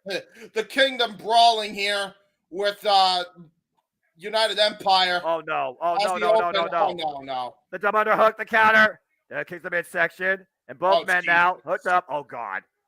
Oh no, not on the stage. Oh! Pile driver and tombstone pile driver on the damn ramp. The Kingdom has fallen. Courtesy of Aussie Open. That's the same move that broke Mike Bennett's neck in a period of time. You feel about the injuries that could be freaking suffering here. Ladder matches have shortened careers. Damn near ended them. Oh God! And Dante was just dropped by Roosh. Now Doug Zilla with the biggest ladder in the damn arena. Yeah. Oh my God! What the hell? Oh no! Look out! Oh God! God damn! Jose almost got crushed. Hey, Jeff, what sort of sandwich is that? What restaurant is that from? Jesus. Oh my God. If Dante Martin is not looking up at the stars, boy, I'd be fully shocked at that. This is gonna be dangerous, isn't it? Oh my Lord. Even the refs right now are in peril. You saw freaking Mike Knox down there. Yeah, everybody was trying to get out of the way of that ladder sandwich. That giant ladder sandwich. Oh, jeez! Look at Mike Bennett. Kyle Fletcher though, climbing the ladder. They are there. They are there. Ah, Ray Phoenix. Of course, the Briscoes are no strangers to bleeding during ladder matches, James. Yeah, they are not. Oh, right to the leg with that super kick. Oh, Jesus. And that stops Aussie Open ascent. Thank you guys for the great play during the pay-per-view. I had to run Aaron. Without you, I would have been pissed. I missed every since the match still again. Well, thank you so much. I'm glad you appreciate it. I hope everyone's appreciating it. Let's look reach for the Sky Ladder match, of course. Destroyer! Mexican Destroyer there by Roosh, and now look at this. And after Listico got Ray Field the shoulders. Poison Rana! Good God. Los Ingobernables is going to try to climb up that ladder here. That's the moment what they're waiting for. Climb the damn ladder.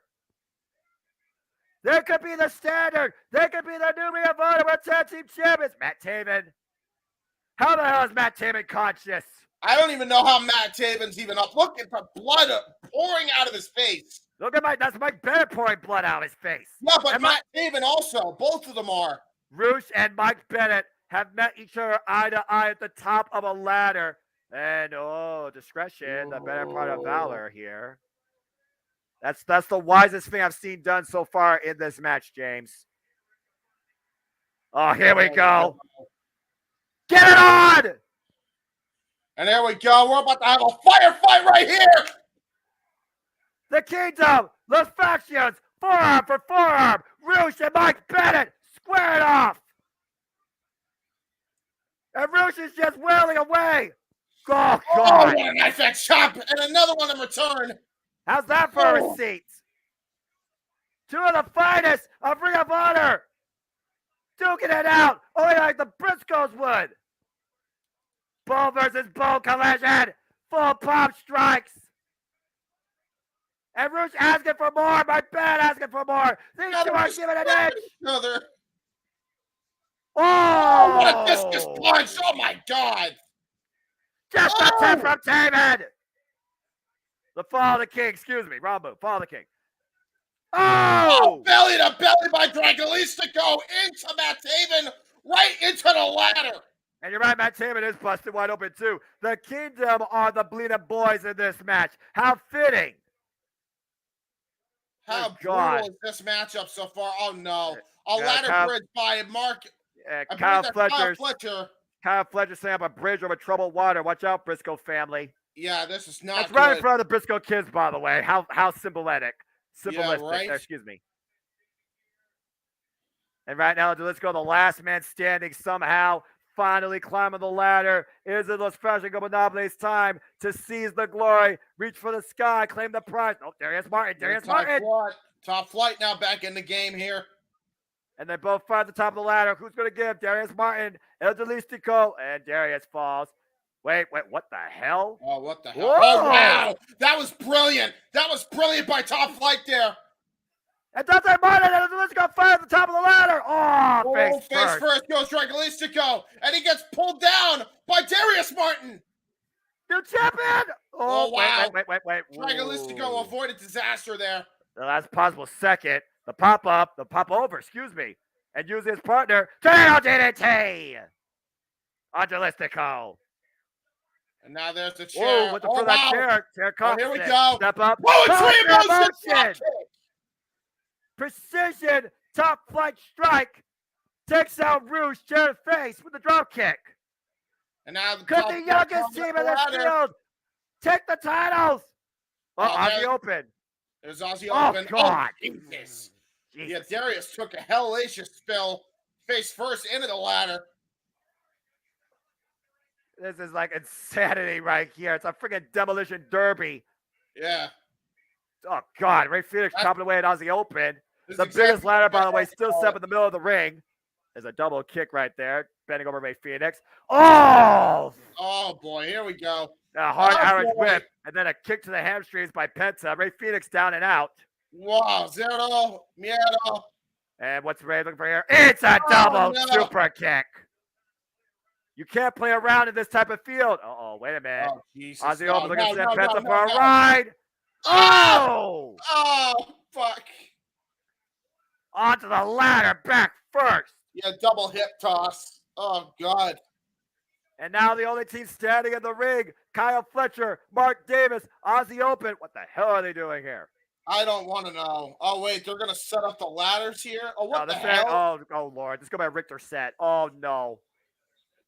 That's the thing. They created a freaking set here, but here's the brilliant strategy of this that nobody picks up on. That actually keeps that ladder that's on the in the ring pretty, as you see right there, as freaking Kyle Davis just got kicked by Darius Martin from a drop kick.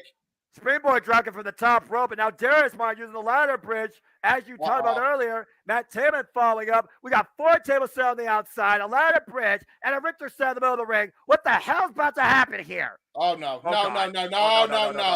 Not a Spanish fly. Oh! Fly! How the hell is Top Flight in the Kingdom of Conscious? Oh, my Spanish God. to the ladder bridge. And look Mark at Bennett Darius looking to Martin, reach up to the sky. Darius Martin was clutching at his knee, by the way, the same knee he's injured over 3 times in his AEW / Ring of Honor career. And now Dante Martin and Mike Bennett at the top of the ladder. Dante, No.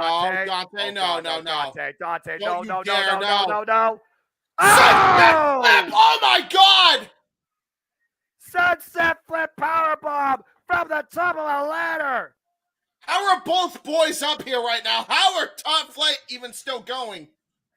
Dante almost there. Ozzy Open once again fighting back, preventing the ascent. Mike Bennett's got to be down after this. Oh, Jesus. Dante Martin hook. Coriolis connects. Darius with a super Darius kick to count. Oh, and Kyle and Darius beat up. It's a Gary. Great insecurity there by Darius Martin now. Now Darius the only Look one at that. standing. The last one with a post might win this. Hello, Hassan. God. But again, can Mark Davis actually climb that ladder? Oh, wait a minute. What's this? Oh, no. Over the suspended ladder bridge. Deadlift German. Oh, God, please. Oh, jeez. Yeah, trying to go for a deadlift. Stalling suplex was Kyle Fletcher. Davis, though. Double underhook. What the hell? Oh, Jesus. And Darius. No. Oh, No. God, Alabama slam! Double team Alabama slam through the ladder bridge on ringside! Unbelievable. The man crumbles to the ground. Jalisco back in. Caught by Mark Davis. Spin out in Tornado DDT. Oh, my God. Holy shit. And there's Dragolistico now back in the fray, it looks like here.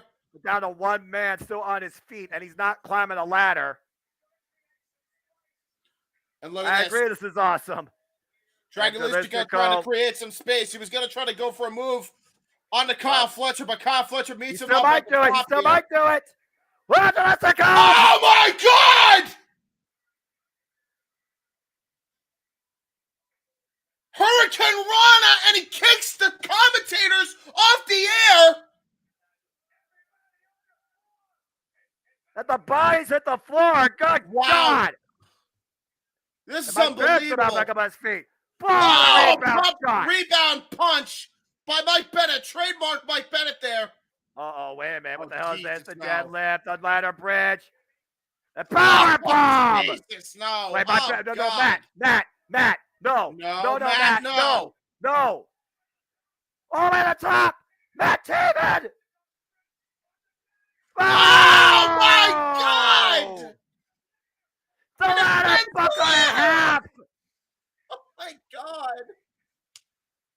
The ladder broke in 4 pieces, practically, between the bodies of Jalisco and Matt Taven off that splash.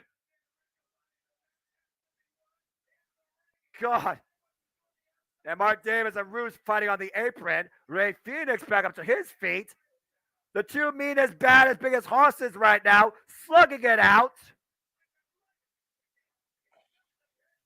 And now look at that. Oh, Jesus. No. Oh! There goes the rest of the damn ladder.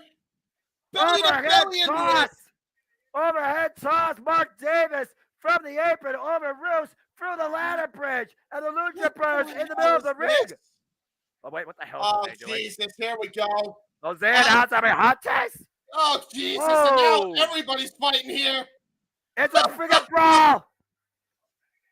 Jose down the outside. Alex down the outside. Jesus Ray Phoenix Christ. with the climb. Oh, boy. Dante Martin. The two best high flyers in all of wrestling right now at the top of this damn contraption, whatever the hell it is. They're at the top of the ladder. The prize just above their heads. Ray Phoenix, Dante Martin. Oh, wait a minute. What the hell is this? Ray Phoenix looking at Dante Martin. No. Oh, God, no. Oh, God. Wait a second. I'm scared. Wait a second. Both men on the ladder bridge. Dante Martin reaching, grabbing for his life. Ray Phoenix looking for something devastating here tonight. Finally got back on the air, by the way. Oh, God. No. And Penta now. Penta there. Oh, my God.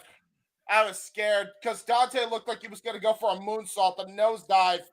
But Penta was for the titles, man. Not for the moment. Dante Martin is there.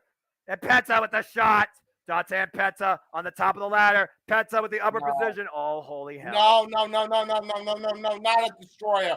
Not a destroyer. No. And Dante realizing it. Dante fighting back though. Penta in the upper position.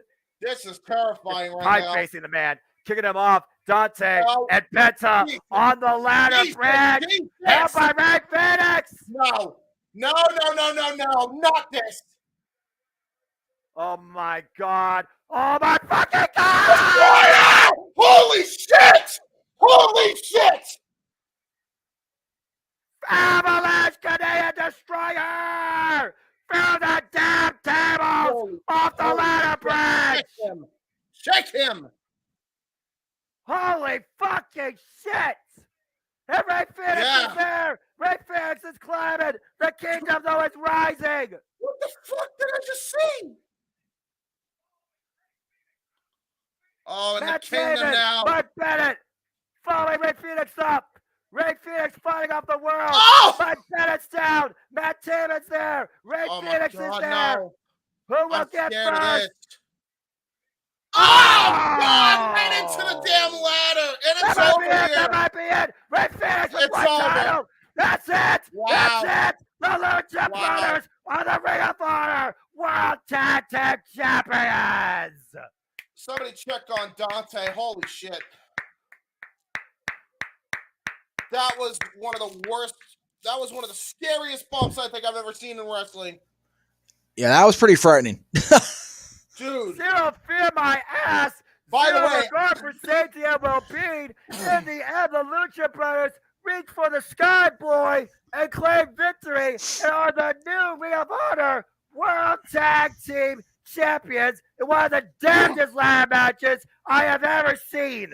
Yeah, that was. I just want to point out real quick, a bunch of the referees are still surrounding Dante. I don't know what happened to him, but I'd imagine he had to have suffered a compressed neck. We got to see this on the replay here at some point. Yeah, let's look at this highlight reel. I might take a moment here.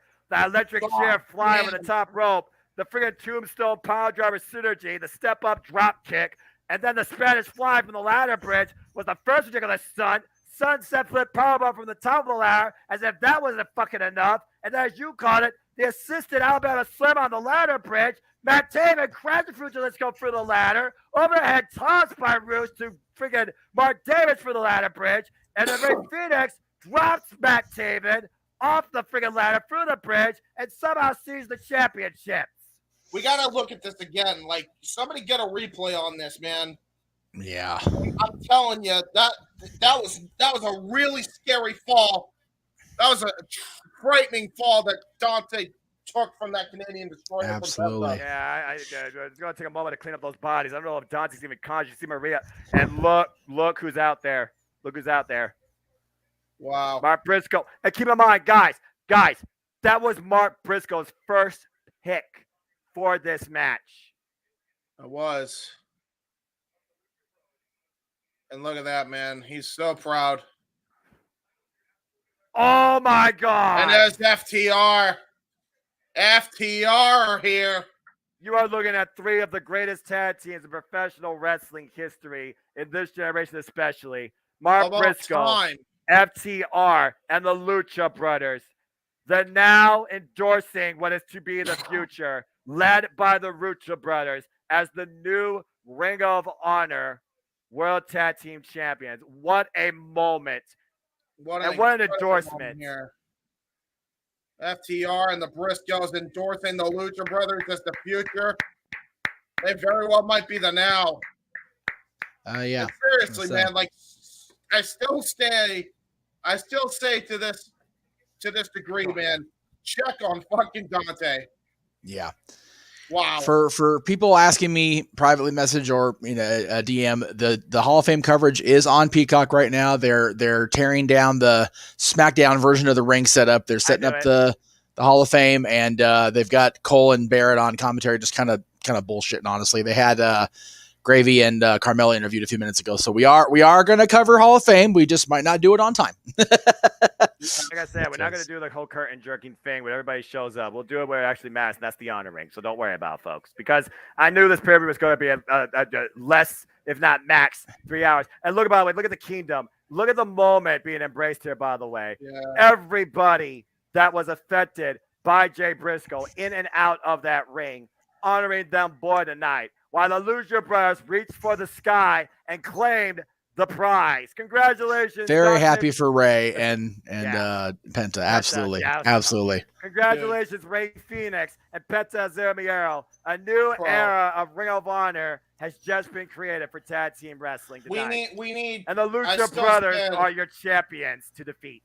What a freaking ladder match, but like, are we going to hear any updates on Dante? Because I'm sure we will once they come available, James. It just happened. They just cleared him out of there. We got to give the doctors and the trainers time.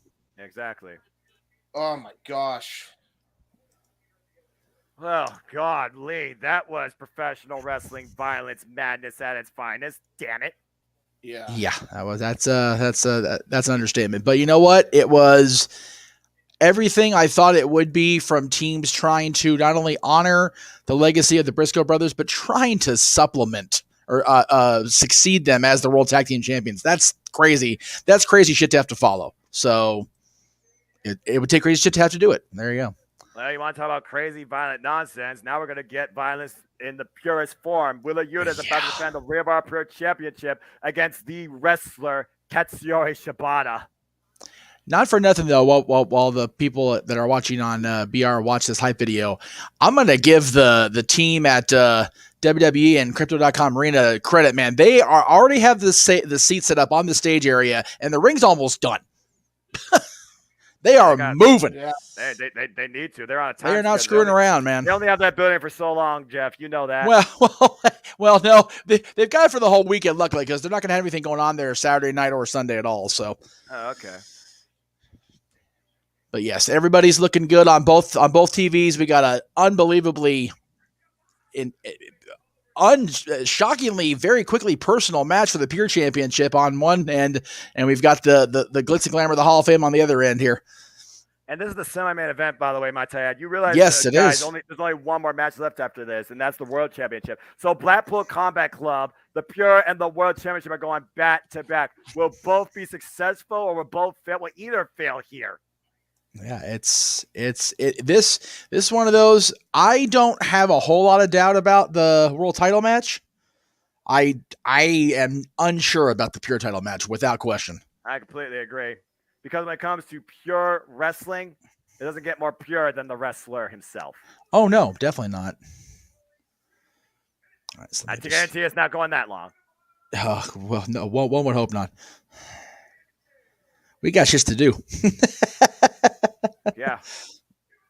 Of course, we all know the rules of a Pure Championship match. Each wrestler has 3 rope breaks to stop submission holds and pinfalls. After a wrestler exhausts his rope breaks, submission and pin attempts on or under the ropes by the opponent are considered legal. There are no closed fist punches to the face at all. The first closed punch to the face gives you a warning. The second closed punch fist to the face will yield a disqualification. Open-handed slaps, chops to the face are permitted. Punches to the rest of the body are allowed, excluding low blows. Duh. And of course, if you get disqualified, you can lose the Ring of Honor Pure Championship. If this goes the time limit, it will be determined by a panel of judges. And if anybody gets involved, they risk suspension and possibly termination. Yep. Oh my God, I'm hearing this theme. I'm just going to relax for a moment because I need to. Right. Take a breath, brother. Got a long night ahead yet. And I'm about to freaking call a Katsuyori Shibata match. My life is complete. Right. I'm saying. I appreciate that, brother. That's cool. All right. So this individual that nearly killed himself for the art in 2017, Sakura Genesis against Rainmaker Kazuchika Okada, came back to our screens in unbelievable fashion with a 5-minute exhibition against Zack Sabre Jr. and then shot the hell out of us at Wrestle Kingdom, taking on Ren Narita in just a pure, straight-up wrestling match. Since then, we've seen him continue to train and guide and lead the next generation through the LA dojo that Wheeler Yuta has called into question.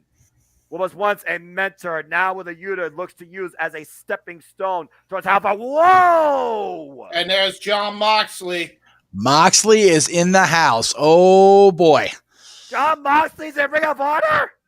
John Moxley's there for the pure title match. He's out on stage, which means he is likely to be in the house for the world title match, and we know where he and Eddie are, or where we think they are anyway. Well, Blackpool Combat Club around Roughshot in AEW. They might look around Roughshot now, Ring of Honor. Blackpool Combat Club might be trying to run over Roughshot with the professional wrestling industry at this point. Who's going to stop him? You tell me. That especially with Bryan Danielson back in good graces with them in the dark side. I'm officially starting to regret my decision right now and my choice in this match. And our panelists tonight are Christopher Daniels, Madison Rain, and Pat Buck. Those are our pure title match judges. Correction, Noah. Soon to be Hall of Famer, Christopher Daniels. Thank you. I'm sorry, my bad. That's okay. The new Ring of Honor Pure Championship. The new Ring of Honor Pure Championship held up high by referee Mike Posey, the pure official for Ring of Honor. Oh man, I'm gonna lose this one. I feel like John Moxley and Ring of Honor. Damn it. Yeah, Matthew. That's what I'm trying to check on right now. Johnny had the best viewpoint of what happened after the fact. Exactly. So we're working on it. We're working on it, guys. The show's got to go on. Hopefully he's okay though. We gotta keep focus here. Yeah. 111 day reign as the Ring of Honor Pure Champion with a 4-0 record in Ring of Honor. Wheeler Yuta has yet to lose. Nice. It's almost like Wheeler Yuta is the young boy of the Blackpool Combat Club to a degree. You remember when John Moxley was training and endorsing the likes of Shota Umino, aka Shooter, aka Roughneck now in freaking New Japan Pro Wrestling? Yeah. Let's see if we get the Code of Honor, of course, adhered to. You see our clock. I love the fact we got the clock, and we also have our rope break counts here. I just noticed this, by the way. And here we go. Yuta said to Katsuyori Shibata, "This is an absolute honor." That's what he said to Katsuyori Shibata just now. Now, you wonder how much of that is actually true. I mean, again, Blackpool Combat Club, they are about violence. They are teachers by violence, but they respect the art of professional wrestling. It doesn't get more pure and founded than Katsuyori Shibata in a Ring of Honor Pure Rules match. Both men trying for leg kicks early going here. And you know what's weird? You look at Wheeler Yuta, you look at Katsuyori Shibata. It's almost like a mirror image of each other, almost like a younger version of Katsuyori Shibata when you see a guy like Wheeler Yuta wrestle. Oh. Yeah, I would say the same thing about Ren Narita, who's now known as the Son of Strong Style, James. But I do understand the point you're trying to make here, as both men right now are just trying to ground the other in place. Katsuyori Shibata right now, he could take a shot, but he's choosing not to. There is wrestler. The experience of Katsuyori Shibata. Well, I mean, you want to talk about experience. Freaking Katsuyori Shibata. He's 43 years old, but has 23 years in the game. Former Red Pro British Heavyweight Champion, 3-time never Openweight Champion. He has been called the wrestler for a reason. Wheeler Yuta, of course, 26 years of age, 9 years in the game. Current Ring of Honor Pure Champion for the second time. Calls himself a killer. Believes that he has trained, fought, and studied enough to surpass the likes of Katsuyori Shibata. That's a huge moniker to put yourself on. But we did not think John Moxley was going to be out here either. So how much more pressure does that add for Wheeler Yuta in this case? Right. Good point. You see right now, Yuta looking for maybe a wrist hold, and Katsuyori Shibata brings Yuta into the ropes. We're going to get a rope break. That might be a rope break here. Clean break, clean break, clean break. Oh, he didn't use the ropes, so that he didn't use the ropes. He just put him up against the ropes. So technically, that does not count as a rope break. Oh, when Shibata beats him to the punch, literally. Again, if Yuta's going to win this, he's not going to win a striking war. Oh, wait for the PK. Lethal maneuver that has won him championships. Stalemate. 2 minutes, 17 seconds in so far. Shibata has won against the likes of Hiroki Goto and Tomohiro Ishii at Wrestle Kingdom with that very PK move. That could be the lights out move here in this match. All right, I can confirm. Please go ahead and confirm while we got a moment here. Dante did, in fact, break his leg off that Canadian Destroyer spot. He ended up tweaking it the wrong way off the descent, and his leg is screwed up. I was more worried about his head. Yeah, it looked like he took a brutal header, but it was actually his leg that completely snapped in half. They rushed him out, according to what my boys are telling me. So yeah, he's out for I don't even know how long. It looked like an ACL MCL tear from looking at that angle again. Okay, I got you. And hello, Darren, and hello everybody. As we continue to bring you coverage on our semi-main event here on the Ring of Honor SuperCard of Honor. Ring of Honor Pure Championship in Katsuyori Shibata and Wheeler Yuta. You can see the results scrolling across the banner. Again, it's the second of many streams ahead on the JMN Multiverse of Media live watching events. Please like, subscribe, comment, and tell a friend. And once this event is over, we will change ways to the WWE Hall of Fame officially beginning. So pull out your best 3-piece, 2-piece ensemble and prepare for a night of class and honor as Ring of Honor is still underway, and then we honor the greats of the past soon. And right now, again, we're just looking at literally a catches cam clinic here right now. Both men just trying to grab a limb and ground the other. The calculated art of pure wrestling, James, we talk about all the time. It is literally human chess. Yeah, no doubt. Oh! Figure four. And Yuta, I mean, what can he do here? I mean, it's a lot firmly in place. He could either reverse the pressure or he could try and exhaust a rope break. He almost feels insulted at this point. As Shibata raising up, adding pressure, asking him to hit him. Yeah, just toying with young Yuta here. But he knows if Yuta tries to draw himself in, he can add pressure to the hold and cause Yuta to fall back. Yeah. And that pride right now might cost with a Yuta here. Because the longer he's in this hold, the more damage he gets. He's going to try to go for a rope break. It looks like he doesn't really have many other options here. He needs to. And you just got to eat your pride and use it. Sometimes a rope break is a saving grace, especially at Ring of Honor Pure Championship, James. Oh, wow. Look at that, though. Shibata knew he was going right forward. Didn't even give him the option. Just brought him right back to the center of the ring. And you see the way he's grasping the ankle. He's trapping the heel. You see the way his arm and hand is behind his back. And again, Yuta still trying to reach for the ropes. And finally, Wheeler Yuta has exhausted his first rope break. And so far, we got one rope break used by Wheeler Yuta. Hero snapmare take over there. And the chin lock. Snapmare into a chin lock, knee right to the upper back, almost to the neck area of Wheeler Yuta here. And right now, Shibata trapping Yuta here. Again, the arm, the elbow, pinpoint. Off. Right on the friggin' pectoral, right where the heart is. Trying to collapse the chest cavity and prevent Yuta from breathing. You see Yuta with the mouth wide open, gasping for air. Hammering elbows. A stable to Blackpool Combat Club here. Yeah, that right there is how you do a hammer and Enfield elbow. Cover. 1 count. Oof. Showing Yuta how it's really done. Yeah, you wonder at this point, was he sending a message to the likes of Bryan Danielson, for example? In the triangle, head scissors right there. So figure 4 around the neck and throat.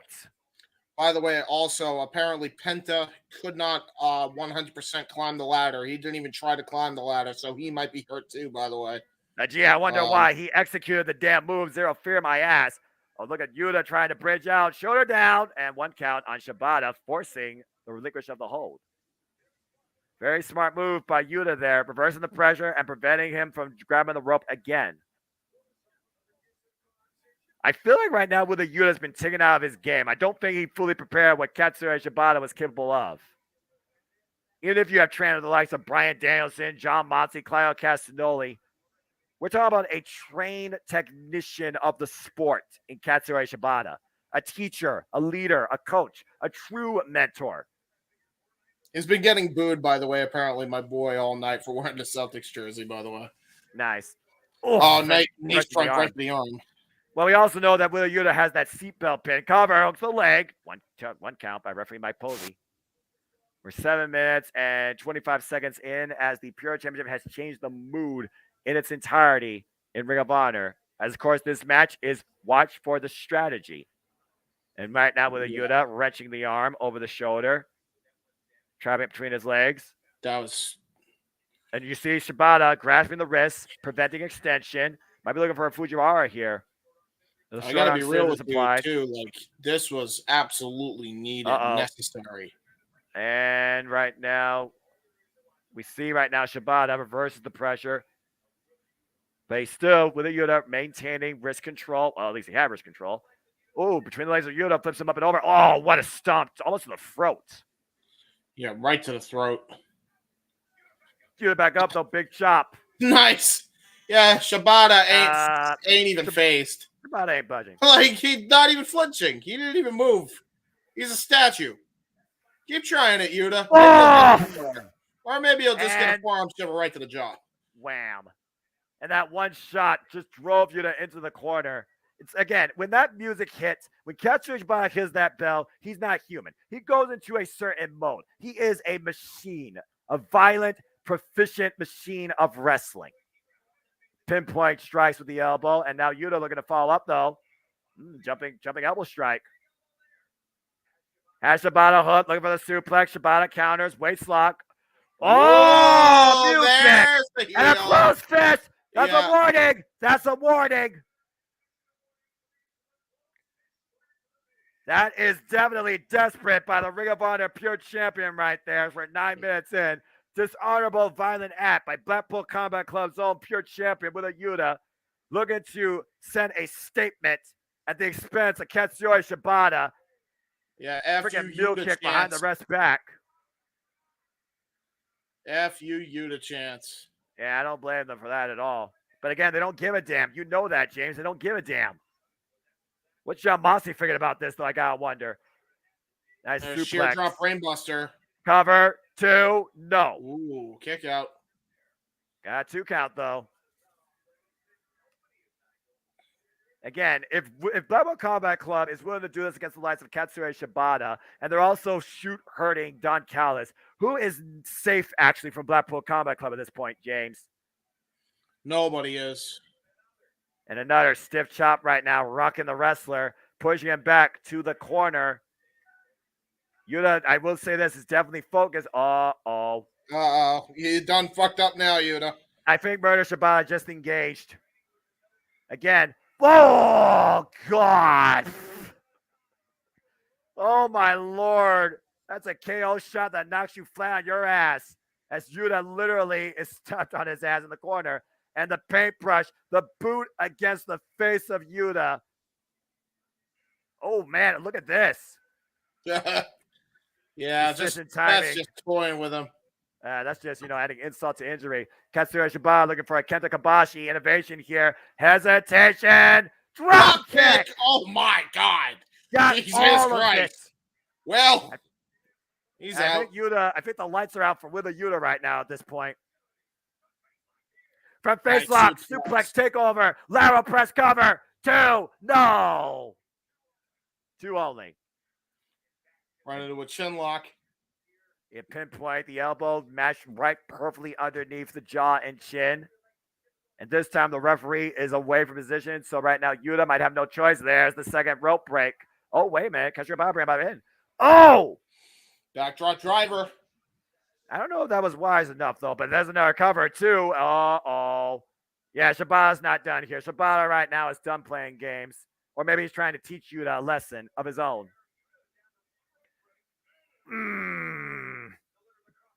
Delivers across the chest. That pinpoint kick. Shades of Bryan Danielson. Can I get Bryan Danielson versus Katsuya Shibata Ring of Honor please later this year? Please. Yes. I'm just saying. Shibata, and right now, Yuta just trying to grab for something. Maybe asking for a reprieve. Getting none of it from Katsuya Shibata here tonight with these kicks. Collapses the chest cavity. Wait, Yuta trying to eat them and collapses. Unable to. We have 12 minutes in this match. Yuta has one rope break left.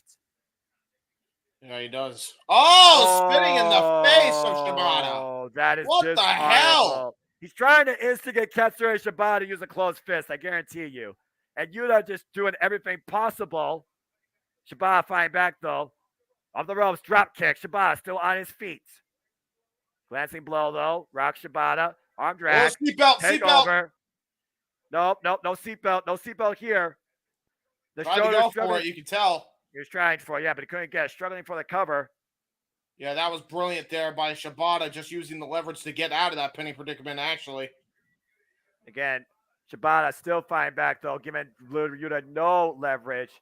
The rebound. Oh, God. And back at the sleeper. Yuta might be going after that overhead shot.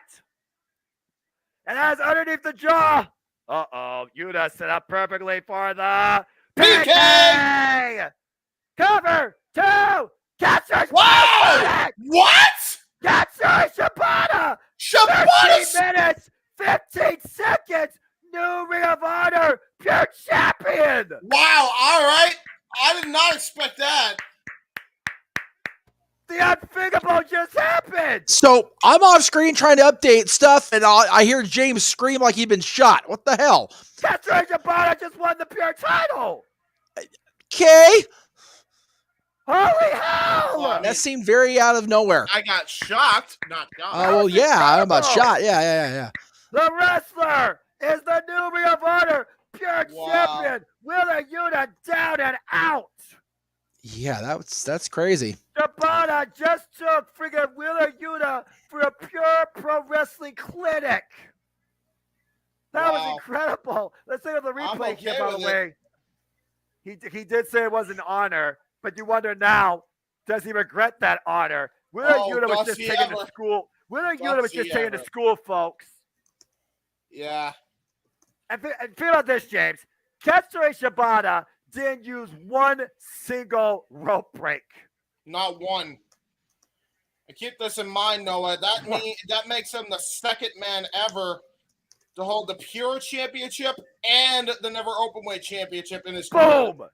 That PK did it again. Wheeler Yuta KO. Nigel, Caprice, Ian couldn't believe it. You couldn't believe it. This is an incredible moment. Yeah, now look at this. Going to try to shake his hand. Let's see if we get a code of honor, though. And here's the thing. Wheeler Yuta called for this. Wheeler Yuta pulled this out for himself. All right? Nope. Oh, now look at that. There's the damn, Yuta. Yeah, Yuta's embarrassed at this point. He's got to be embarrassed at this point. He put out that on himself. Yeah, he did. Failed. Katsuya Shibata, ladies and gentlemen, is back. It is the new Ring of Honor pure champion for the first time ever. Congratulations to the wrestler. That's freaking awesome. I got to see Shibata win a title. You had to call it. I got to call it. He did in less than 15 minutes. That was crazy in of itself. Shibata wow, did it. Man. Honor is indeed real.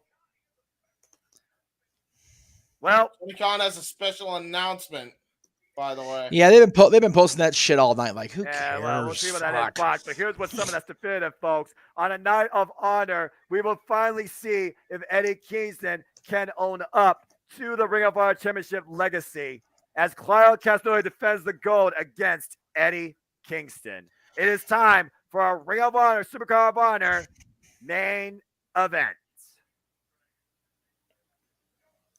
I still can't believe Katsuya Shibata is a fucking champion. A Ring of Honor. What the hell's my life?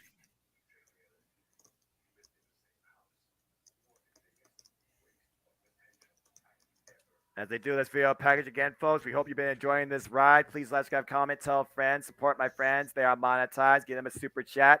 That's where it's at. Simple as that. And we are now on our main event for the Ring of Honor World Championship. A battle over 15 plus years brewing. One man claims the other one has wasted their potential. The other man claims the champion is a fake, a phony, and refuses to do business. One looks to humble the other looks to embarrass the other. Claudio Castagnoli, Eddie Kingston for the Ring of Honor World Championship. A man without honor can never be Ring of Honor World Champion. Is Eddie Kingston truly a man without honor? We're about to find out. And again, as it says on the screen, we will be switching. God, enough with Tony's announcement. God, you're going to make it. If it's not the greatest thing in the history of AEW, you guys are going to look really effing stupid on Ring of Honor's pay-per-view. I wish AEW would stop, but I will say this. I'm looking Jamie Hayter, let's fucking go. Jamie Hayter, right. Excuse me. It's MJF Day. Oh, my God. Jamie Hayter and the House of Black defend their AEW World Trios Championships against First Screens, Orange Cassidy, and the Best Friends. We're also here for the Blackpool Combat Club. Jamie Hayter defends the AEW Women's World Championship against Riho. And for FTR, it's win or go home.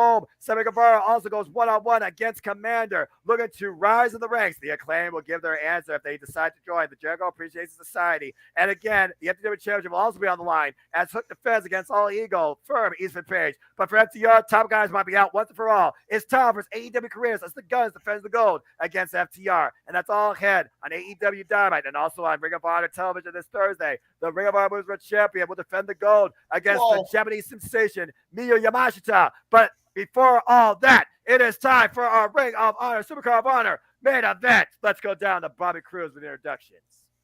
Bobby Cruz, do your thing. I'm going to not have a voice. Right. I know. Oh, boy. I feel that pain. I'm happy. Oh, yeah, absolutely. Wow. What a show. Yeah. So, and again, guys, we appreciate the Hall of Fame is on, and we acknowledge that Stacy Keibler is going to go on stage here momentarily, but the Ring of Honor World title is getting ready to go in the ring, guys. Sorry. This is what happens when you got too much professional wrestling on in one night. Yeah. I was hoping WWE would delay a little bit longer, but I get it. Well, I mean, again, it's a collapsed version of the Hall of Fame class. It's also a collapsed version of the Hall of Fame. It's not like it used to be. They're probably going to have even shorter speeches, which I feel is going to be insulting, but I digress.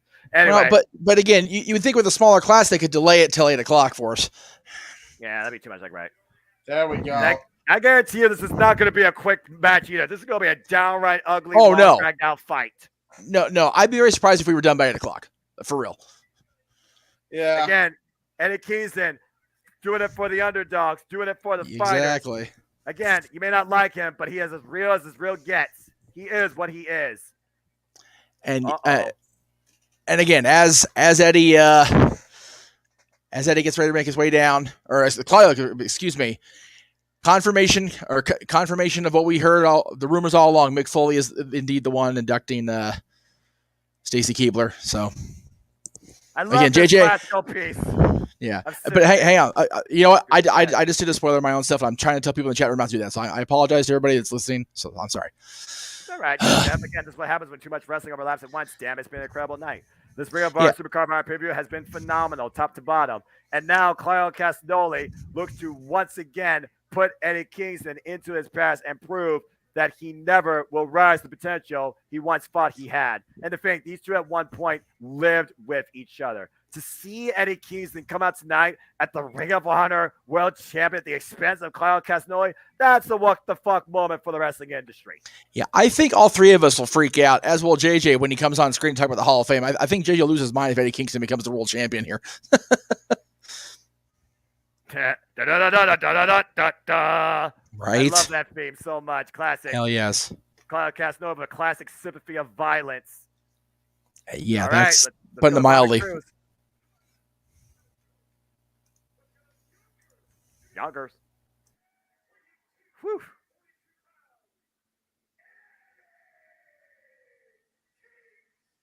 Since 2006, these two have had personal issues. And the last singles encounter was in 2009. Or 11, 2011. Eddie Chance rained down in this Yeah, Ring of I wonder Honor why. countdown.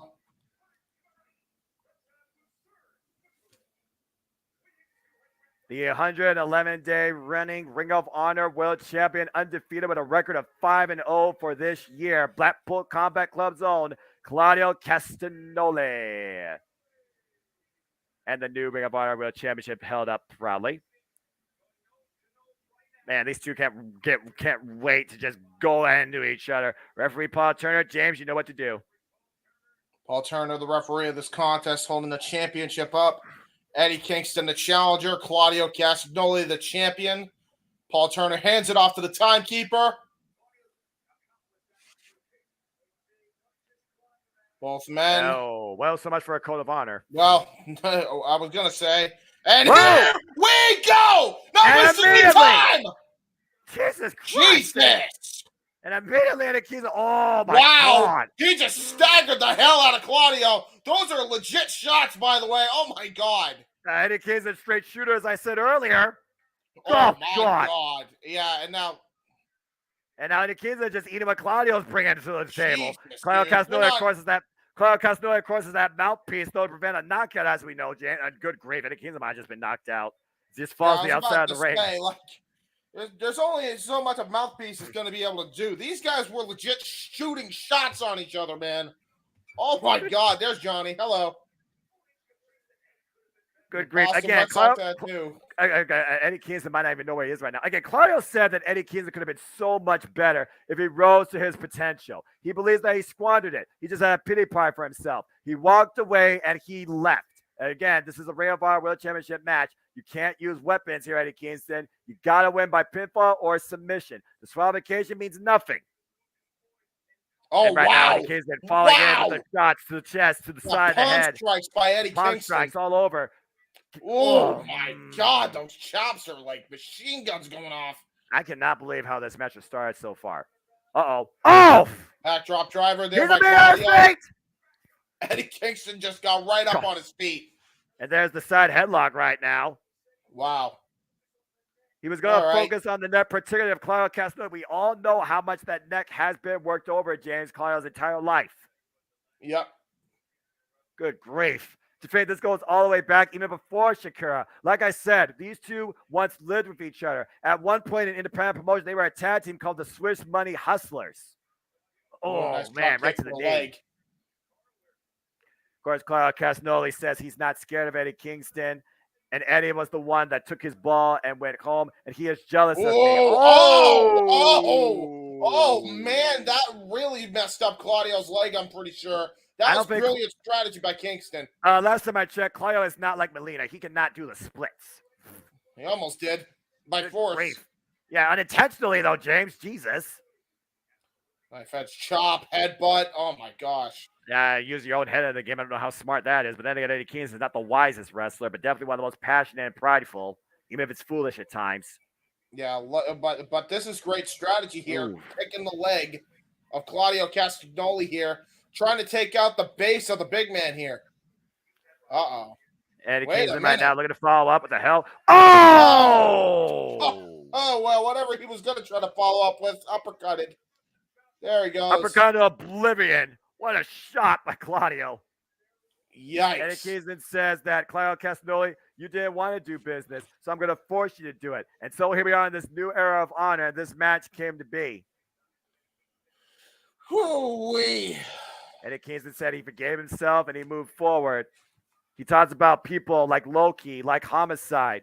And at the end of the day, Eddie Kingston says he knows Claudio Castagnoli for who he truly is. And it's out for vengeance, not just the championship. Wow.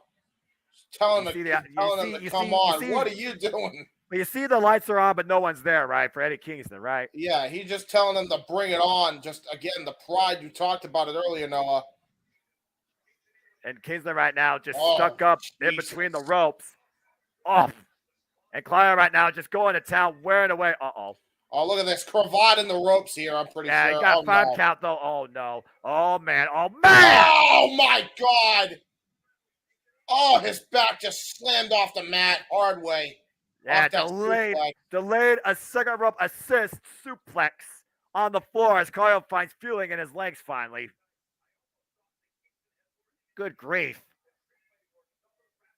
And again, if this comes down to a street fight, this plays in Eddie Kingston's favor. Claudio Castagnoli is a pure professional wrestler. He can get down dirty, but I don't think he can get down dirty at Eddie Kingston's level. I don't know, man. You seen those matches that he had with the Hardys when he was teaming with Sheamus? I'm just saying, he can get down and dirty with the best of them. Yeah, but Eddie Kingston's been fighting for his whole life. You know that, all right? We've seen this man outside of the big companies fight across the lines of Impact Wrestling. We've seen what he's brought forward in New Japan Pro Wrestling. He eats, sleeps, and breathes the King's Road style. Oh! Yeah, there's a Claudio specialty. But again, that leg that was targeted earlier on in the match, he's still clutching at it. He collapsed underneath him. And Claudio goes to the Claudio. top. How wise this is. Oh, diving headbutt! Here's the cover, hooks the leg. Ooh, Eddie Kingston getting the shoulder up, though. Good grief. Eddie Kingston and Claudio Castagnoli, they fought one time back in a match founded on respect, and respect was not shown in Shikara in 2009. And instead of respect being shown, Eddie Kingston pulled out that spinning back fist and dropped Claudio where he stood. Oof, and a chop again to the right pectoral. Claudio follows up those stiff strike. No. Jesus. And it just went to a firefight. Those are live rounds. I think Eddie's winning this exchange, honestly. Open hands, man. No protection. Oh, my God. Jesus. Double takedown. And go for the giant swing. Oh, boy. But here's the thing. That leg. There's that leg coming into play, Noah. Yep. You're right. And he immediately went to the outside. And I got to also wonder, he just did that diving headbutt. How much does that affect Claudio's equilibrium? Yep. He's got to be a little bit loopy, to say the least, especially after those palm strikes by Kingston. Cover again. Traps the arm. 2. And Kingston grabs the rope, though, and also lifts the shoulder up. Oy vey. This is just a fight. The last time these two were in a Ring of Honor match against each other one-on-one was 2009. They traded victories in one-on-one exhibitions. And there's Eddie Kingston trying to get his equilibrium back here. Claudio now. Running up and right to the side of the head. Oh, my God. I'm not sure how much of that he got, though, James, personally. Yeah, that's a good point. But he definitely got the jaw somehow. Eddie Kingston has not held any championship of any sort since 2019. Oh, my God. Good grief. Breaking the eyes is Eddie Kingston. Eddie Kingston has raged wars against the likes of Jun Akiyama, Tomohiro Ishii, Bryan Danielson, and, of course, CM Punk. Drop kick! Yeah, but again, that leg, no Claudio. Yeah, but it took Eddie Kingston down off the top rope, man, the hard way. Even if he was unaware of it. And Lance hoping that Claudio wins. So, again, we'll see. Trying to get his bearings back, of course. I'll be honest, man. Claudio could win tonight. I'm sure he will. But it ain't going to be an easy task, I'm telling you. Oh, no. What the hell? Kingston and Claudio up in the corner. Dangerous territory here. Yeah, very dangerous territory. Facing him at this point. Just literally pie-facing him. Claudio coming back with elbow strikes and forearms. Looking for the... Uh-oh. Del boy. From the outside to the inside. Superplex. Yeah, there's that Claudio specialty there. Crosses the cover. Hooks the leg. 2. No. Somehow kicks out. Eddie Kingston grasping the small of his back, though. Yeah, his back is definitely screwed up for sure. And Elizabeth saying, reading some tweets that people want to see a certain someone come out either during or after this main event. Person they're talking about is not Chris Hero. Well, of course, we what happens there. And speaking of AEW Dynamite will be in Long Island, New York this Wednesday. Bizarre World. So stay tuned for more on that. Then we'll be back bringing you coverage for AEW Rampage and Battle of Belt 6 next week Friday. And next week Friday they're in Kingston, Rhode Island for the first time ever. That and so much more ahead on the JMN Multiverse of Media. Get your tickets at AWTIX.com. Any chance right now, Eddie Kingston attacking the back and the front. Claudio Castagnoli attacking the back and the front of Eddie Kingston. Oh, stop right to the chest. Wow. Right, Eddie Kingston, though, breaking the eyes. Wait. And the nose, wrenching back. Yeah, he prevented a pin, though. That's the thing. That was dirty by Eddie, but that was smart because he prevented the pin from taking place right after that move. And of course, we will talk about AW Rampage at a later time. And yes, thank God for DVR. And again, Yeah, right. Eddie Kingston fighting out from underneath. Oh, big shot. And Claudio's still fighting back. Stay tuned for me and James' coverage some point next week on AW Spark on All Things All Elite Wrestling this week as well. Yeah, no doubt. Should we cover Claudio. this event on top of that? Whoa, it's a Guri! I mean, if Wow. we want to, we can certainly find a way in time to do that since we called the damn thing. Might as well. And fires him up over the top rope to the outside. Eddie Kingston looking for a big risk here. It didn't work earlier. Tope! Whoa! Wow, Tope indeed. And it turns and the way he turned that into, he turned it into a front face buster, driving Claudio's face right into the mat. You almost thought he was going for a DDT of sorts there. Yeah, he sure as hell was, it looked like. But whatever it was, he paid off that time. And look at Claudio, man. He's out on his feet right now. Claudio Castagnoli, 42 years of age, 22 years of game. Eddie Kingston, 41 years of age, 20 years in the game. Again, we've already seen. Whoa, exploder! Oh, Jesus. T-bone suplex on the floor to Claudio Castagnoli. Oh, man, look at the damage done already on Claudio's back. Yes, Lance, he did. Yeah, Lance, he's definitely injured. We saw, I looked up the spot again. He's definitely hurt. And we'll keep you posted as details become available. Please send your best wishes, prayers, and condolences, particularly to Dante Martin. Pentameyer also took a rough bump there, too. Zero fear, zero regard. Good grief. Johnny Starr said the referees immediately rushed him to the back after that spot took place, so it wasn't looking good. Bulldog hits. Off the top rope, got on it. Huckster there. Wait, nope. Shoulders down. Huckster leg. 2 count. That was a great Steiner-like bulldog by Eddie Kingston, but again, Claudio was able to get his shoulder up. And also, he was not able to fully get his body weight on the shoulders for the cover. You got to wonder if that moment was the difference for Claudio to be able to kick out. Like you said, that instinct, that sixth sense a professional wrestler has. Both these men fighting on their knees right now. Oh, Jesus. Palm strikes. Oh, God. And here we go. Another firefight taking place. Both men on their knees here. And Claudio, the champion, fighting back. Eddie Kingston falling over Claudio's shoulder at this point. Might literally be out on his feet. Oh, wait a minute. Oh, wow. Kingston. Oh! Didn't get it. Oh, he didn't get His it. elbows, though. Sorry, Eddie Kingston. Eddie Kingston might be out checking him, ref. That's the thing. He was trying to go for a Saito suplex, was Eddie Kingston. And Claudio just used his leverage to get right on top of Eddie and start raining those elbow strikes in. Shikara, Ring of Honor, ZCW, you name it. This rivalry expands companies. Oh, doesn't need the clothesline. Instinct. Stretch plum, baby. Stretch plum. Stretch Can plum. he get it? Oh, he's getting him on one knee. Can he get the arm back all the way? He's got it. He's got it in.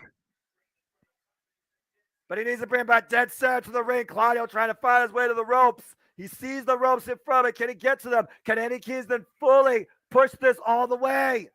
We already saw one Blackpool Combat Club member lose the championship tonight against Katsuyori Shibata. Could the same happen tonight to Claudio when he fights Eddie Kingston? He almost had it there with the stretch plum. Again, this pay-per-view, the first pay-per-view, the new era of Ring of Honor. Again, and right now, Claudio, once again, grabbing the ropes, preventing the Saito attempt. Eddie Kingston got hooked, though. Got it that time! He might have it! The cover! Hooks the leg! Shoots the half! 2! No! Wow, he almost had it! Wow.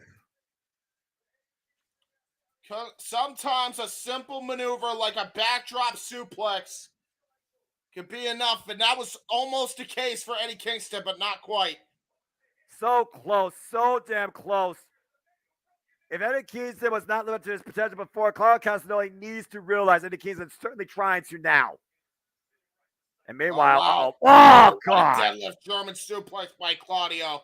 And again, the small of the back hitting the mat first while Claudio grasped his head. Both these men have to be exhausted. At this point now, it becomes a match of endurance. Yeah, the determination, the spirit of Eddie Kingston, particularly in this match, has really surprised me. Now look at this. Both men trying to pull each other up using each other's own head here. It's like each man brings out the worst out of each other for the best. Ooh, around the ear. Kingston fire back. And here we go. go. The champion with the receipt. Kingston grabbing his lower back, though. Clyde's asking for more. Eddie Kingston giving everything he has left, whatever that might be. Both these men still waging war for the Ring of Honor World Championship. Oh, for the trying to go for the back fist, and now uppercut, chop right to the neck. And a boot. Oh, lariat. Wow. That's got to be a cover. 2. No. Wow. That lariat was flush right underneath the jaw and chin, James. How the hell was Eddie Kingston able enough to get the shoulder up from that? I'll never know. Right. Haymaker defied. Look at this again. He blocked the spinning back fist, the Hurricane, gave him an uppercut, and then he chopped him in the side of his head in the neck. Kingston goes off the ropes in a boot, and then eats full lariat from Claudio, and somehow still got the shoulder up before 3. Now look at this. He's going to try to go for a recoil bomb attempt here. Got him up. Kingston counter, though. Oh, spinning back fist! Spinning back fist by Kingston! So cover! 2! Oh, 2.99! 2.99 for Kingston! Wow! Wow! Woo. Eddie Kingston was that close to being the Ring of Honor World Champion. Oh. He just hit his best shot, though, James. Was that the last shot he had left? He's not done yet. He's not perturbed yet, Noah. Holy hell, God. I'm Wow. Shame. And the adrenaline right now, God. going for both these men, looking for an exploder on the apron. Can Eddie Kingston hit it? And Claudio find back. Well, the elbow strikes him back in the head and neck. Oh, knee strike right to the face. And another again. one.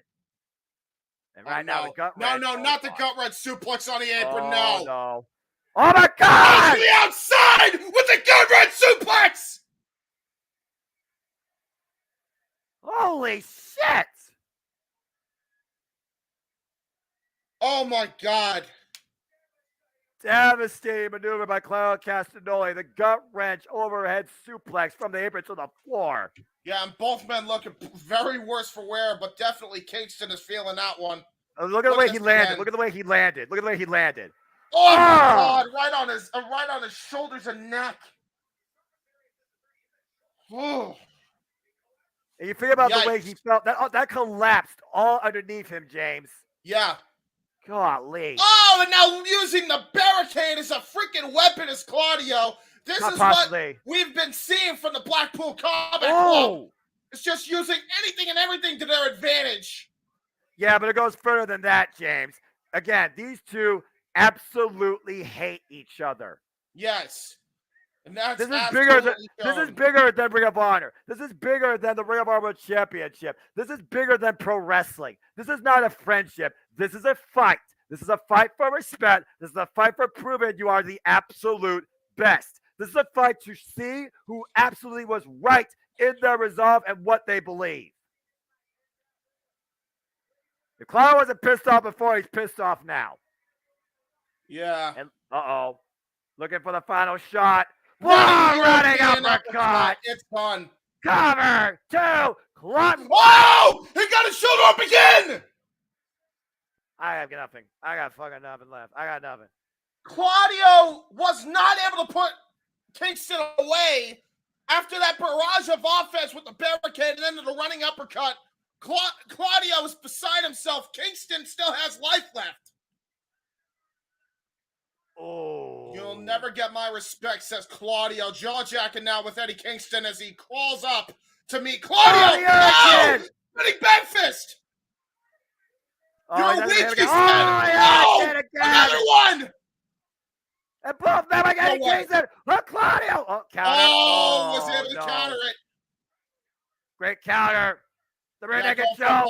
Oh my gosh, wait a minute, out kind of. Yeah, trying to go for a swinging choke. Oh no, hooking him up. Lock style. Neutralizer. It might be it. Just a half counter. A one count. A one count. A one count. Eddie Kingston stays life. What the hell? Oh my God, uppercut. Uppercut cover. 2. No. Get down again. What the hell is Eddie Kingston made of? Claudio doesn't even know what's going on anymore. The crowd's on their feet. I'm on my damn feet. What the actual fuck is happening? I'm getting flashbacks to Brock Lesnar and Eddie Guerrero when Eddie Guerrero kicked out of moves for the WWE Undisputed Championship. We're harping back to that time.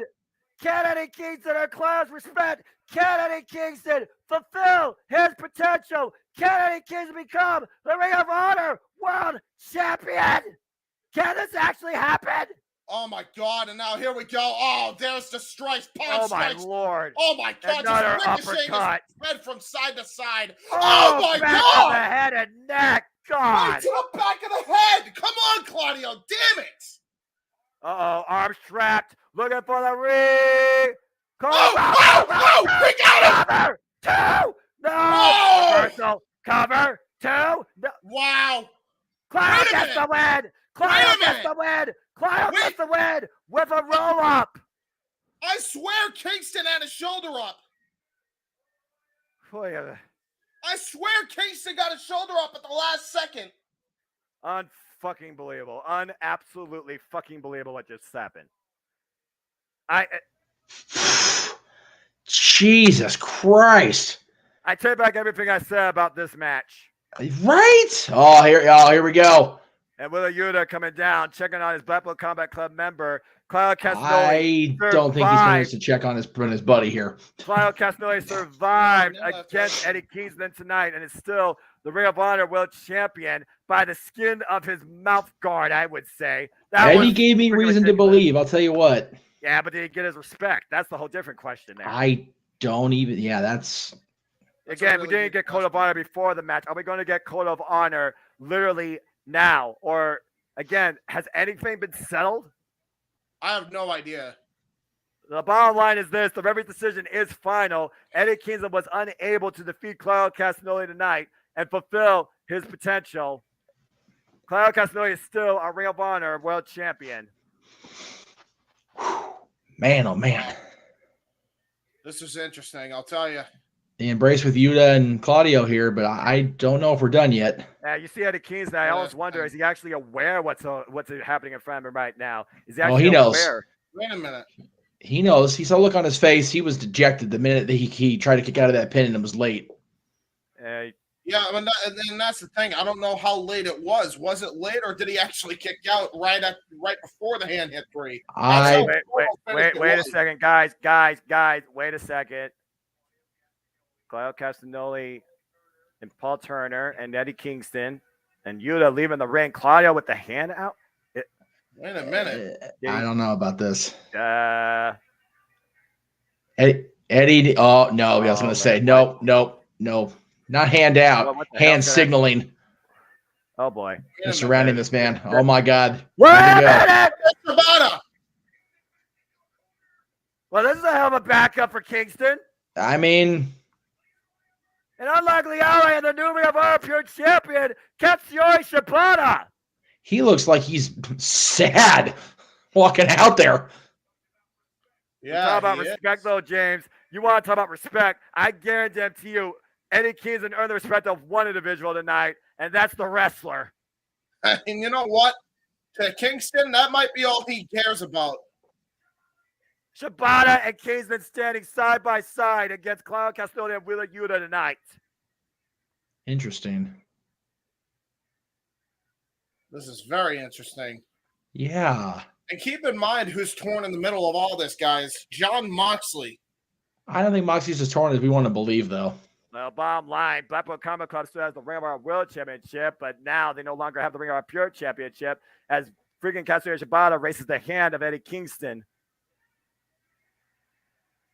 The jaw-jacking, still a jaw-jacking here. Yuta needs to watch his damn mouth. He's going to get popped in the face. Hey, Yuta's already been humbled once tonight. I was going to say, he don't need Kingston trying to humble him. Kingston may kill that man. Guys, remember, every time they've been outnumbered or evened up, yeah, they attack from behind. That's been the Blackpool Combat Club's MO ever since they've adopted that new attitude. So Kingston, Shibata, watch your backs. No. Yeah, no Eddie kidding. wants the mic. Here we go. Oh, what's been phenomenal? Oh, wait a minute. It looks like Eddie Kingston. He doesn't want to hear his music. He actually has something to say the Blackpool Combat Club finally leaves the entranceway. Is the mic working? Bueller? Might be one of the microphones that don't work. Bot. Yeah, I know. Okay. Yes, it's on, Eddie Kingston. We want to hear from you. Yes, you are.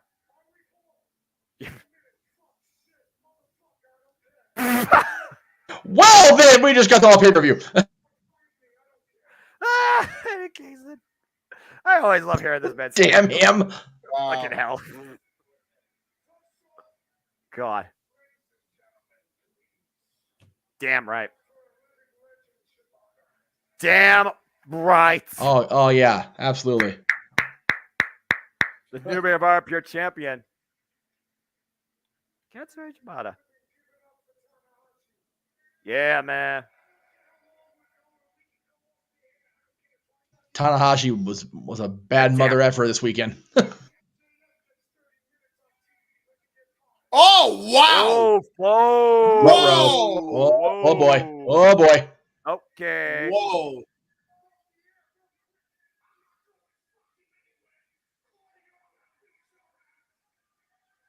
I hit the button, Tony. You might want to. Well, you heard that right. Eddie Kingston is definitely around for Ring of Honor for the long haul. Professional wrestling was definitely delivered in an honorable 49. For James Hebert, I am the Super Noah Foster. Thank you for tuning in for this first of the WWE Network Live Watch production. Happy wrestling, everybody. This has been the Ring of Honor SuperCard of Honor. It was fucking phenomenal. You two suck. Well, that's great. You can just go suck a dick in there in comment room. Thank you. Appreciate you. Good night. Okay, bye. Yeah, that probably was a bothered individual that wish he had he didn't still have his virginity, or actually had somebody that cared about his opinion. Wish he, actually was at one of these shows, or Ian McCall one of these shows with some decent people. It's all good. All right. Everybody's gonna be an asshole, and then there's also those people that are just pure and kind. That's why you overlook the idiocracy of the internet wrestling community and humanity and society. All right. So I stand by it. Before I bring in the Renegade with his Hall of Fame attire, are we watching the show live, or are we rewinding? As far as I'm concerned, we could watch it live. I mean, they got what 2 more hours? I figure something like that. It is on Peacock right now. We are through with induction number 1. JJ, Perfect. Did you watch the first induction as it happened? I did. Okay, right. So we can go to the live feed now. It's up to the room. What do you guys think? I'm going to it right now live. I'm waiting for it to load. I'm already live. Got Jimmy Hart on my screen. All right. Yeah. So yes, they did show. For those tuning in, welcome to our coverage of the Hall of Fame. By the way, we did get the. I'm dropping shit. We got the induction of Stacy Keibler by a combined inductor duo of Mick Foley and Tori Wilson. So that was pretty cool. Mick, of course, is Mick Foley. You gotta love Mick Foley. Both of them spoke about Stacy's kindness, about her popularity, about how talk about Warrior getting the rocket fuel being strapped to the Starship. Man, Stacy's popularity went through the roof immediately. Did Dancing with the Stars, and then walked away to be the best mom and wife she could be. And right now, Jimmy Hart is out there inducting Andy Kaufman. Of course, Jerry Lawler's still recovering from his medical episode, so he sent in a beautiful video from his throne in Memphis, Tennessee. As he should be, damn it. And Jimmy Hart introduced Andy, and out is walking. He was out here walking. I can't tell who it is. We'll find out here in a moment. I didn't hear what Jimmy said. JJ, I don't know if you heard the dialogue Jimmy said. He said the Kaufman family. Okay, there you go. Okay. Well, I mean, with Andy, you never know. There is that. That's a fair point. Yeah. So let me get myself on screen here. Again, Andy Kaufman, he may have been before my time, but again, the network definitely educated me. The shenanigans with him, Jared Keem Lawler. I mean, that goes way back. That's like around the first WrestleMania time. Absolutely. Prior to. Exactly. Yeah. Him getting pile driven by Jerry Lawler was 1982 April. Yep. As was Letterman episode. Yeah, Letterman was June. Yeah. Hey, Jeff, you want to change that from red to gold, since we are looking at a golden night of honoring here? I'm trying. It's one of those things. I'm trying to also get myself set up here. There you go. It's not working. Why isn't it working? Let's go ahead and hear what the Kaufman family has to say here. That's because it's not turned properly. First of We all, missed Stacy's induction. we missed the entire thing. Yes. Okay, that's right. That's why I was asking. I'll rewatch it probably after the live feed, just because that's fine. I do respect Stacey Keeber for what she did. She did what she had to do. I'm not sure why I'm not getting my screen working, but Respect.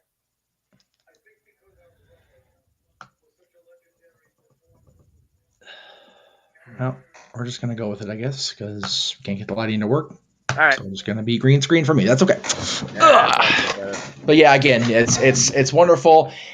JJ, you and I talked about it. If it's not gonna be Cyndi Lauper, Andy Kaufman is a wonderful, well overdue addition to the WWE Hall of Fame. Andy Kaufman was not a name we were even figured about when we were talking about the celebrities at first either. We really would like Cyndi Lauper at the forefront more than anybody else. Yes. So this was actually a nice surprise, and I do approve as a guy that does respect history. I may not watch every WWE documentary on screen because, God, there's too many. But even I understand the importance and the recognition worth of this inductee. Absolutely. Yeah, all you got to do is go back and watch Jim Carrey's Man on the Moon. Yeah, it's so, and I can't recommend enough Jim Carrey's documentary, Jim and Andy, on Netflix that talked about the making of Man on the Moon, because that was more insightful than I expected, for real. Right.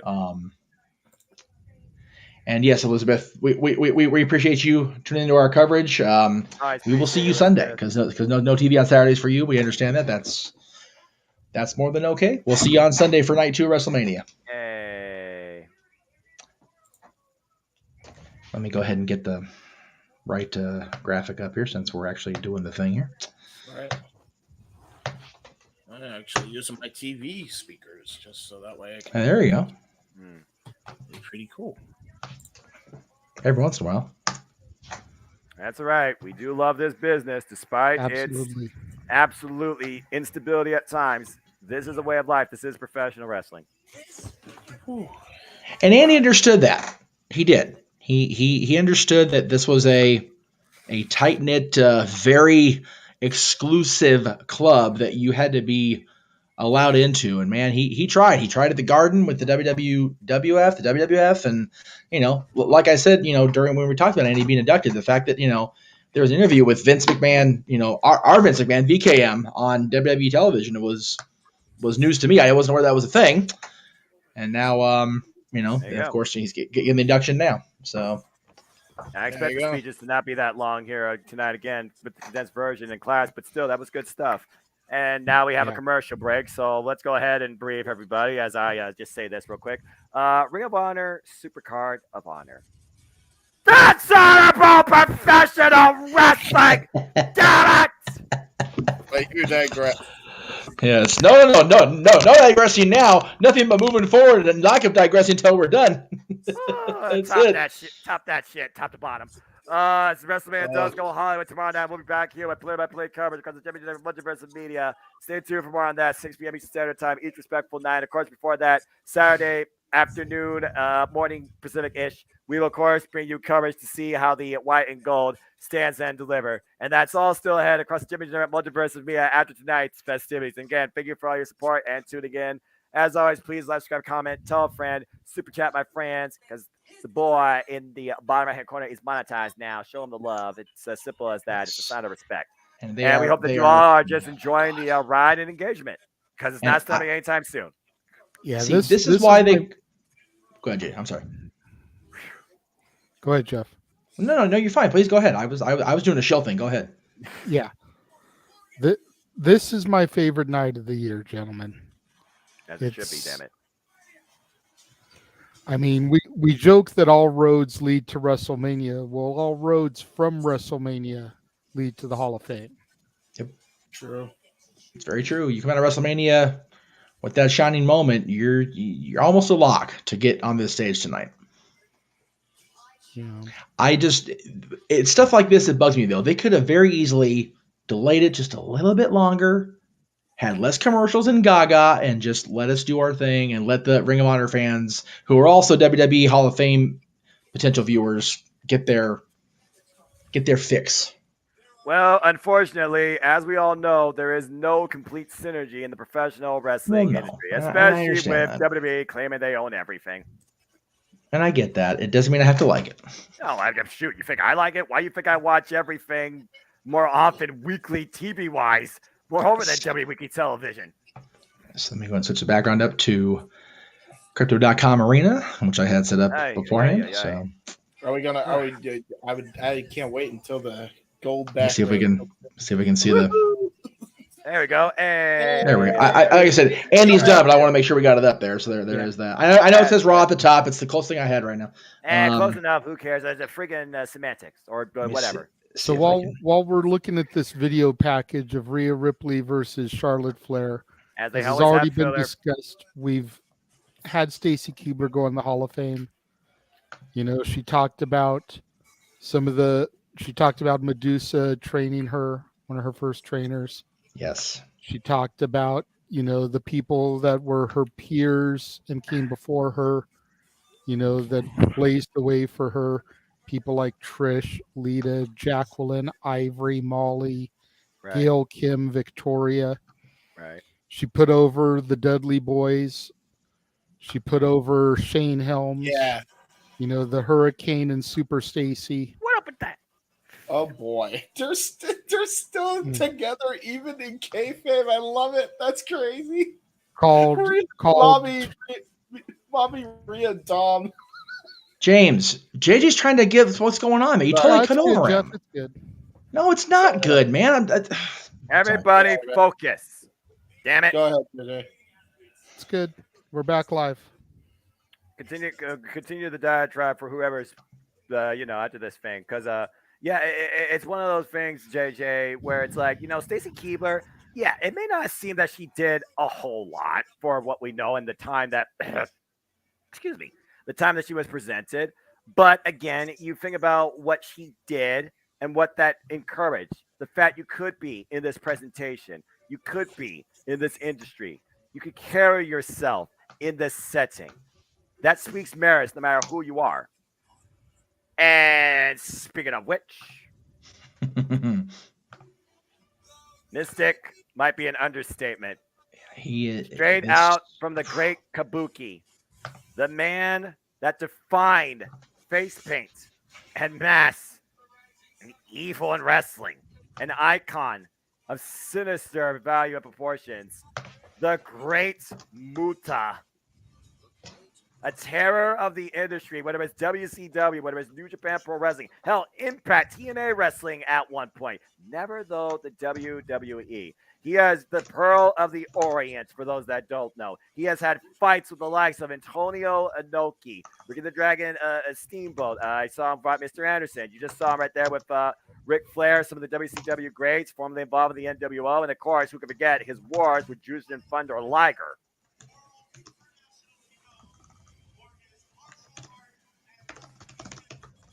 It surprised me, though, that all of a sudden, just because of that one little match in Pro Wrestling No, I feel like they just like, oh, yeah, great Muda. Let's go ahead and do that. I just find that kind of so, random. This is the one for me, JJ, that felt the most out of nowhere. Even though Great Muda and Keiji Muto both retired this year. I can see that to an extent, especially since he never did anything in the WWE. However, WWE owns the WCW library, and obviously he was a hell of a figure over there. So by proxy, it kind of makes sense. You see the Muda lock right here on countless individuals. Lex Luger. Oh, Pro Wrestling Noah footage. Nice. Shining Wizard gets Kino of damn, what's that faction called? Congo Rebellion. And of course, the girl with the shiniest wizard, Tegan Knox, obviously inspired by the likes of the Great Muta. Anybody that does a Shining Wizard, for example, has been inspired by the deity known as Great Muta. And of course, Great God Angel. Suffered that the hard way. You think about the misuse by the likes of Asuka, aka Kana, with its blue, red, green, black, each one with a different form, symbol, signature, reason behind its pain. Even if I remember right, the Ultimate Dragon briefly adopted the mist for a while there, out of respect. Yes, he did. Tajiri sure as shit did. And he's won Crazy accolades all over buzzsaw. the globe, whether it's Tokyo Sports, whether it's All Japan, you They're- name it. Great They're Muda. showing the footage. I'm sorry. I know I bitch for cutting people off. I just cut you off. No, I'm sorry. They're NWA. showing the footage from Nakamura from this year. Yeah, I was about to say, that surprises me. You just saw Pro Wrestling Noah footage for a split second. That's awesome. Again, Triple H, I guess I want to say it again. Triple H, thank you. I'm sure that was the agreement made. That, okay, if we're going to lend you Nakamura, we get to use the footage. I mean, how else can they do it? Let's be honest here, okay? Right. Yeah, you know. When was the last? Again, bingo card. How many squares have I covered at this point? Yeah, that wasn't on there. Pro Wrestling Noah footage on a WWE program. What the fuck? Yeah. Less All than right. 3 months after it originally aired. Right? All right. Here's where the show reaches its 2-drink minimum. I'm still straight edge, but anyway. Here comes the H. Oh, God. Woo! And again, shenanigans off screen aside, the last year or so and what he's gone through and what we've seen him put himself through, the argument will always be him and Shawn Michaels, 1A, 1B. I mean, I can't argue that. I told you my all-time favorite wrestler, Shawn Michaels. I still stand to this day. WrestleMania 25 was the match of the streak. But I'll be damned if I'm not going to honor this man anytime he's on my screen. Absolutely. And wow, Ric Flair is the Ric Flair drip is in effect in LA, folks. Wow. The Nature Boy, always styling and profiling. Wrote the book on that. Seriously. Physically and proverbially. Yeah. And of course, we're in LA, the city of angels. You don't find a more expensive, better suit than those parts. No, it's my home, away from home, brothers. That thing's worth. Yes, JJ. It's always interesting to look at the people that are sitting next to Triple H, the McMahons, up on the entryway there for the Hall of Fame. Absolutely. You look, if you're paying attention, it's Triple H, Cody and Brandy Rhodes, Bianca, Tez, and Angelo Dawkins. Mm-hmm.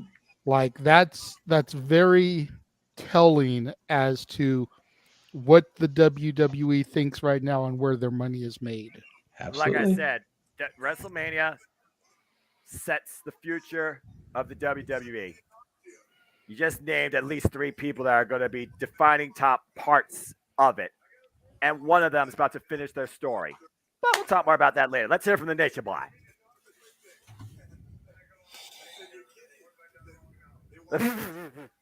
What have you done wrong now? That Ric Flair, no stranger to trouble. Duh.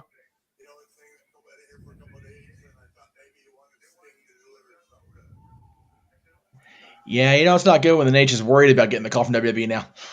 Right. But again, if it's not going to be Sting, and it wouldn't have been with the AEW, way that the relationship is not 100% synergetic right now.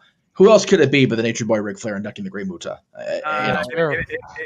If it's not somebody out of Japan itself, then yeah, nobody. Yeah, it's Rick.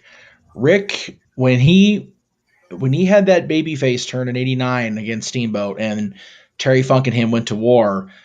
Great Muta was brought in by Gary Hart to be along for the ride in that war, and that's how Flair and Sting really came together before there was even a remote thought of Sting being a horseman. That didn't come until the Andersons came back to WCW. So Flair and Sting united over this man he's introducing. And this wasn't a man, this was a deity. I mean, I guess possibly it could have been Hogan since Muta was part of the NWO. Could have been Hogan. Booed out the building. No, you know what though? Not in LA. I don't think he would have. I really don't think he would have. Especially if he was representing Hollywood Hogan. Oh yeah. If he walked out there with the black and the white and the Fu Manchu surrounded by the black, I think it would have got a big pop. I think I'll give you that. I think you're both on point there. Yeah, and also for the occasion as well. You're looking good, man. when you think about it, the WWE or the WWF champion at the time, Hulk Hogan, went to New Japan during that disastrous 2 months in 1993 when he was champion and had matches with Great Muta that went, wow, Hulk can wrestle. So what a shocker. I mean, it sounds stupid to say that a wrestling champion could wrestle. Hulk Hogan could go. And, Right. it was matches with Muta and matches, with Chono that would show that. So Hogan would have been a very likely candidate. Good call, Jay. I would have been surprised if it was Hogan. But again, I think they're trying to give Flair the opportunity to show that he can show up and not cause shenanigans en route to, putting somebody else over. So at least on screen. At least on screen. This is fair. I'm about to say, we don't know what's going to happen backstage. I don't want to be in LA tonight. I'm glad I'm up here safe and sound at my house. Because the Nature's in town, and we're going to be all night. Woo! So, exactly. The Axe Bomber finisher, man. You got seriously, go back when this is over and research the Axe Bomber finisher in New Japan from Hogan. It'll make your brain go, yeah, because it's Hulk Hogan doing it. So. Not surprised Flair cursed. I missed that. I'm not surprised. Yeah, it is Ric Flair we're talking about. I know. Loose cannon. Yeah, trying to rip people's eyes out. And then not knowing what his English is like, Nakamura could have already also done it, considering he was the final match in Noah. Where is Nakamura? Seriously, they couldn't get like a transfer for Naki. Like, where's Nakamura? I wonder if Nakamura if this insults that he's not inducing a great mood. Even though, I can respect Ric Flair for doing it based on history, but I don't know. Little things, just little things. I'm just thinking out loud. Yeah, I doubt it.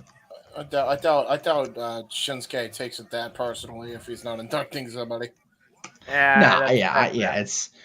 Nakamura seems more like the person that would be dishonored if he wasn't wrestling and being allowed to go than he would be if he was not able to have a speech. Although I still find it ironic that he hasn't been seen since. Well, if you watch WWE 24, and again, I know a lot of people don't. That's whatever. Think about WrestleMania last year. He was in a program that they may have been the ones to shock the world and beat the Usos, and Boogs just completely tore the tendons off his legs inside and out. So, it was Nakamura lost his program at that point. So, yeah. Thankfully, Boogs just came back. Glad to see the big man back. That wasn't, if you watch WWE 24, that injury was way worse than even, it looked bad enough on television at WrestleMania. It was way worse. His leg was just like every piece of the tendon in that leg just walked by. It was ugly. So the doctors were like, what were you doing? I'm lifting two guys. So there you go. It's like, we get told all the time when you're in training for any sport or whatever, and you learn this stuff when you're going through high school competitive sports. Lifting dead weight like barbells, bench pressing things, that is such different animal than lifting live weight. And the Usos and Rick Boogs' leg proved that last year at WrestleMania. Yeah. So. But yeah, again, the great Muta's accomplishments. You just line up the championships in Japan, and yep. For real, Muta's accomplishments are longer than the list of Jericho. Yeah, accurate. Still say the only thing along the list of accomplishments in wrestling than any of these, and it's not even really wrestling, is my number of Mickey pictures, because I even surpassed the Big Show's heel and face turns. So, but yeah, multiple time. Heavyweight second. Oh, jeez, Nate. We're joking about not wanting to get Hunter over there to wrap him up again.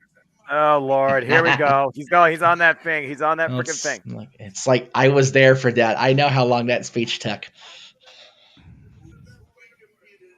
Part of my ass is still imprinted on that damn chair at the arena that was already been imploded, so it shouldn't exist, but it does because I was there that long. I'm gonna sum it up as far as I'm concerned, Nature Boy. Otherwise, it'd just be just jamming, just jamming. I realized I just didn't put the freaking thing up after I made the graphic, so I fixed now. There we go. Just in time, too, because here he comes. Flair puts Muta in the same class that he puts Ricky Steamboat and Shawn Michaels. That's a hell of a class right there. Right, and you know what? Jay, he's not wrong. No, I know. Muta is. Muta. I know you have. He's.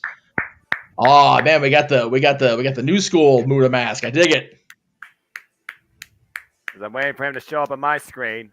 Come out of the Such- entrance way. such There respect. he Here he is. comes. Such respect. The great Muta. There's Nakamura all the way in the back row. Jesus Christ. I'm not surprised. We shouldn't be surprised. It's just It's what it whatever. is. Anyway, Seating That is- assignments aside, great Muta. Arigato. right? I'm just saying, it's like the dude that had his last match in Noah is like legit the back row. Jesus. Come on. Can't get him a little bit further up for Christ's sake. Dominic It's like, what is Mysterio this, LA or Montgomery, further up than Alabama? him. Yeah, I'm Yeah. about to say, again, just semantics. Okay. This is pretty cool, though. I'm not gonna lie, this is pretty Yeah. cool.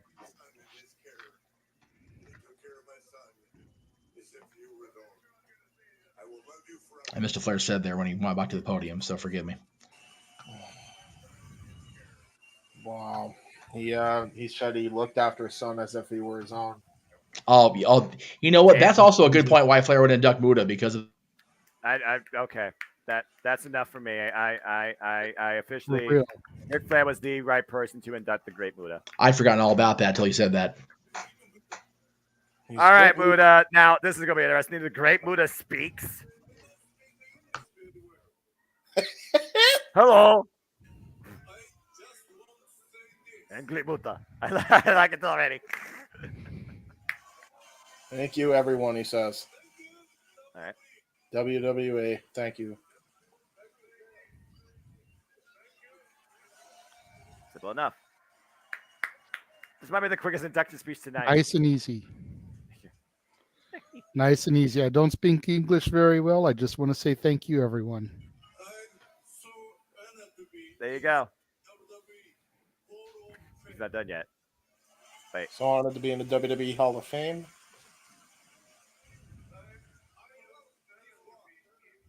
Yeah, you're slightly ahead, James. That's all right. There's a second behind you. It's all good. I knew Peacock was going to do this. It's all good. It's the Hall of Fame.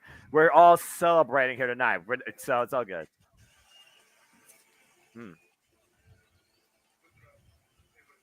Nice, man. That was cool. Muta, I got to see him live. Domo arigato.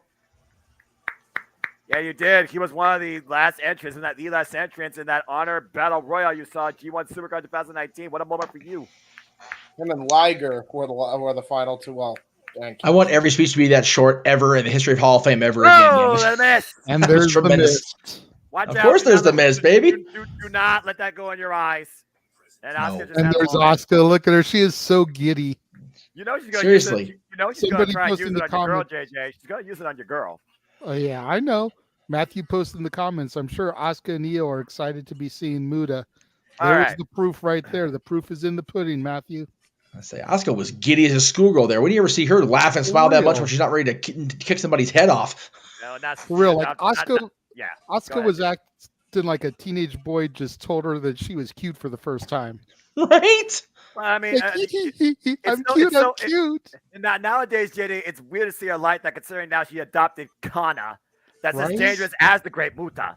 Yes. I know it. I know it. You've given me my history lesson on Kana. I tried. get it. Oh, yes. I try. Speaking of As we're on history, a But commercial she break was here. straight up freaking Rudolph there when Clarice told him that he was cute. thank you. I'm sitting here going, where is that from? I know I should know this, and I'm going to get shit if I don't. Okay, I'm glad you said that. For you, Mr. Christmas. Right? I know. I'm cute. I'm cute. She said I'm cute. It's like, I'm thinking, it's not Disney. No, it's not Disney. What is it? Damn. That's exactly what that is. Let's put it out. That's exactly what that is.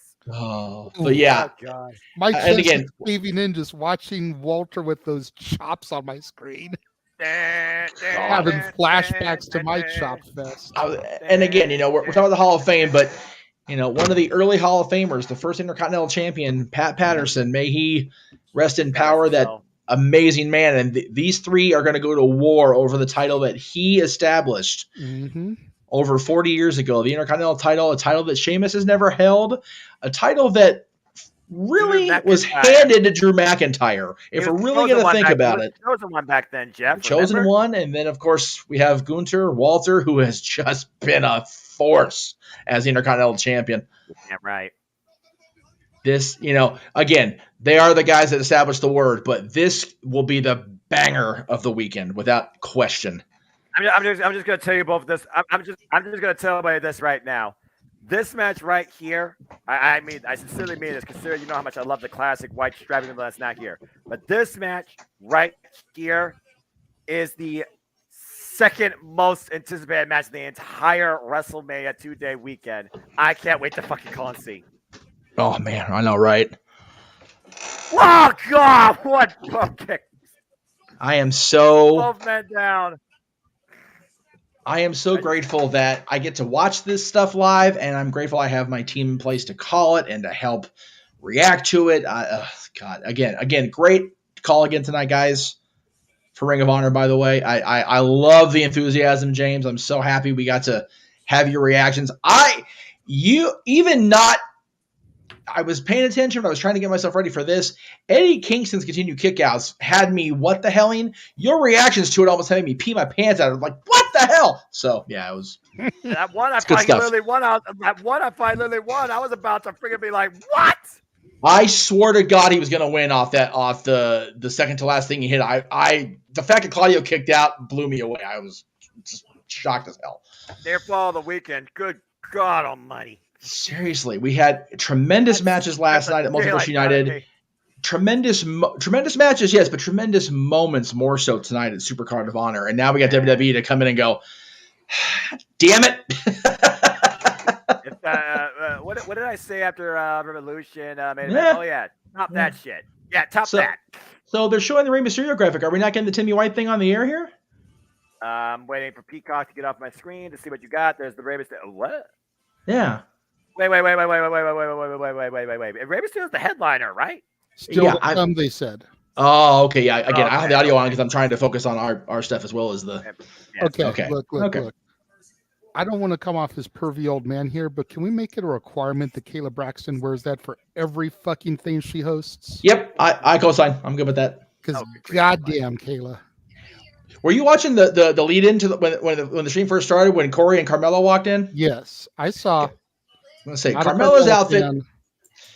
God bless Los Angeles stylists. Oofa. Anyway, they're only renting those for like one night. Let's just put it out there. Well, you know what? WrestleMania is tomorrow. Wouldn't be surprised if a lot of those show up tomorrow. Yeah. Because that's the raising those funds for child life is a major deal to so many people that are going to be there tomorrow. I wouldn't be surprised if a lot of these women that are at the Hall of Fame tonight are going to do their thing. Well, I can't speak enough justice for this because this was when I was just a wee lad. I mean, JJ, talk about this guy. You know, I'm gonna go first because Jeff can come behind me and just clean this up. Okay. and because when I first heard about this, I was like, "What the actual hell?" Right. You know, I have nothing but love for Timmy White as a referee. You know, refereed some of my favorite matches. But I'm hearing Tim White getting the Warrior Award, and I'm thinking the dude that tried to commit suicide week after week on TV. That's what I remember. I remember. Who loaned his bar for the APA to have brawls in is the Warrior Award recipient. Right. Like, I can understand maybe him getting a regular induction. And, you know, they're the Hebners. You think of Joey Morella. There's you know, Mark Curtis Hildebrand. There are referees that deserve an induction in the WWE Hall of Fame too. Right. Timmy White included. But I'm hearing him the Warrior recipient, and I'm like, huh? Yeah, for real, Tim Allen style, you know? And then Jeff points out, you know, and reminds me of him being essentially Andre's handler. And it's like, okay, so he followed the big man around and he took care of him when he was sloshed. So is Moolah going to get a second induction for following around Mae Young? No. You know, it's like, I'm just like mind blown at the decision. But again, I don't want it to be misconstrued. I do have nothing but love for Timmy White. Jeff, go ahead and take it away. Yeah, it's to the people who I just totally mind screwed about all this, why the man is actually going in. Yeah, you had him at the suicide gimmicks.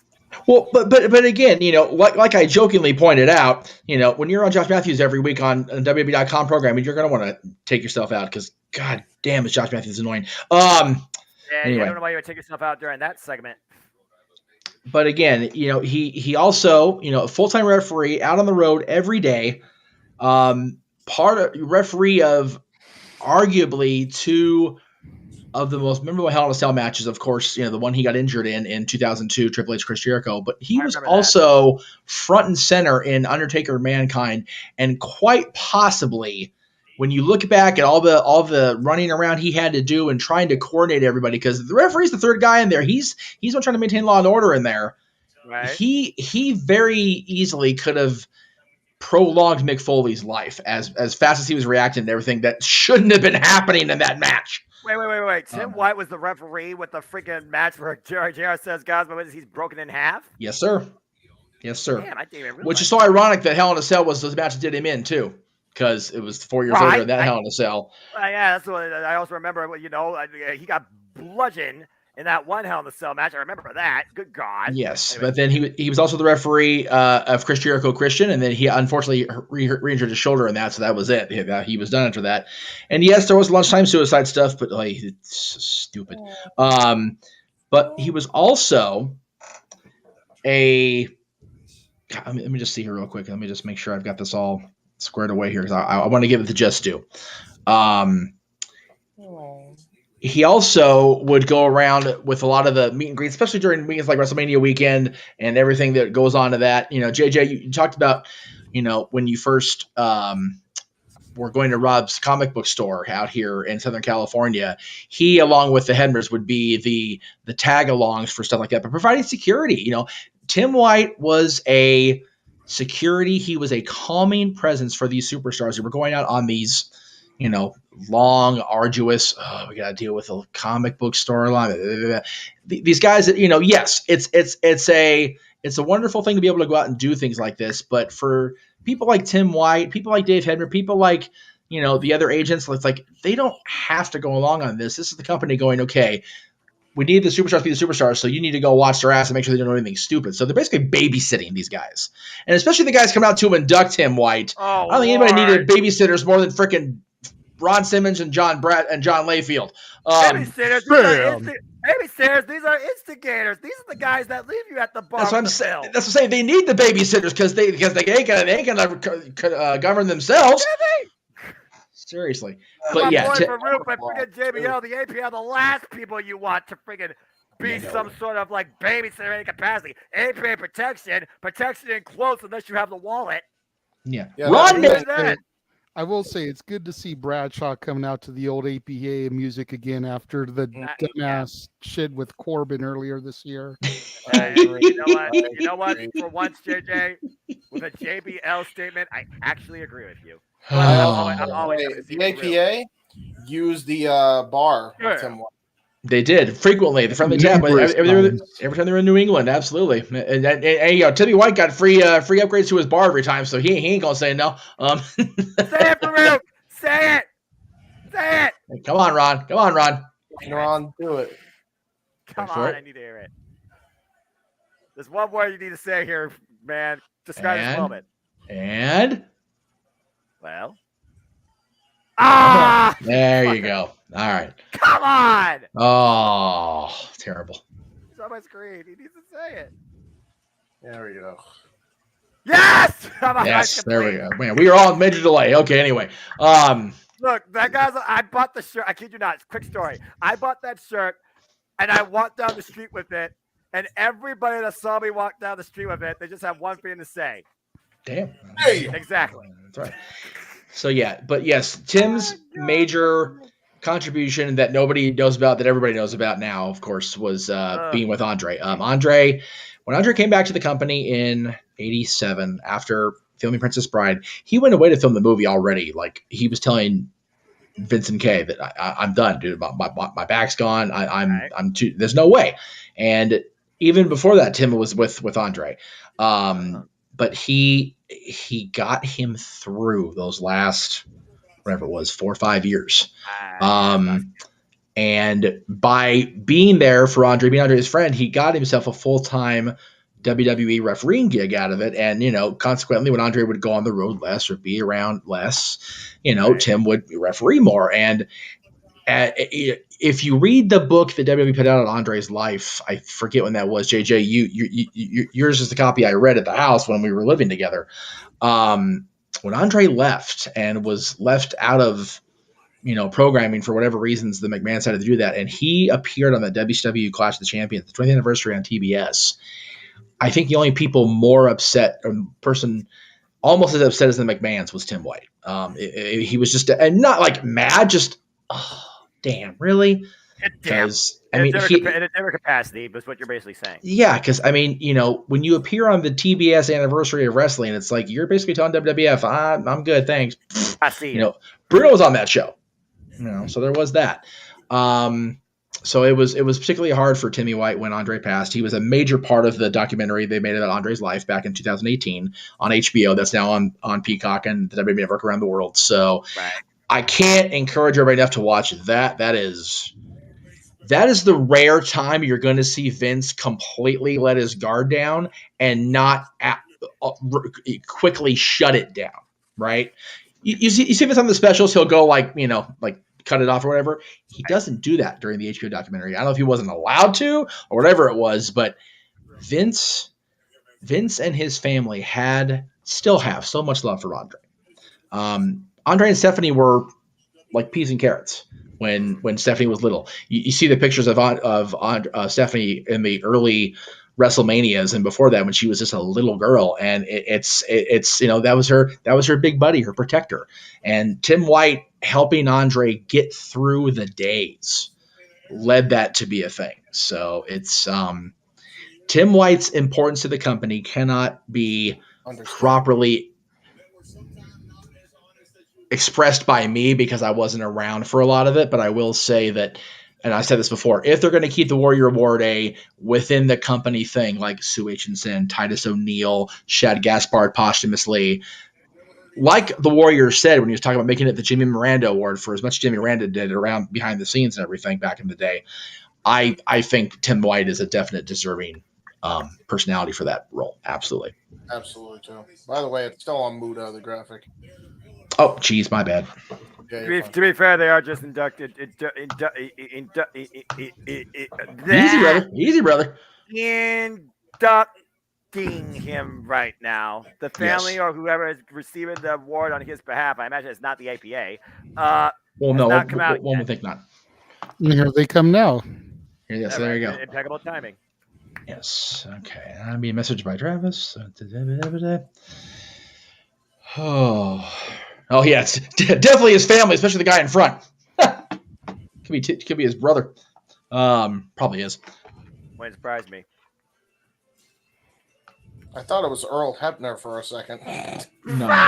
Well, Damn.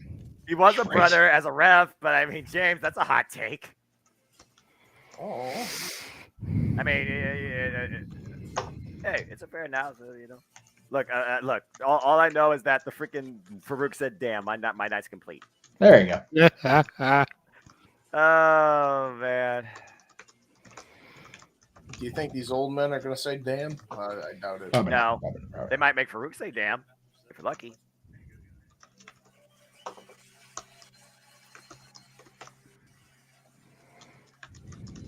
All right, well, let's go ahead and hear what the family of Tim White has to say, and they got till 3. I'm kidding.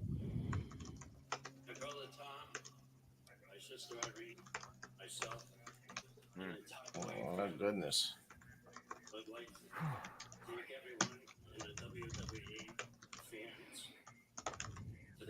Back. Sorry about that. I had Travis asking me what time should I pick you up from the Undertaker thing. I'm like, I don't have a fair, reliable answer. I don't know how it's going to take. That's a fair analysis, Jeff. Yeah, I don't know the answer to that question. Whoops, sorry about that, Jay. My bad. It's a shame. I fix. That's my line. Up, JJ went away. I didn't mean to. JJ, do you want back on screen? Did I mess up? Okay, sorry. Yeah, I like I saw your camera go off, and then I clicked it by mistake. Sorry about that. I took my camera off because I was rubbing my eyes, and I didn't think that needed to be on the camera. So I mean, you know, you sometimes get something in your eyes with dirt under the glasses, and it happens, bro. Yeah, it wasn't a freaking intentional Louis off screen. I just my butt not having the mouse is kicking my ass still. So well, yeah, trap pads suck. Mm-hmm.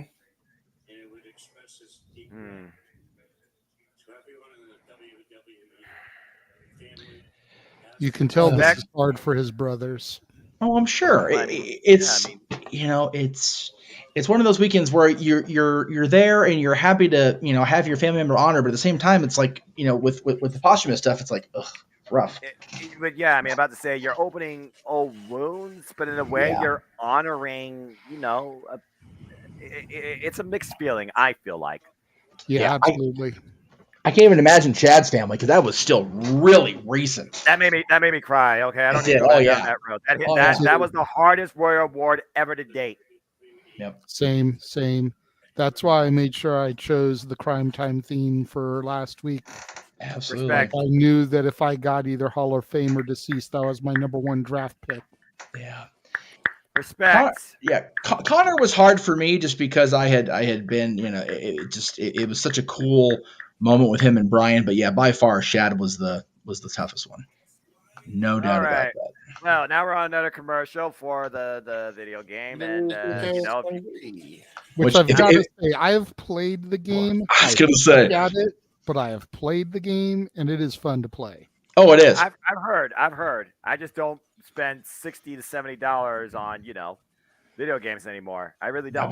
That was for the base version too. We paid more. You friggin' fools! Yeah, see, no. He didn't. I did. I bought the base version because I have a 15-year-old son. I had a 15-year-old son, and he wanted it for Christmas, his birthday, and I'm okay, fine. So I bought the base version, and I made sure to pre-order it, so we got Bad Bunny. Right. And that was all I cared about because people in this house love them some Bad Bunny. They're not going to care about Leviathan, Batista, 2002 Randy Orton, Laker Trunk John Cena. Laker Trunk. Well, maybe not 02 Cena Orton, but we definitely need 04 with those nasty ass peach tights that walked into the Toronto and Mexican title on the ground there. I don't know if we necessarily need that, if I'm honest with you, Jeff. I'm just saying. Always need the peach tights. We don't diss the peach tights on the air. No. When she doesn't have all the makeup on, Asuka's got a gorgeous face and a pretty smile. She does, man. She is. Yeah, absolutely. Absolutely. And then there's Kayla Braxton again. Oh, good Lord Almighty. By the way, if Stacy Keibler can have WWE stylists for and Tori Wilson both can have Hall of Fame stylists for their entire lives just walking around, I'm cool with that too. They've looked gorgeous both times they've appeared recently. Yeah. All right, James, this is your moment. I know how much Rey Mysterio means to you, boy. Absolutely. In absolute seriousness, James, I'm not saying another one. I expect you to be as serious as possible. Oh, well, yeah, I know, a lot to ask, right? Good luck. I hate to disappoint you because I have one goof here, but it's in honor of Ray anyway, so I digress. Ray. No. Oh, no! Noah, the line, please, if I may. Damn it, James! You freaking idiot! Thank you very much. Appreciate you. While they're introducing Ray, really quick, JJ, you mentioned Bad Bunny. The gentleman I'm going to see, I think tomorrow is a lot more likely because it's going to be, or Sunday, it's going to be less crazy for me Sunday, but we'll see. Conrad Thompson. One of these WrestleMania sled matches has to go. What say you? Mayweather versus Show?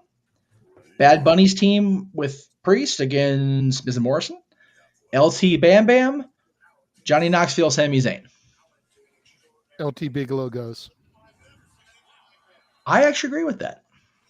After all, it was ranked my worst WrestleMania main event of all time. Yes.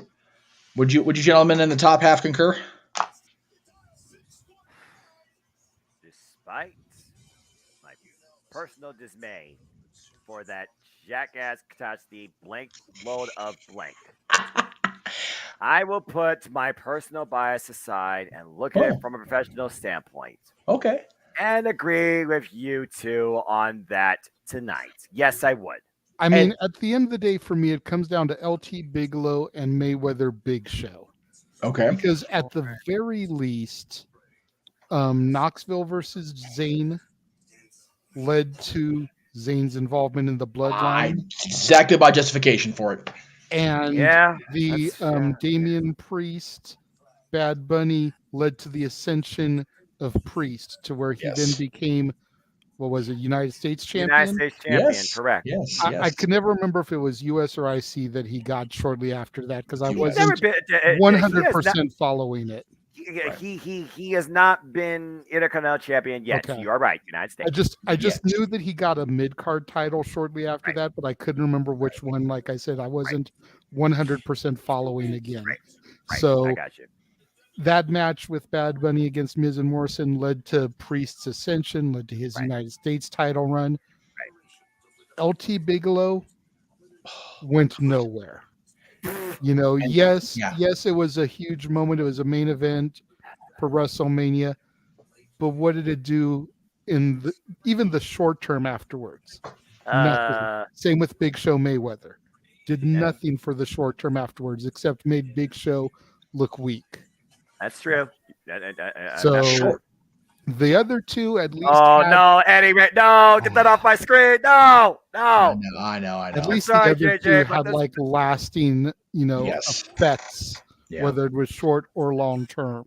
And to be fair, JJ, LT Bam Bam had long term effects, just not on LT or Bam Bam. Well, Bam Bam, because they turned him babyface because DiBiase fired his ass, and then the long term effect is Steve Mongo McMichael became a thing in wrestling. I don't have a problem with that. I have a problem with that. I have a problem with the fact that Sid Vicious became the number one heel in the company because they turned Shawn Michaels babyface. Like, no. Yeah, 95. Shawn was not a babyface in real life either.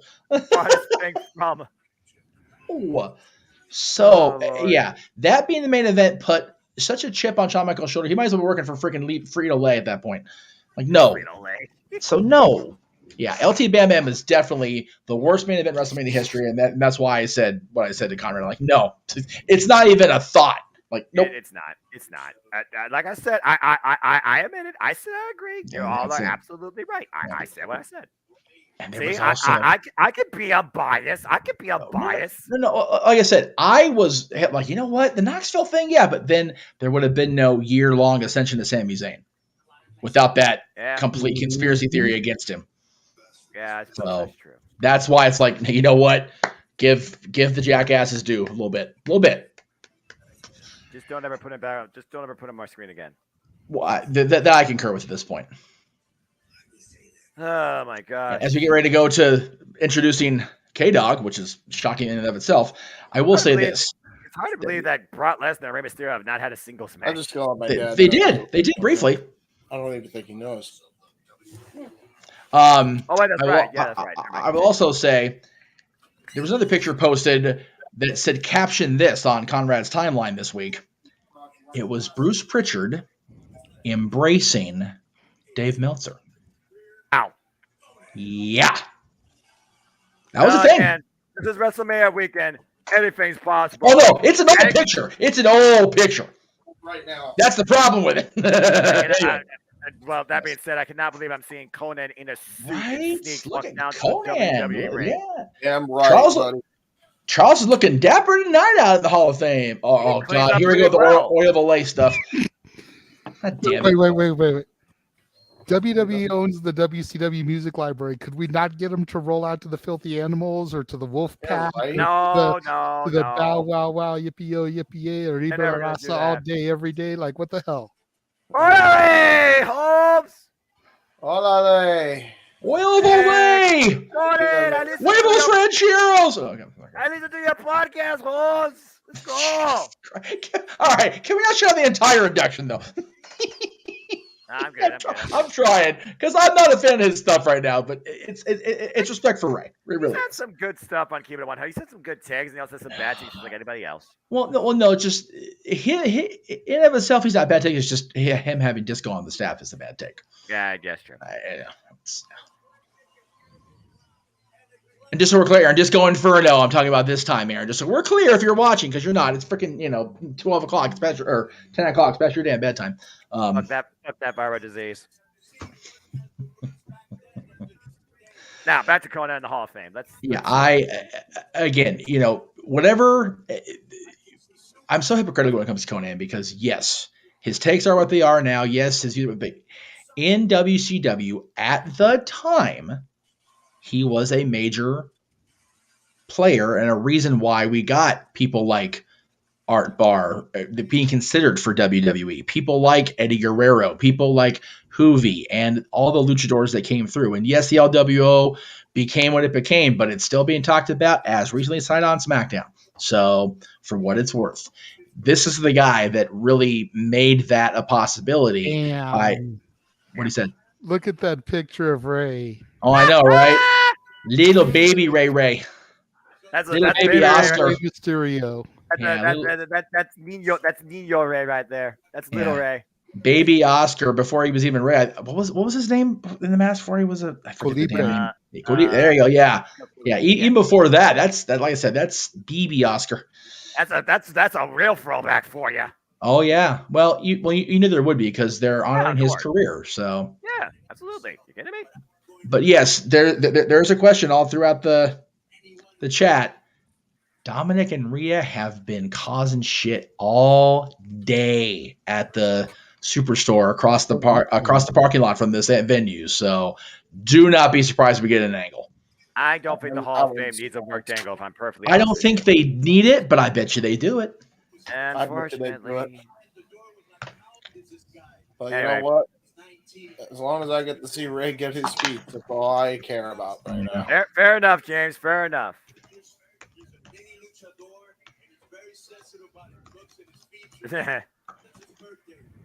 His birthday.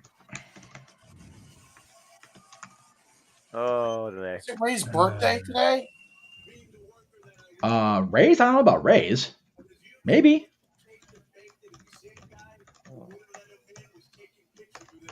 I think he's talking about someone else that was like an influencer. Let me just see. That's a good question. How you say that? They go to Mexico City. Oh yeah, you remember when these guys broke in? It was do or die when these guys broke in. No, Ray's birthday is in December. That's what I thought. There you go. Ray's in December, baby. What he said? Play.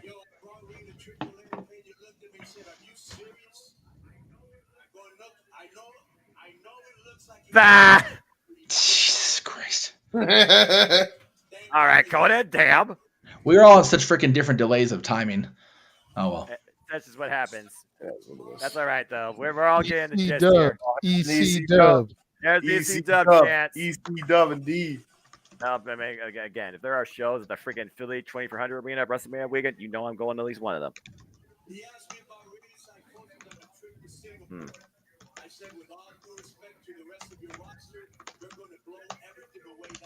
Oh, and they did. Oh, yeah. Oh, yeah.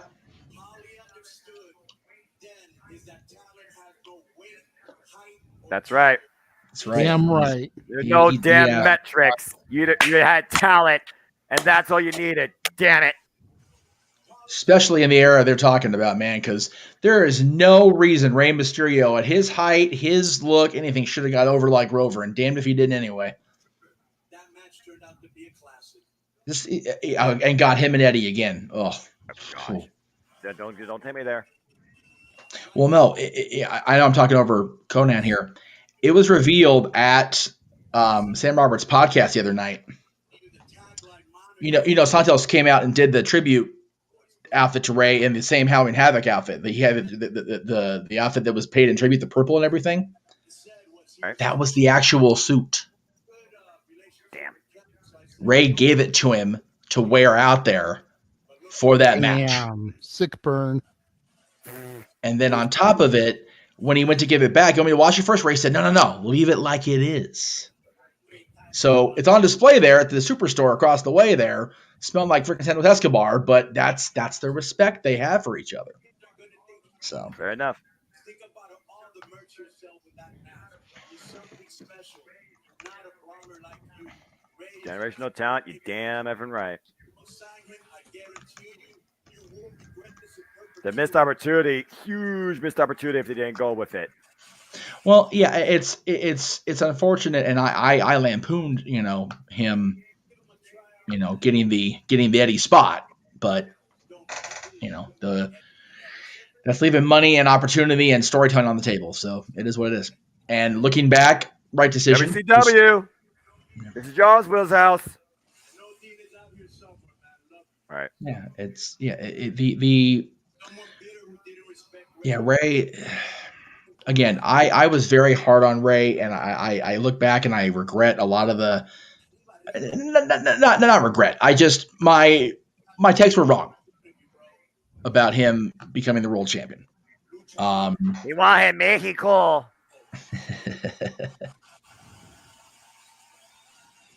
Like I said, we're also far out of sync. It's like whatever.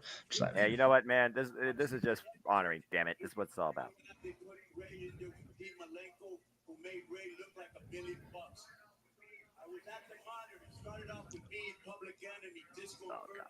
Yeah. It's amazing how many people, even early on before he really caught fire in WCW and then later in WWE, how many people he put over and made, as Conan just said, it made it look like $1 million. Yeah, that's true. And it wasn't easy to do that in WCW unless you wanted it to be a thing. Again, people shit on Nash. Nash had Ray beat him as the booker. Yep. And Ray got the Giant Killer thing, and 99, his 99 was saved because of that. Because he lost the mask. He could have very easily been into a tailspin after that. Right? And instead he went on another run. Filthy animals Damn were a right thing. it is.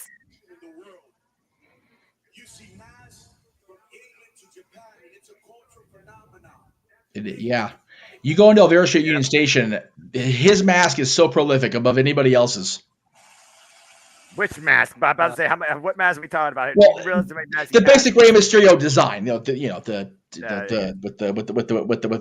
cross and the basic Rey Mysterio look. But multiple varieties. That's why I'm saying there's so many different varieties of it. Just a rough shot. Yeah, and again, Matt and Todd in the chat room, Ray got him into watching wrestling and living the cruiserweights. That's why Bischoff booked guys like Ray and Hoovy and Psychosis and Conan. They were the car crash. It was just fun to watch these guys. When you had the NWO running roughshod, when you had the legends like, Flair and the Horseman and Goldberg, coming in as a new guy, and, you had Dallas Page, it was the grizzled veteran at 35, starting out at 35, you had the cruiserweights that were a different thing to watch. That's what made WCW successful for as long as it did hold out, and it wasn't very long in the grand scheme of things, but it was industry changing. That's the difference. Future Frontal Liger spearheaded that movement following that. Absolutely. All that, and then you figure about all the others. And then we just saw tonight freaking AAA give us an opening showcase for the end of El Hijo del Kingo and Commander. Oh. I'm ahead of you guys. I'm going to let you get there. He's an incredible family man. I've always been asked if I could be adopted. Damn! Yeah. That's a damn moment. Oh, yeah. Wow. Boy, that's a thing. That's a thing. Their long marriage, they said communication. They are so right. If you can't communicate, it's like winking at a girl. Oh boy. I think it's word for that. Yeah. Now, who am I to judge? Who am I to judge? Okay.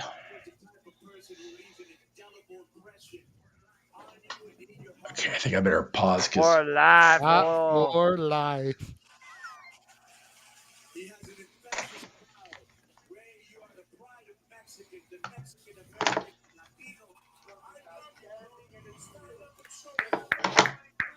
You gotta tell me twice.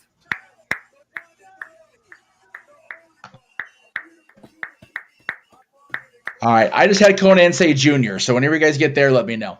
Okay. Never mind. I can hear whoever's TV it is. I can hear it just fine. Junior. Junior. All right. Junior. Let's go, baby. You Now, damn keep in right. mind, gentlemen, Dominic is on the aisle. Oh, yeah. He's right there. He's right there, and so's Rhea next to him. This is interesting, I'll tell you. It's definitely going to be an interesting scenario we see here. Waltman I believe so. just hugged him at the end there. Yeah, that's Sean. Waldman, whatever you want to say about Waldman, too, revolutionary himself. Kurt. Yeah, him up, man. Hey, I'm never going to say a bad thing about Sean Waltman now. You kidding me? Freaking shouted me out the other night when he didn't have to. Dom and Rhea just sitting there. Priest too. And Priest too, yeah. Oh, yeah. Oh, yeah. He sees them. He acknowledges it. Oh, yeah. They're there. Oh, look at that. Right in front of him, too. Triple H and Rey Mysterio, man. That's so cool. Booker T. Walks right past him to give Booker love, too. They're setting something up. Come on. Damn, They man. are. Please. They're gonna let him do his speech, but on his way back up the ramp, watch. Oh, there's going to be an angle for sure. Jeez. But I'm cool. That was... Look, Sean stepped out in the aisle and is... God damn, I love that, man. Just lost his life, man. He loves his dog, Lula, so much. He's dealing with all of that and having to make arrangements for that beautiful soul of a dog. And he's there giving Ray his flowers, giving me my goddamn flowers the other night for crying out loud. Stupid. Who's that Crazy that's shit. hugging him? It's my life. I can't see faces. I'm not sure. Maybe his parents. Maybe, yeah. Yeah. Surprised with that is Look his like they parents. might be the proper I age. think that's Chavo Yeah. Sr. somewhere in there, too. Chavo Yeah, I Classic think passed you're away, right. brother. Oh, did he? Oh. Chavo Classic passed away a while ago. Yeah. Chavo Jr. maybe. Probably But- Chavo Guerrero Jr. is who you're referring to, James. Yeah. Yeah. look Classic. at that. Yeah. Classic passed a few years ago, unfortunately. Man.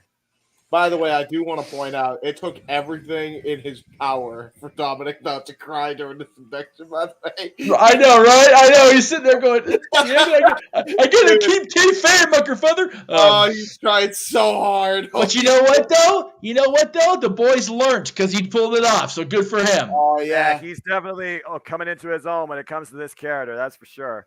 Oh, yeah.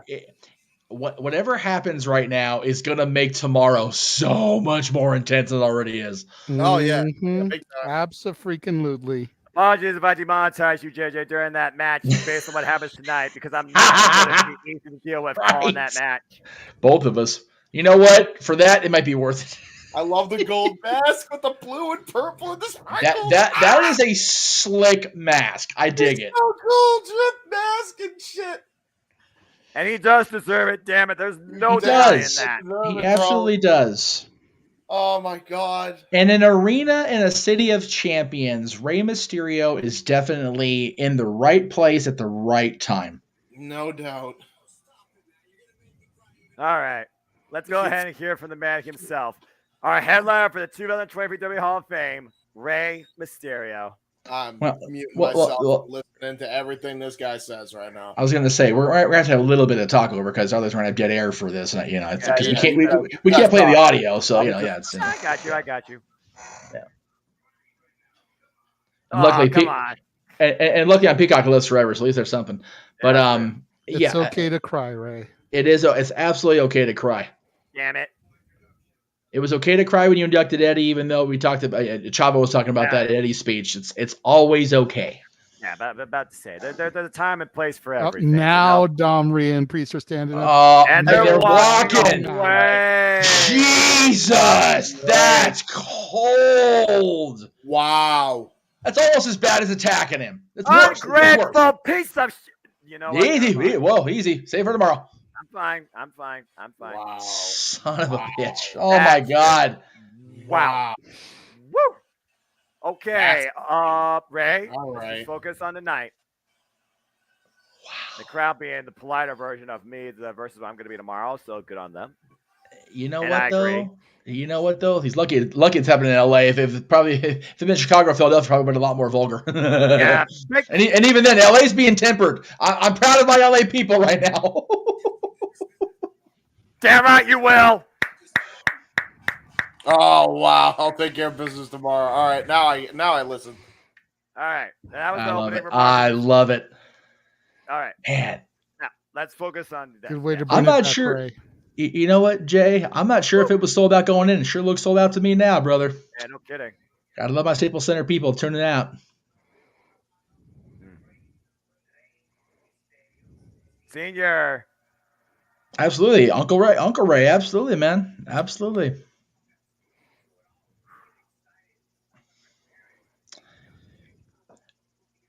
Matt in the chat room. Luckily, we're doing the no DQ review itself on Tuesday. There'll be the recaps, but Aaron he'll be fine on And the of times. course, if me and JJ still have voices, JJ, you know what you and I are doing on Tuesday?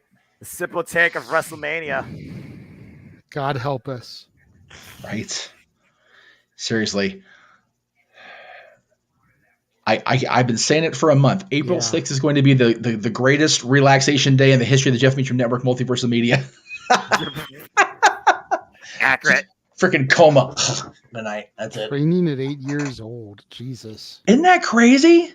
That's like Joshi Pro level of discipline. That's how it was back then, though, in the Lucha Libre culture, man. If you had it in, you were in the ring, Guerrero style, man. You were in the ring at freaking birth. You might as well you pop out, okay, in the ring. Yeah. You know. Gotta love that Mikey's getting worked up in the chat over this. That's how intense this program is. I love it. I love it. I'm not gonna argue. I met that boy like 2 years ago outside of the freaking Ontario Arena. And he ain't no little boy no more. The kid's a hoss now, for Christ's sakes. Yeah. He definitely filled out and shot up, man. Golly.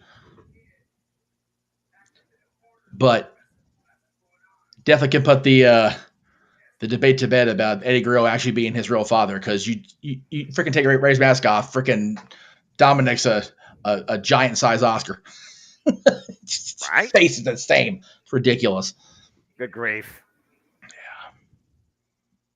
Just so, James, you're not wrong, man. That mask is freaking pimp, and I love that thing. It's great. That's the greatest mask Mysterio's ever worn. Yeah, I was gonna say it's got that unique class, shining star, different than any other he's worn, and it's got that. I mean, you got the one side with the pink tint, the other side with the blue tint. It's chef's kiss, dude. It's beautiful, and the back's just gorgeous too. Look at that, jeez. That's a hell of a mask. And I like that his suit is simple this year, because the suit he wore for Eddie's was just like freaking pinched. And again, Eddie gave him the suit, so of course, but you know. Yeah, but still, Jeff, that suit was wild.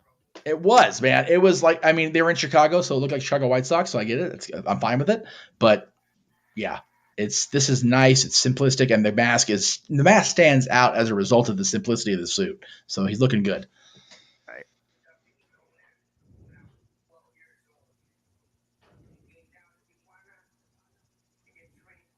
Yeah, God, going down to Tijuana when he was 12 years old was like the Wild West. To Tijuana, freaking shoot. I've only been as far into Mexico as Tijuana, and I'm like, I ain't going no further. I am scared. You're brilliant, and you're also brave.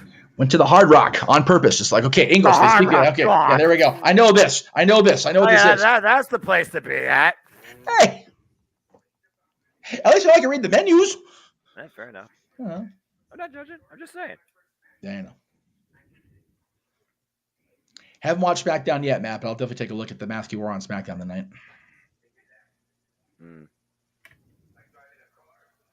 Again, lots to catch up on viewing wise once we get out of this stream and go home. Right. There's much to be done, as they say. Is it 9 o'clock yet? Yeah, I am 12 hours away from waking up on the day I meet the Undertaker. Look me. Almost there, Jeff. I know. Don't get me going yet. Damn it all. Yeah. I was fortunate to meet Ray, not the WCW days, because I wasn't going to WCW shows in those years, because JJ's braver man than I am. But got to meet him when he came to WWE. Just a class act all the way. His kid was a class act back then.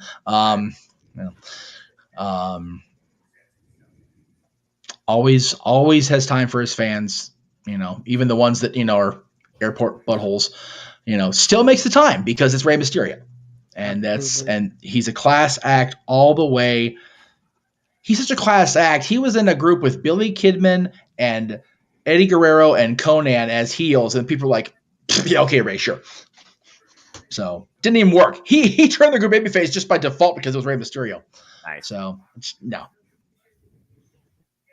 que bueno. No, not so much babyface.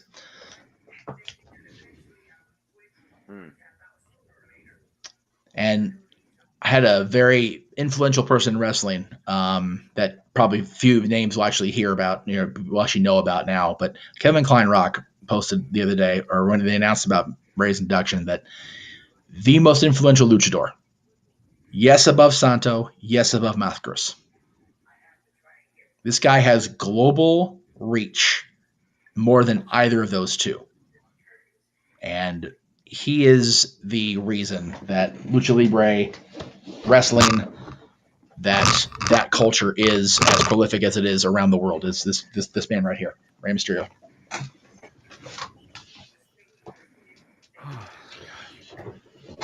I'll get to sleep, Matt. It'll just be a restless sleep. No, I'm kidding. I'm seriously. I'm just gonna go straight into sleep, probably with the suit. I'm just like, cool.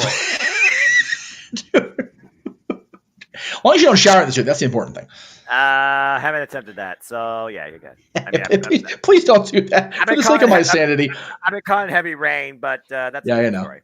Yeah, it's like out here. Right.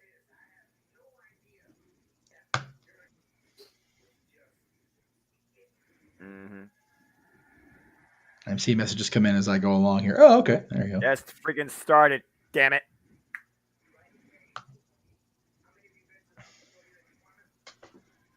Yeah, probably over there in LA, probably quite a few. I say nothing. Jeff say nothing. Not a bloody thing. No, I say nothing. No. Say thing. Shit, no. I know better than that. I don't know anything. Damn it. I'm assuming the second picture is because you mentioned it, Jay, because I can barely hear his speech, so. No, it's just my favorite Rey mask. Oh, okay, I got you. Okay, here we go. Nice. Okay. We'll get there.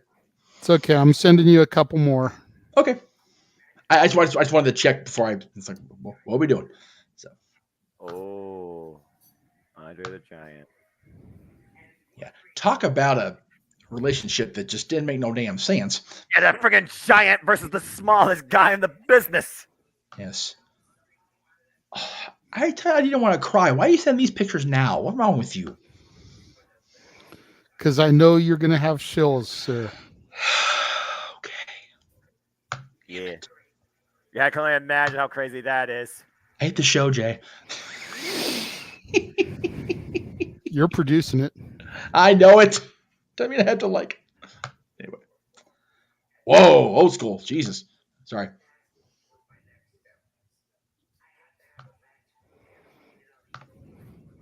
Oh, I didn't know you met her. Damn you.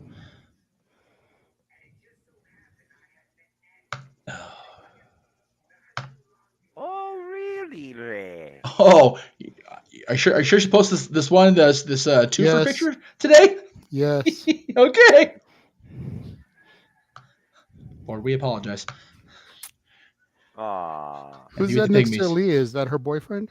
Probably. I think so. And no, it's not Buddy Murphy, so it must be the real one. If you know, you know, and I'm sorry you know that part. Hoofa. I got that Buddy Murphy was Rhea's man. That's probably why he's not sitting out there. Well, Dan, he's injured. It's like we're gonna keep kayfabe. We ain't gonna be stupid about this shit. People know.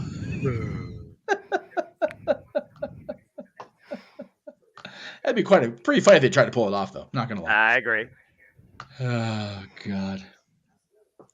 Stupid fucking wrestling business. Anyway, I'm sorry. That's fair. How much money are you making in school, homie? Hey, yeah, I mean, yeah. 0. It's like what I wanted to do with my life. School is what it is. Okay, so yeah, Buddy was sitting with Rhea. They showed him. They just kind of like glossed over it in the shot. Andrade's there. We heard about Andrade earlier, and Malachi's there because Thea posted pictures of the two of them on social media. So AEW presence them in the house, and I'm okay with it because it's all Conan about the family. Malenko being there somewhere. Yeah, it's all about the love that's within the wrestling business. When it comes down to it, it's a family, it's a brotherhood, it's a kinship in this industry, man. Like I said, I was with Sean Waltman on what could have been, probably was one of the worst days of his friggin' life, and he still remembers me with fondness and kindness. Like, that's just weird shit, but it's true. We're 18 years after the fact, and he walks out on stage, hugs Dolph Ziggler, hugs Sam Roberts and Mike Rome, and acknowledges everybody in the crowd, and he looks right at me and goes, "Oh, Jeff Beecham." And so that's how awesome this business is. That stuff like that happens, and it still maintains. You've got a family who has remained together as long as the Mysterios have remained together. Yes, Dom is kayfabe, whatever, but it's a rarity to have a relationship go this long in the industry. We talk about it all the time, Eddie and Vicky had their split and they came back together. Bobby and his wife, Cindy Heenan, were together for frickin' ever. Undertaker and Michelle got together both in the business, still going strong now. Kane and his wife. So it's very cool that, the business has evolved enough where families and relationships and marriages are actually maintaining now, as opposed to the norm being, a port in every town, if you know what I mean.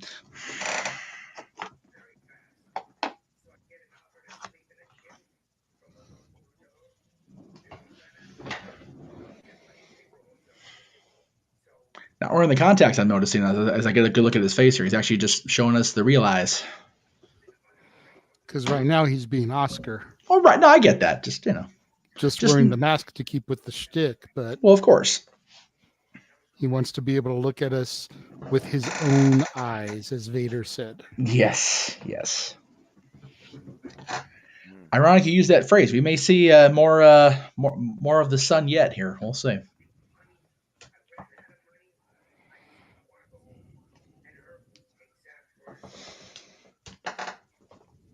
What were they?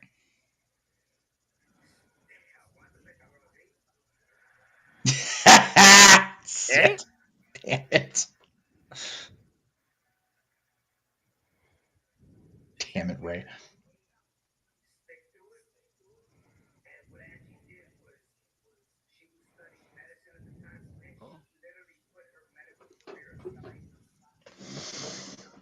Oh, okay. Let me a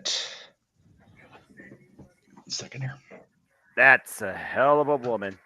That's ride or die right there. Hell yeah. Right. Hell the yeah. video behind Angie. She's in tears. Oh, yeah. Oh, absolutely. Angie, the star of tonight, more than Rey Mysterio at that very moment. Behind every great man, even in a Hall of Famer, there is an even greater woman steering the ship of the life, brothers. I'll tell you that much right now, man. I'm not in a relationship, and I never pursue that. Even I understand that, Jeff. Okay, so behind every great man except Noah, because Noah's great on his own, and he's awesome. I choose to walk alone. You know what? That's what makes you great, brother, because you thrive anyway, and we love you for it. There you go. You be the man. MVP. And no, not Omos's guidance. I'm talking about the real MVP of this damn show.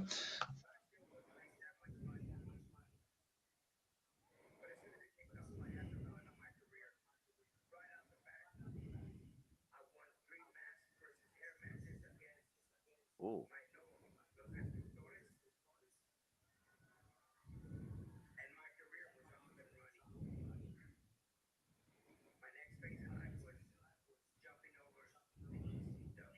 There we go. The land of extreme. Where's Paul Heyman? If he's smart, he's on the Island of Rebels. He's surrounded by the Anawahi, so he don't get his ass whooped by the Rhodeses. There you go. There's the name. Mad love for Psychosis.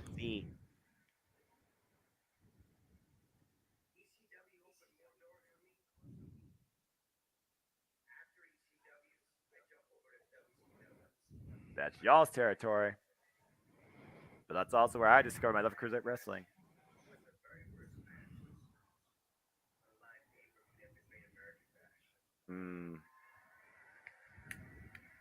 The opener sets the pace.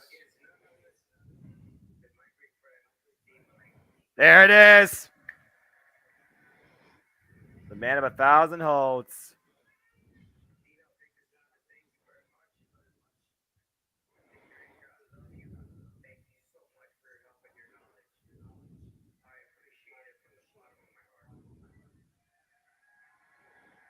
And the knowledge in that man, I tell you. The Iceman.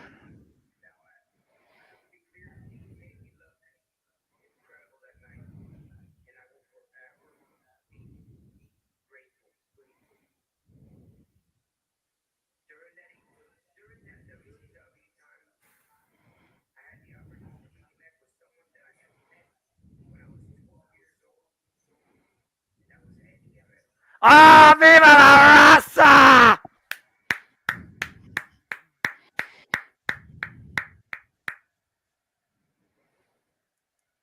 The very first signature I got in my very first WWE program, Eddie Guerrero.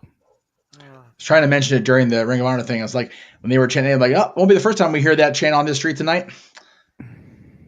Latino Heat Holmes. All the way, man.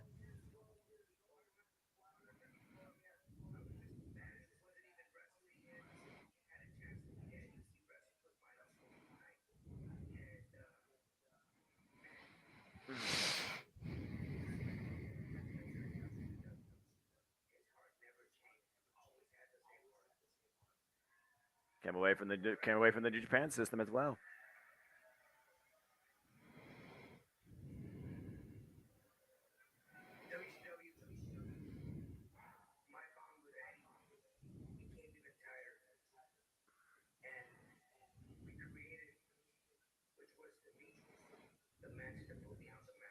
I agree. And the match that defined my fucking love for cruiserweight wrestling. Absolutely. That match defined a lot of people's time, bar none. Period. Absolutely. I wasn't watching wrestling when that match happened, but I can't tell you how many times I've watched it since. Amen to that, brother. We'll have to do a watch along at some point just for that. Hell yes. Yeah, I'll produce that shit. Hell yeah. I'll produce it all friggin' day. Yep, definitely the boyfriend.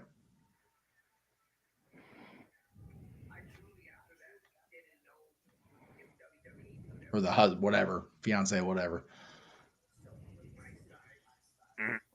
We've been watching this shit so long. We've watched the kids grow up and they got boyfriends and significant others. Like, what in the hell? Yeah. Generation, Some Jeff. bullshit. I met an unmasked Rey Mysterio.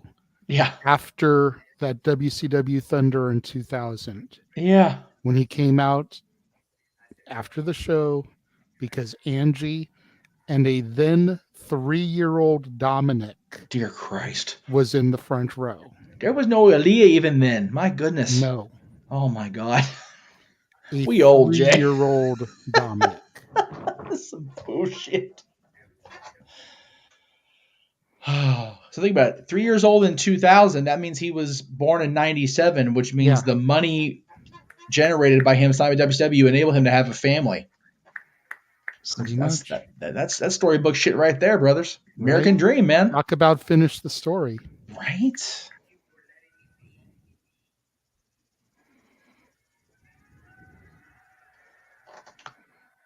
Thank you, Ray. Damn right.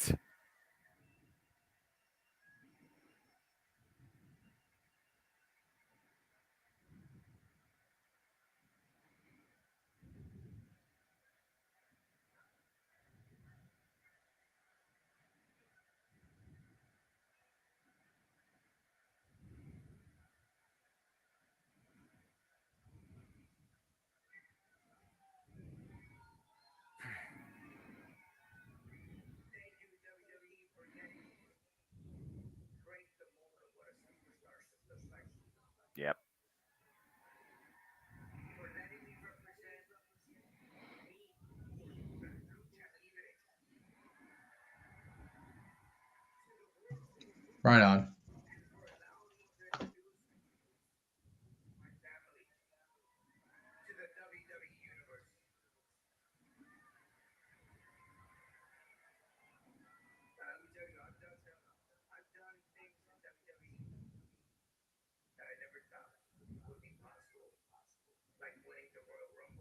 Right, 2006. You went coast to coast practically. Yeah, he did. I mean, granted, he was number 2, but he was still coast to coast. And then he won the World Heavyweight Championship against Randy Orton and Kurt Angle. Yeah. WrestleMania 22, one of my favorite WrestleManias.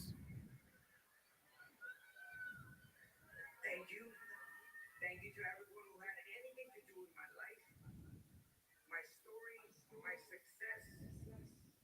First and foremost, gracias, adios.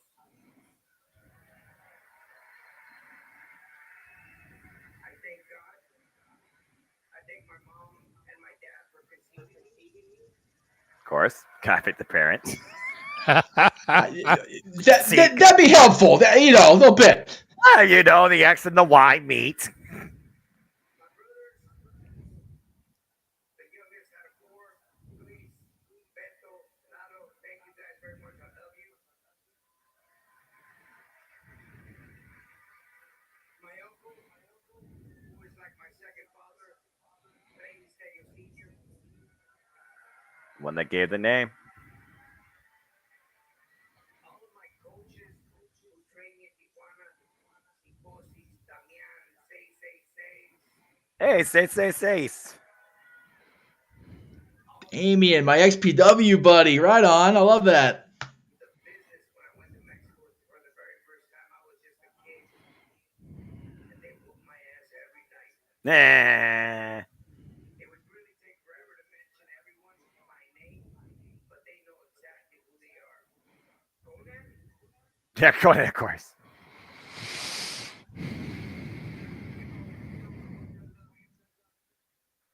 without you, none of this would be possible. Straight up. If it wasn't you, my wife and I had always had a saying that we always thank God first for the life we have, Amen. and then Conan second. Bah! That's a hell of a second. I don't think Conan minds being second place to that. But back then, it was about who you knew that could help you break into the business. And Conan did exactly that.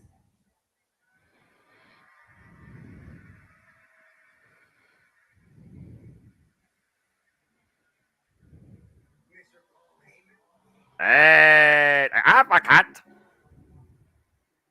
thank you for giving me the opportunity to be part of ECW. Eric Bischoff and Kevin Sullivan, Oh boy. everyone that knows me in WCW.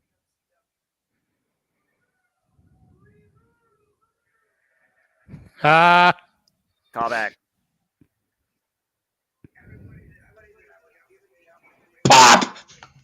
greatly appreciative of WCW, starting from Dean Malenko, again, Gotta go back to Dean. William Regal, Hey! Kevin Nash,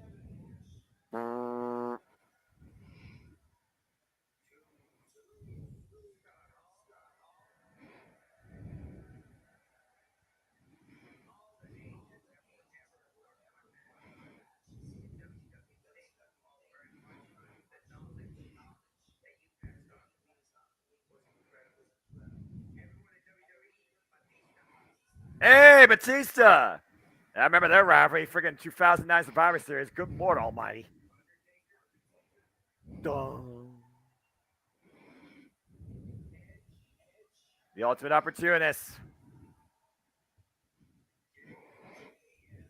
Oh, God, that guy. You took him out in less than 30 seconds.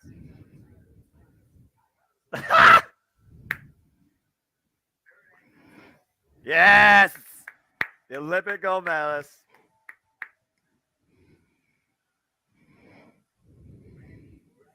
The Viper!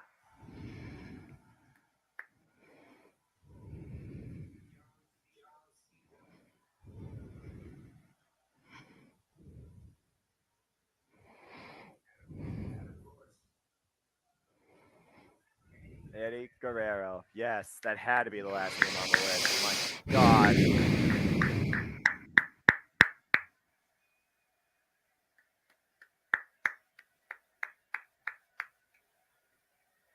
Second time we've heard an Eddie chant tonight. Won't be the last.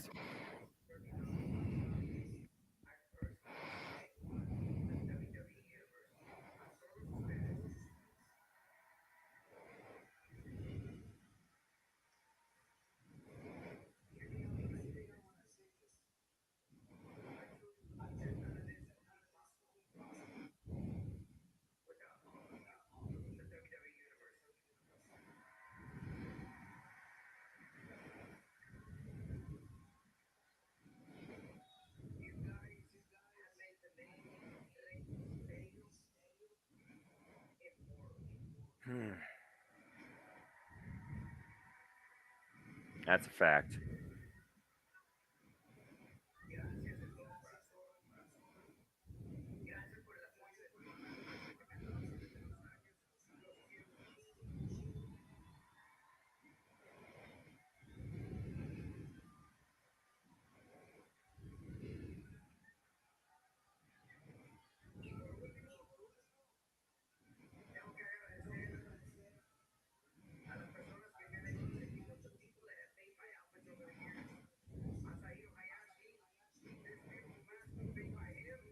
Well done.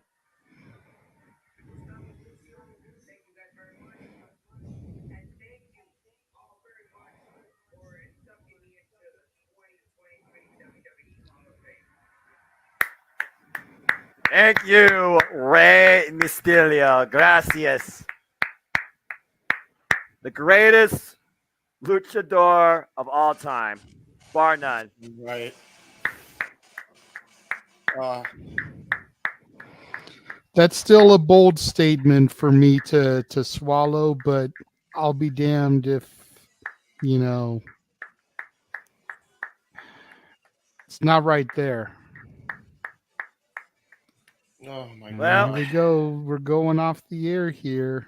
As the Hall of Fame inductees have been honored tonight, and we celebrate life and legacy for the all-time greats to lead into the future for the next generation, the WWE Hall of Fame ends on a wonderful high note of humility, courtesy of Rey Mysterio, who will take care of business tomorrow on the showcase of the Immortals as WrestleMania goes Hollywood. But before then, folks, stay tuned, of course, for Stand and Deliver. Was that Melina at ringside there, or am I seeing things? I'm not sure exactly. Might be. Get the guy with the red mohawk out of the way, I could tell. I mean, that's quite a mohawk, though, to say the least. It is, yes. And then there's Conan, of course. You're still showing it, man. They're still showing it, so I don't know. I found it funny that Conan didn't go up on stage. I think there's still a little bit of feelings there with K Dog and the E. Again, it's one of those things where you wonder how much of the past is actually forgiven, if not forgotten. That's Cool. Yeah, it's got to be cool for these people at ringside, man. Rey Mysterio, of course, a man of the people. Oh God. And that all right, we're off the air. Woo! Thank God. Okay, for now, we'll see. Yeah, we'll see if within an hour there's not a Raw after buzz or something pops up on Twitter. So I'm going to keep this super brief, guys, because number one, I've got my ride wanting to come pick my ass up. Number two, apparently the boss, Aaron's going live after this to do a recap of SmackDown Hall of Fame. God bless the boss for staying up late, crazy bastard. So much for that. I figured he'd be in bed by now. So it shows you how much I pay attention. Anyway,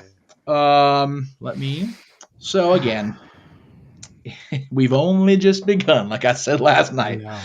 Oh my God. A little emotional. Yeah, a little bit. I can't believe I just saw fine. my all-time I am perfectly favorite. fine. I just saw my all-time favorite wrestler just get a headline fucking induction. Yep. There you go. Great stuff. Couldn't ask for a better way to end a night like this.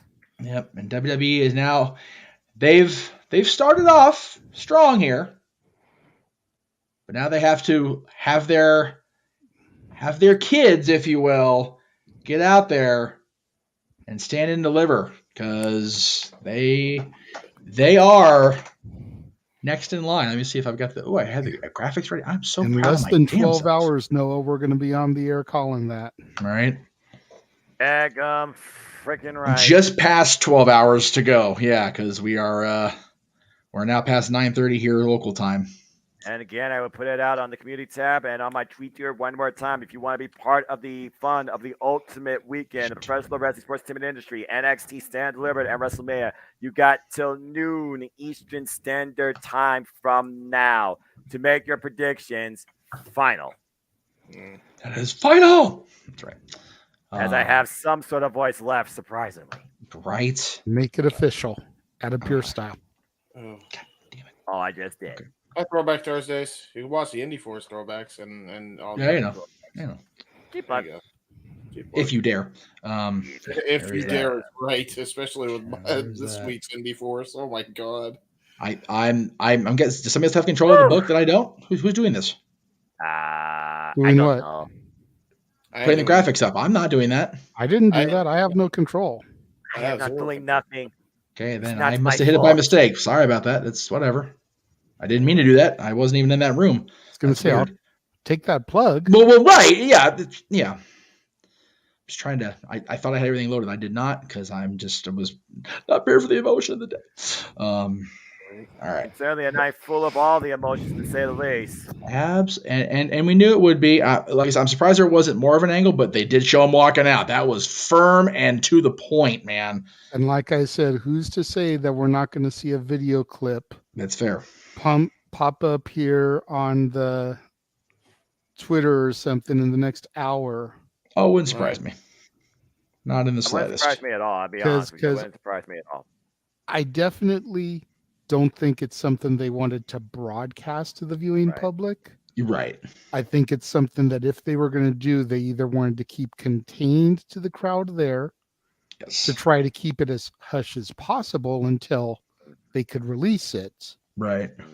Or they're just going to completely do it backstage once he goes back past Gorilla. Hunter's going to, Hunter is on the stage, but Sean and whoever else is going to be back there producing, given the, locker room standing ovation, and then bam. Yep. Out of nowhere. Yep. Right. And it would be like the E. So there you go. There you go. All right. I think I got it where I wanted it to be now. Stupid freaking thing. That's cool. But yeah, that was a hell of a speech, man. I was expecting to get emotional. Yeah. I wasn't expecting to get that emotional. Right. Dude, Rey Mysterio, the most humble man of the industry. Legit. I've met the man, I want to say at least 4 times. Nice. Yeah. And, Jeff has pictures of 2 of them that he'll throw up here momentarily when I am he's working ready on it, to I get promise. there. But I'm trying. My final it it's just you're fine. he's one of those guys, and regardless of the character that he's currently portraying on television, he has raised Dominic to be the same way. Yep. And I sent a picture of me and Dom to Jeff also to show. Oh, Lord. Sorry. Hang on. That's way tiny. Higher than I thought Yeah, it was going to be. I figured you would just load it into the stream. It would blow it up some, but Yeah. I didn't have a chance. It was so freaking. It's all right. I'll take care of it. I got it. There we go. so that was a Toys R Us Yes. on the road to WrestleMania 21. Yes. Him and the woman who I ripped to shreds this past Throwback Thursday. Yesterday. Literally yesterday. It's not happening. But if anybody actually watched Throwback Thursday, Lord there help was a good 1.5 to almost 2-minute video that preceded that episode Yes. of me putting it all on the line, apologizing. I'm not the same person I was when that was filmed. That's right. So that's why I didn't mind Jeff showing that picture. Future Yes. Hall of Famer. She does deserve it. Absolutely. There's still other people more deserving, in my opinion, but she does deserve it at some point. And then there, of course, RVD's 5-Star Comics. Right. Keep plug. And you can tell how recent It's this not next there one is. anymore, so it's not really a plug, but Okay. A throwback plug. Throwback plug. Let's go with that. Yeah, and there's Dom. There's Dom. just to put this into context, he had done an autograph signing at Cricket Wireless out in Ontario the morning that this was taken. Nice. Came to the arena, got hounded by fans, posed for pictures and signed autographs for every single one of them that was asking. Nice. Ray came out, kind of collected him, ushered him into the ring, to the arena, came back out because he forgot something. And that's when I was able to get him, because I was unable to get to him through the first batch of people. Right. And he was gracious enough to stand there and pose for another picture. Me with my horrible selfie skills. But second words only to me. That was the third set of meet and greets that he did that day. Yeah. Damn. Kid's a That trooper. just goes to show how humble he truly is and how his dad has really done right by him, despite what he's currently portraying on television. Right. Because that's the same type of guy that Ray is. Yep. Make sure that everyone is satisfied. You know, you mentioned your favorite mask, James. That's my favorite right there. That whole Flash outfit. Yeah, I had to find an image of that. Like, I wish I could have that. Yeah, That's a throwback. Mask, man. That's my favorite. You think about how many masks were inspired by superstars of both the cinematic universes and villains for that matter. I still go back and think about one of my favorite WrestleMania is WrestleMania 25. Well, it's for one match, but I do remember Rey Mysterio coming out in the Joker-esque mask. Yes. Yeah. I don't know, man. That Hall of Fame mask might be my new favorite. Yeah. Oh yeah, that was beautiful tonight. My God. I'm not gonna lie, that is a hard mask. Great mask. Holy Christ. And while we're on the subject of Hall of Famers from tonight, yes. Oh. Back at RVD's 5-Star Comics. That's at Lakewood. That's the Lakewood setup, is it not? Both of them were, yeah. Okay. Hey, Okay. I wasn't sure. So me with my generic Legend Killer shirt. that's it. Swap meet special, if you will. You gotta love that shit. Not All right. WWE official, but it is what it is. All right. So considering that he RKO'd her to turn back heel, heading into match with Undertaker. I remember that very, very vividly. JJ ever the heel, working the heel gimmick even then. I would say I'm surprised, but I'm not. Yo, there we go. And then we get to the people I'm going to see tomorrow night. Yes. Victoria. Lucky, damn it, lucky. We're good. Okay. All right. Such a sweetheart. Yes. I've heard such wonderful things about her. I've told the story numerous times. I don't know if I told it on the air with you guys, but this was a meet and greet at Living Spaces to promote the WWE going to be at the Honda Center on Halloween in 2005. My girlfriend and I went up there, waited in line, took a picture with her together, the three of us, and we were ready to leave. And she was like, "You don't want solo pics?" And we were like, "We're not trying to take everybody's time. You got a hell of a line here. Get our shit in, type of thing." And she was like, No. You guys waited. You guys get individual pics. Is there anything else you want me to sign? Sweetheart. God bless her. I have discovered, and I don't know if you guys can attest to this through your meetings or not, the heels, more often than not, are the sweetest ones. Yep. Yeah, they really are. You're not wrong. The baby faces are the cocky, arrogant pricks that think everybody loves them and they should be loved. Right. The heels are the sweetest souls because they appreciate the fact that you realize it's just a shtick. Exactly. That's cool, man. I appreciate that. Not all baby faces are like that, by the way. No, not all of them are, but I've found that a majority of them are. Yeah. You know, your Batistas. Oh boy, he's definitely one.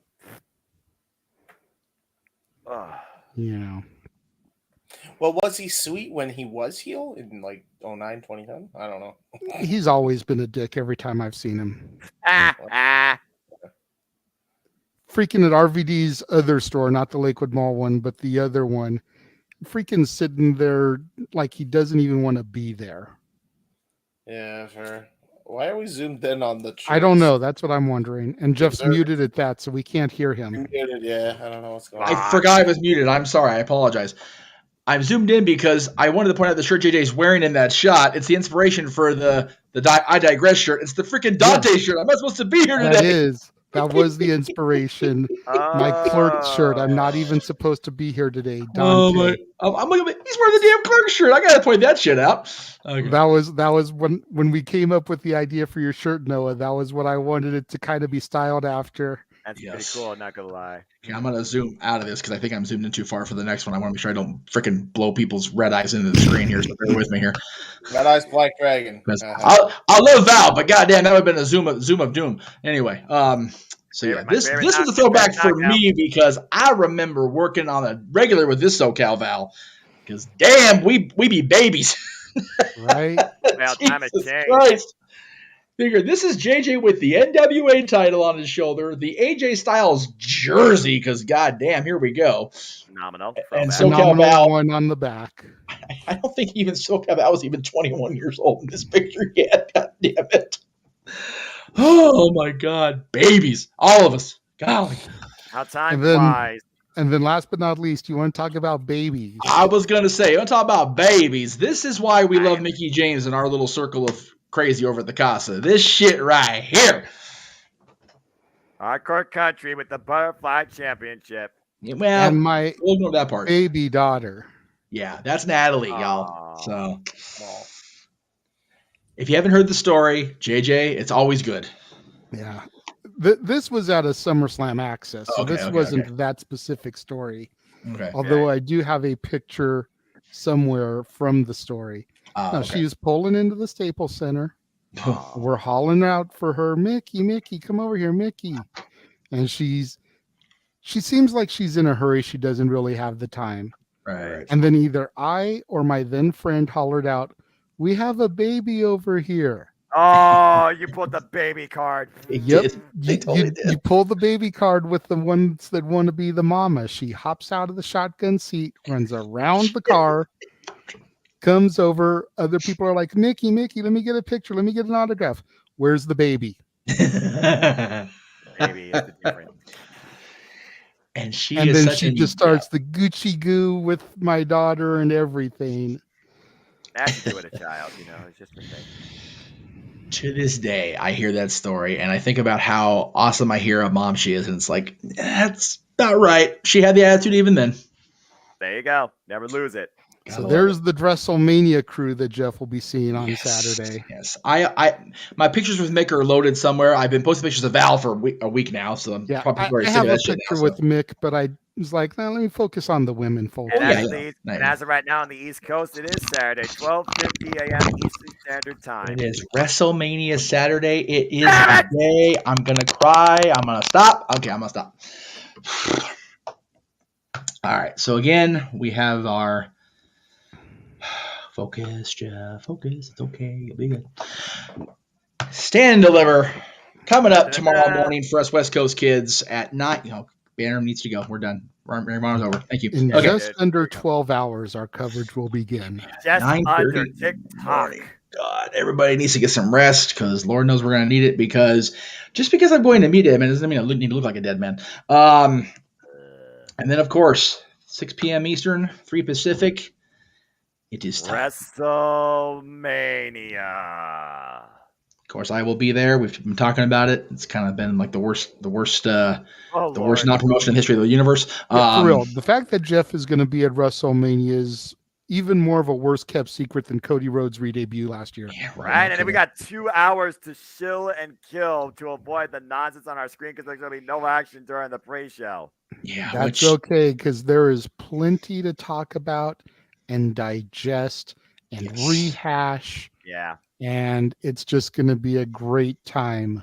Yeah. Hopefully everyone will be available exactly at 3 o'clock, 6 o'clock. I might see if I can get Noah involved again. We'll see. There you go. Everybody, I can't be there to corral. Y'all need to listen to JD, the producer man, tomorrow. Get your shit ready. I'm right. Because once we get off the air with this, while you guys are starting up the craziness that is open mic night, because it is a Saturday after all, ladies and gentlemen. Oh, yeah. Not only will you guys be in your respective studios, as you do, but I will be on my way back downtown because clearly I love LA as much as I had to stay there for the entire of the damn day. That I'm going to WrestleMania. Again, event benefiting child help. Can't stress enough the importance of this event to everybody involved. Mick Foley, who we saw tonight, well, we didn't see ourselves, but he was at the Hall of Fame tonight, inducting Stacey Keebler along with Miss Troy Wilson and the people we saw in the pictures earlier, Mickey James, Lisa Marie Barron, SoCal Val. So many people I know. How is it that Lisa Marie looks hotter there now than she did in that picture? Please talk about aging like fine wine. Seriously, man, she's over there aging like wine. Freaking Foley and I over here aging like milk. I was just gonna say I'm over here aging like milk. Even worse, I'm over here aging like eggnog. Whoa! Damn, that's some gnarly kitchen odors. Once eggnog is good. Once it goes bad, it goes because it's eggs and dairy. No. Let me ask you guys something. Since we just saw the pictures of me and the women, just hyped WrestleMania. Random question, kind of connected. Okay. Have you guys ever had a song that you listen to when it's out, when it's first relevant in your head, and you're just like good with it, and then it disappears from your realm of vision for a while, and you come back to it, and for some reason, it just strikes a nerve with you that first time hearing it, and you just bawl? Yeah. Has that ever happened to you, gentlemen? Happened to me? I don't know about bawling. Maybe not complete bawling, but you start getting emotional hearing it and tears actually fall from your eyes. It doesn't have to be a full-on blubbering baby. Yeah, that I understand where you're coming from. Yeah, that makes sense. Jeff, please let Lisa know that all the things she said has done that to me. I will do that. Because I saw her open a story the other day, and I immediately thought of you. Before I even thought about her, I mean, she's in the picture, so I'm obviously going to think of her. But yeah, first I thought it was you when I saw that. I'm like, damn, that's throwback. I love it. Because ever since it started popping up on my Spotify wrestling playlist here within the last week or two, every time it drops. Wow. Because that was my Victoria. I never got with the whole, I ain't the lady to mess with. It's like, No, I was all about Broken. When Broken came back one night in Impact Wrestling, I was like, okay, I'll say it. I'll put it in internet wrestling community terms. I marked the fuck out. There you go. Yeah, as much as I popped when she made that Rumble return, I was so mad it was that song and not all the things she said. Yeah, that song was Undertaker, you done it now level. Like, oh, God. Well, I mean, you remember the one time that James marked like crazy at WrestleMania 30 when he got that form of Undertaker with that theme on the freaking chopper. Yeah. That was pretty cool. Raw is 30. Raw 30. Raw is 30. The American Badass theme. American Badass. WrestleMania 30 is where the streak died. We don't talk about that show. And, most of us weren't watching the Hall of Fame when she came out, but she came out to her old Kid Rock's legs theme too. She did. She did. Yeah, they actually played. So apparently, WWE has made nice with Kid Rock because they got both American Badass and legs over the course of this past year. It tells me if they're going to use Kid Rock, maybe it's in freaking Detroit. They got to. They got to be using Kid Rock. Translation: Bob got a fat payday and made nice. Anyway.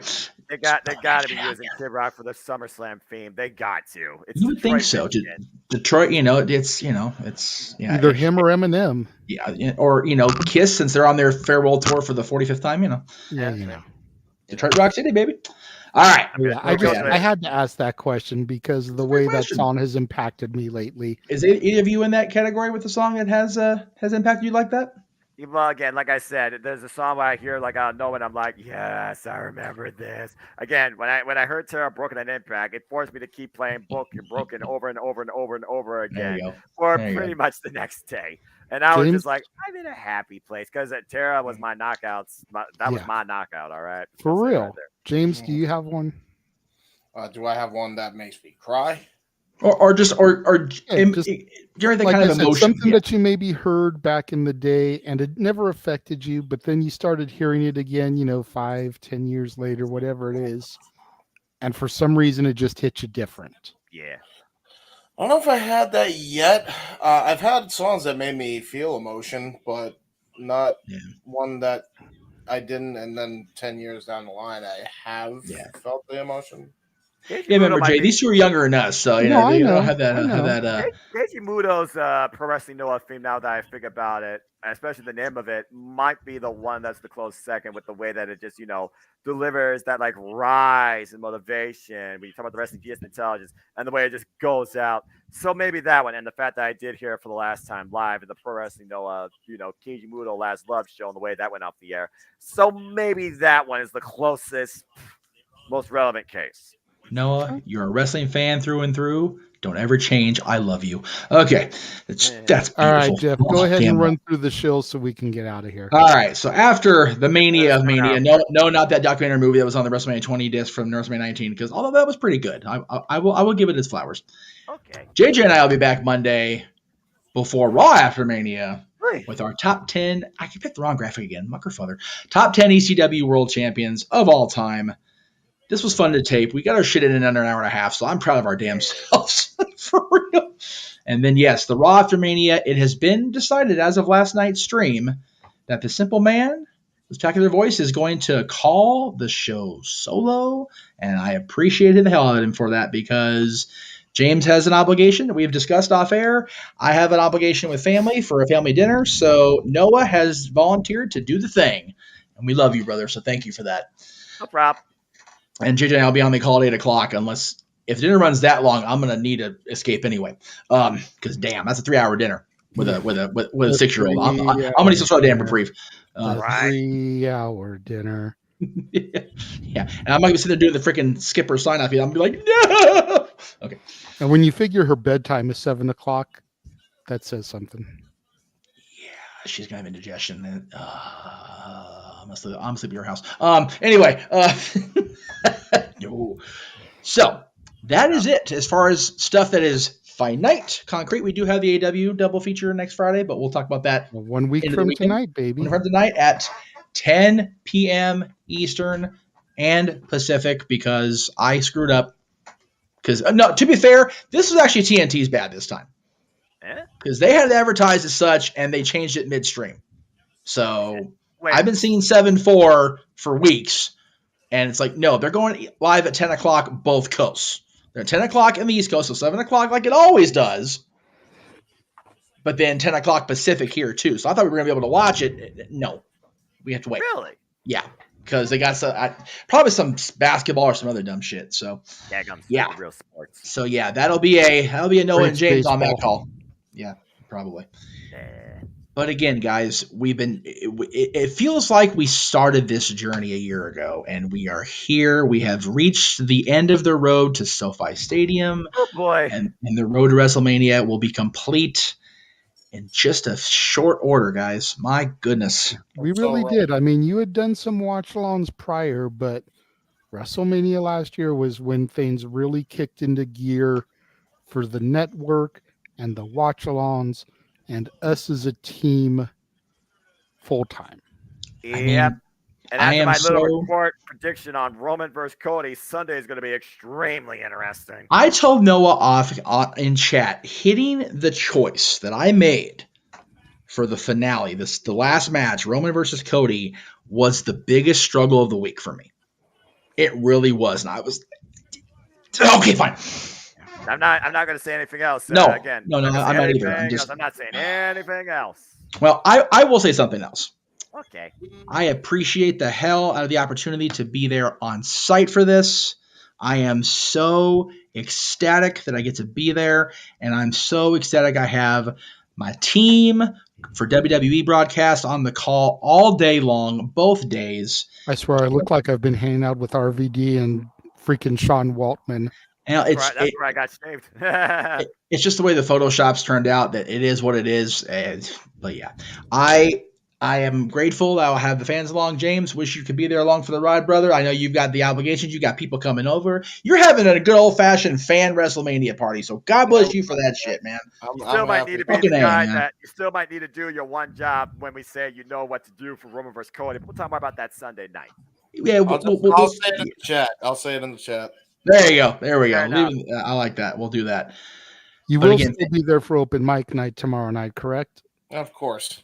Okay. Of course. Yeah. We gotta get James on mic night. It's not the same without the four of us at the very least.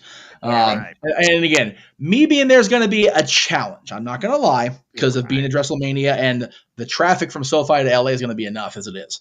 And your reception. But reception will be a thing. And you should at least be able to chime in on the drive there. Yes, I've got 3 portable chargers ready to go. Good man. Like, I am on this shit because I'm popping in during WrestleMania for sure both days. So I am raring to go. And I told JJ off air, I do have a ride home Saturday night after WrestleMania. So I will be bright-eyed and bushy-tailed-ish Sunday morning to come down for night 2. Right. So you know they're going to have like 5 to 3-minute intermissions each match. As long as there is a coming down point between the cell and night 1's main event where I can go take a proper leak ski, I'm good to go. Fair enough.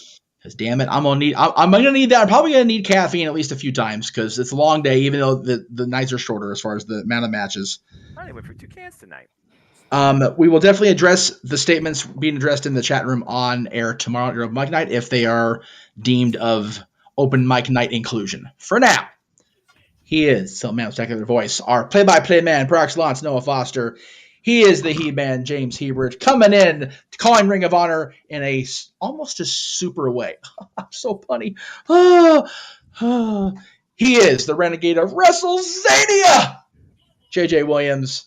I am the founder, the man of the marquee, not right now because I had fucked up my own marquee this time. I am the WrestleMania attending Jeff motherfucking Meacham. We are the 4 Horsemen. We are the core 4 of Open Mic Night. This has been the Jeff Meacham Network presentation of Ring of Honor, SUPERCARD of Honor, and the WWE Hall of Fame induction ceremony.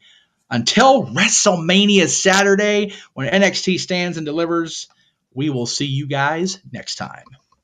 Have a good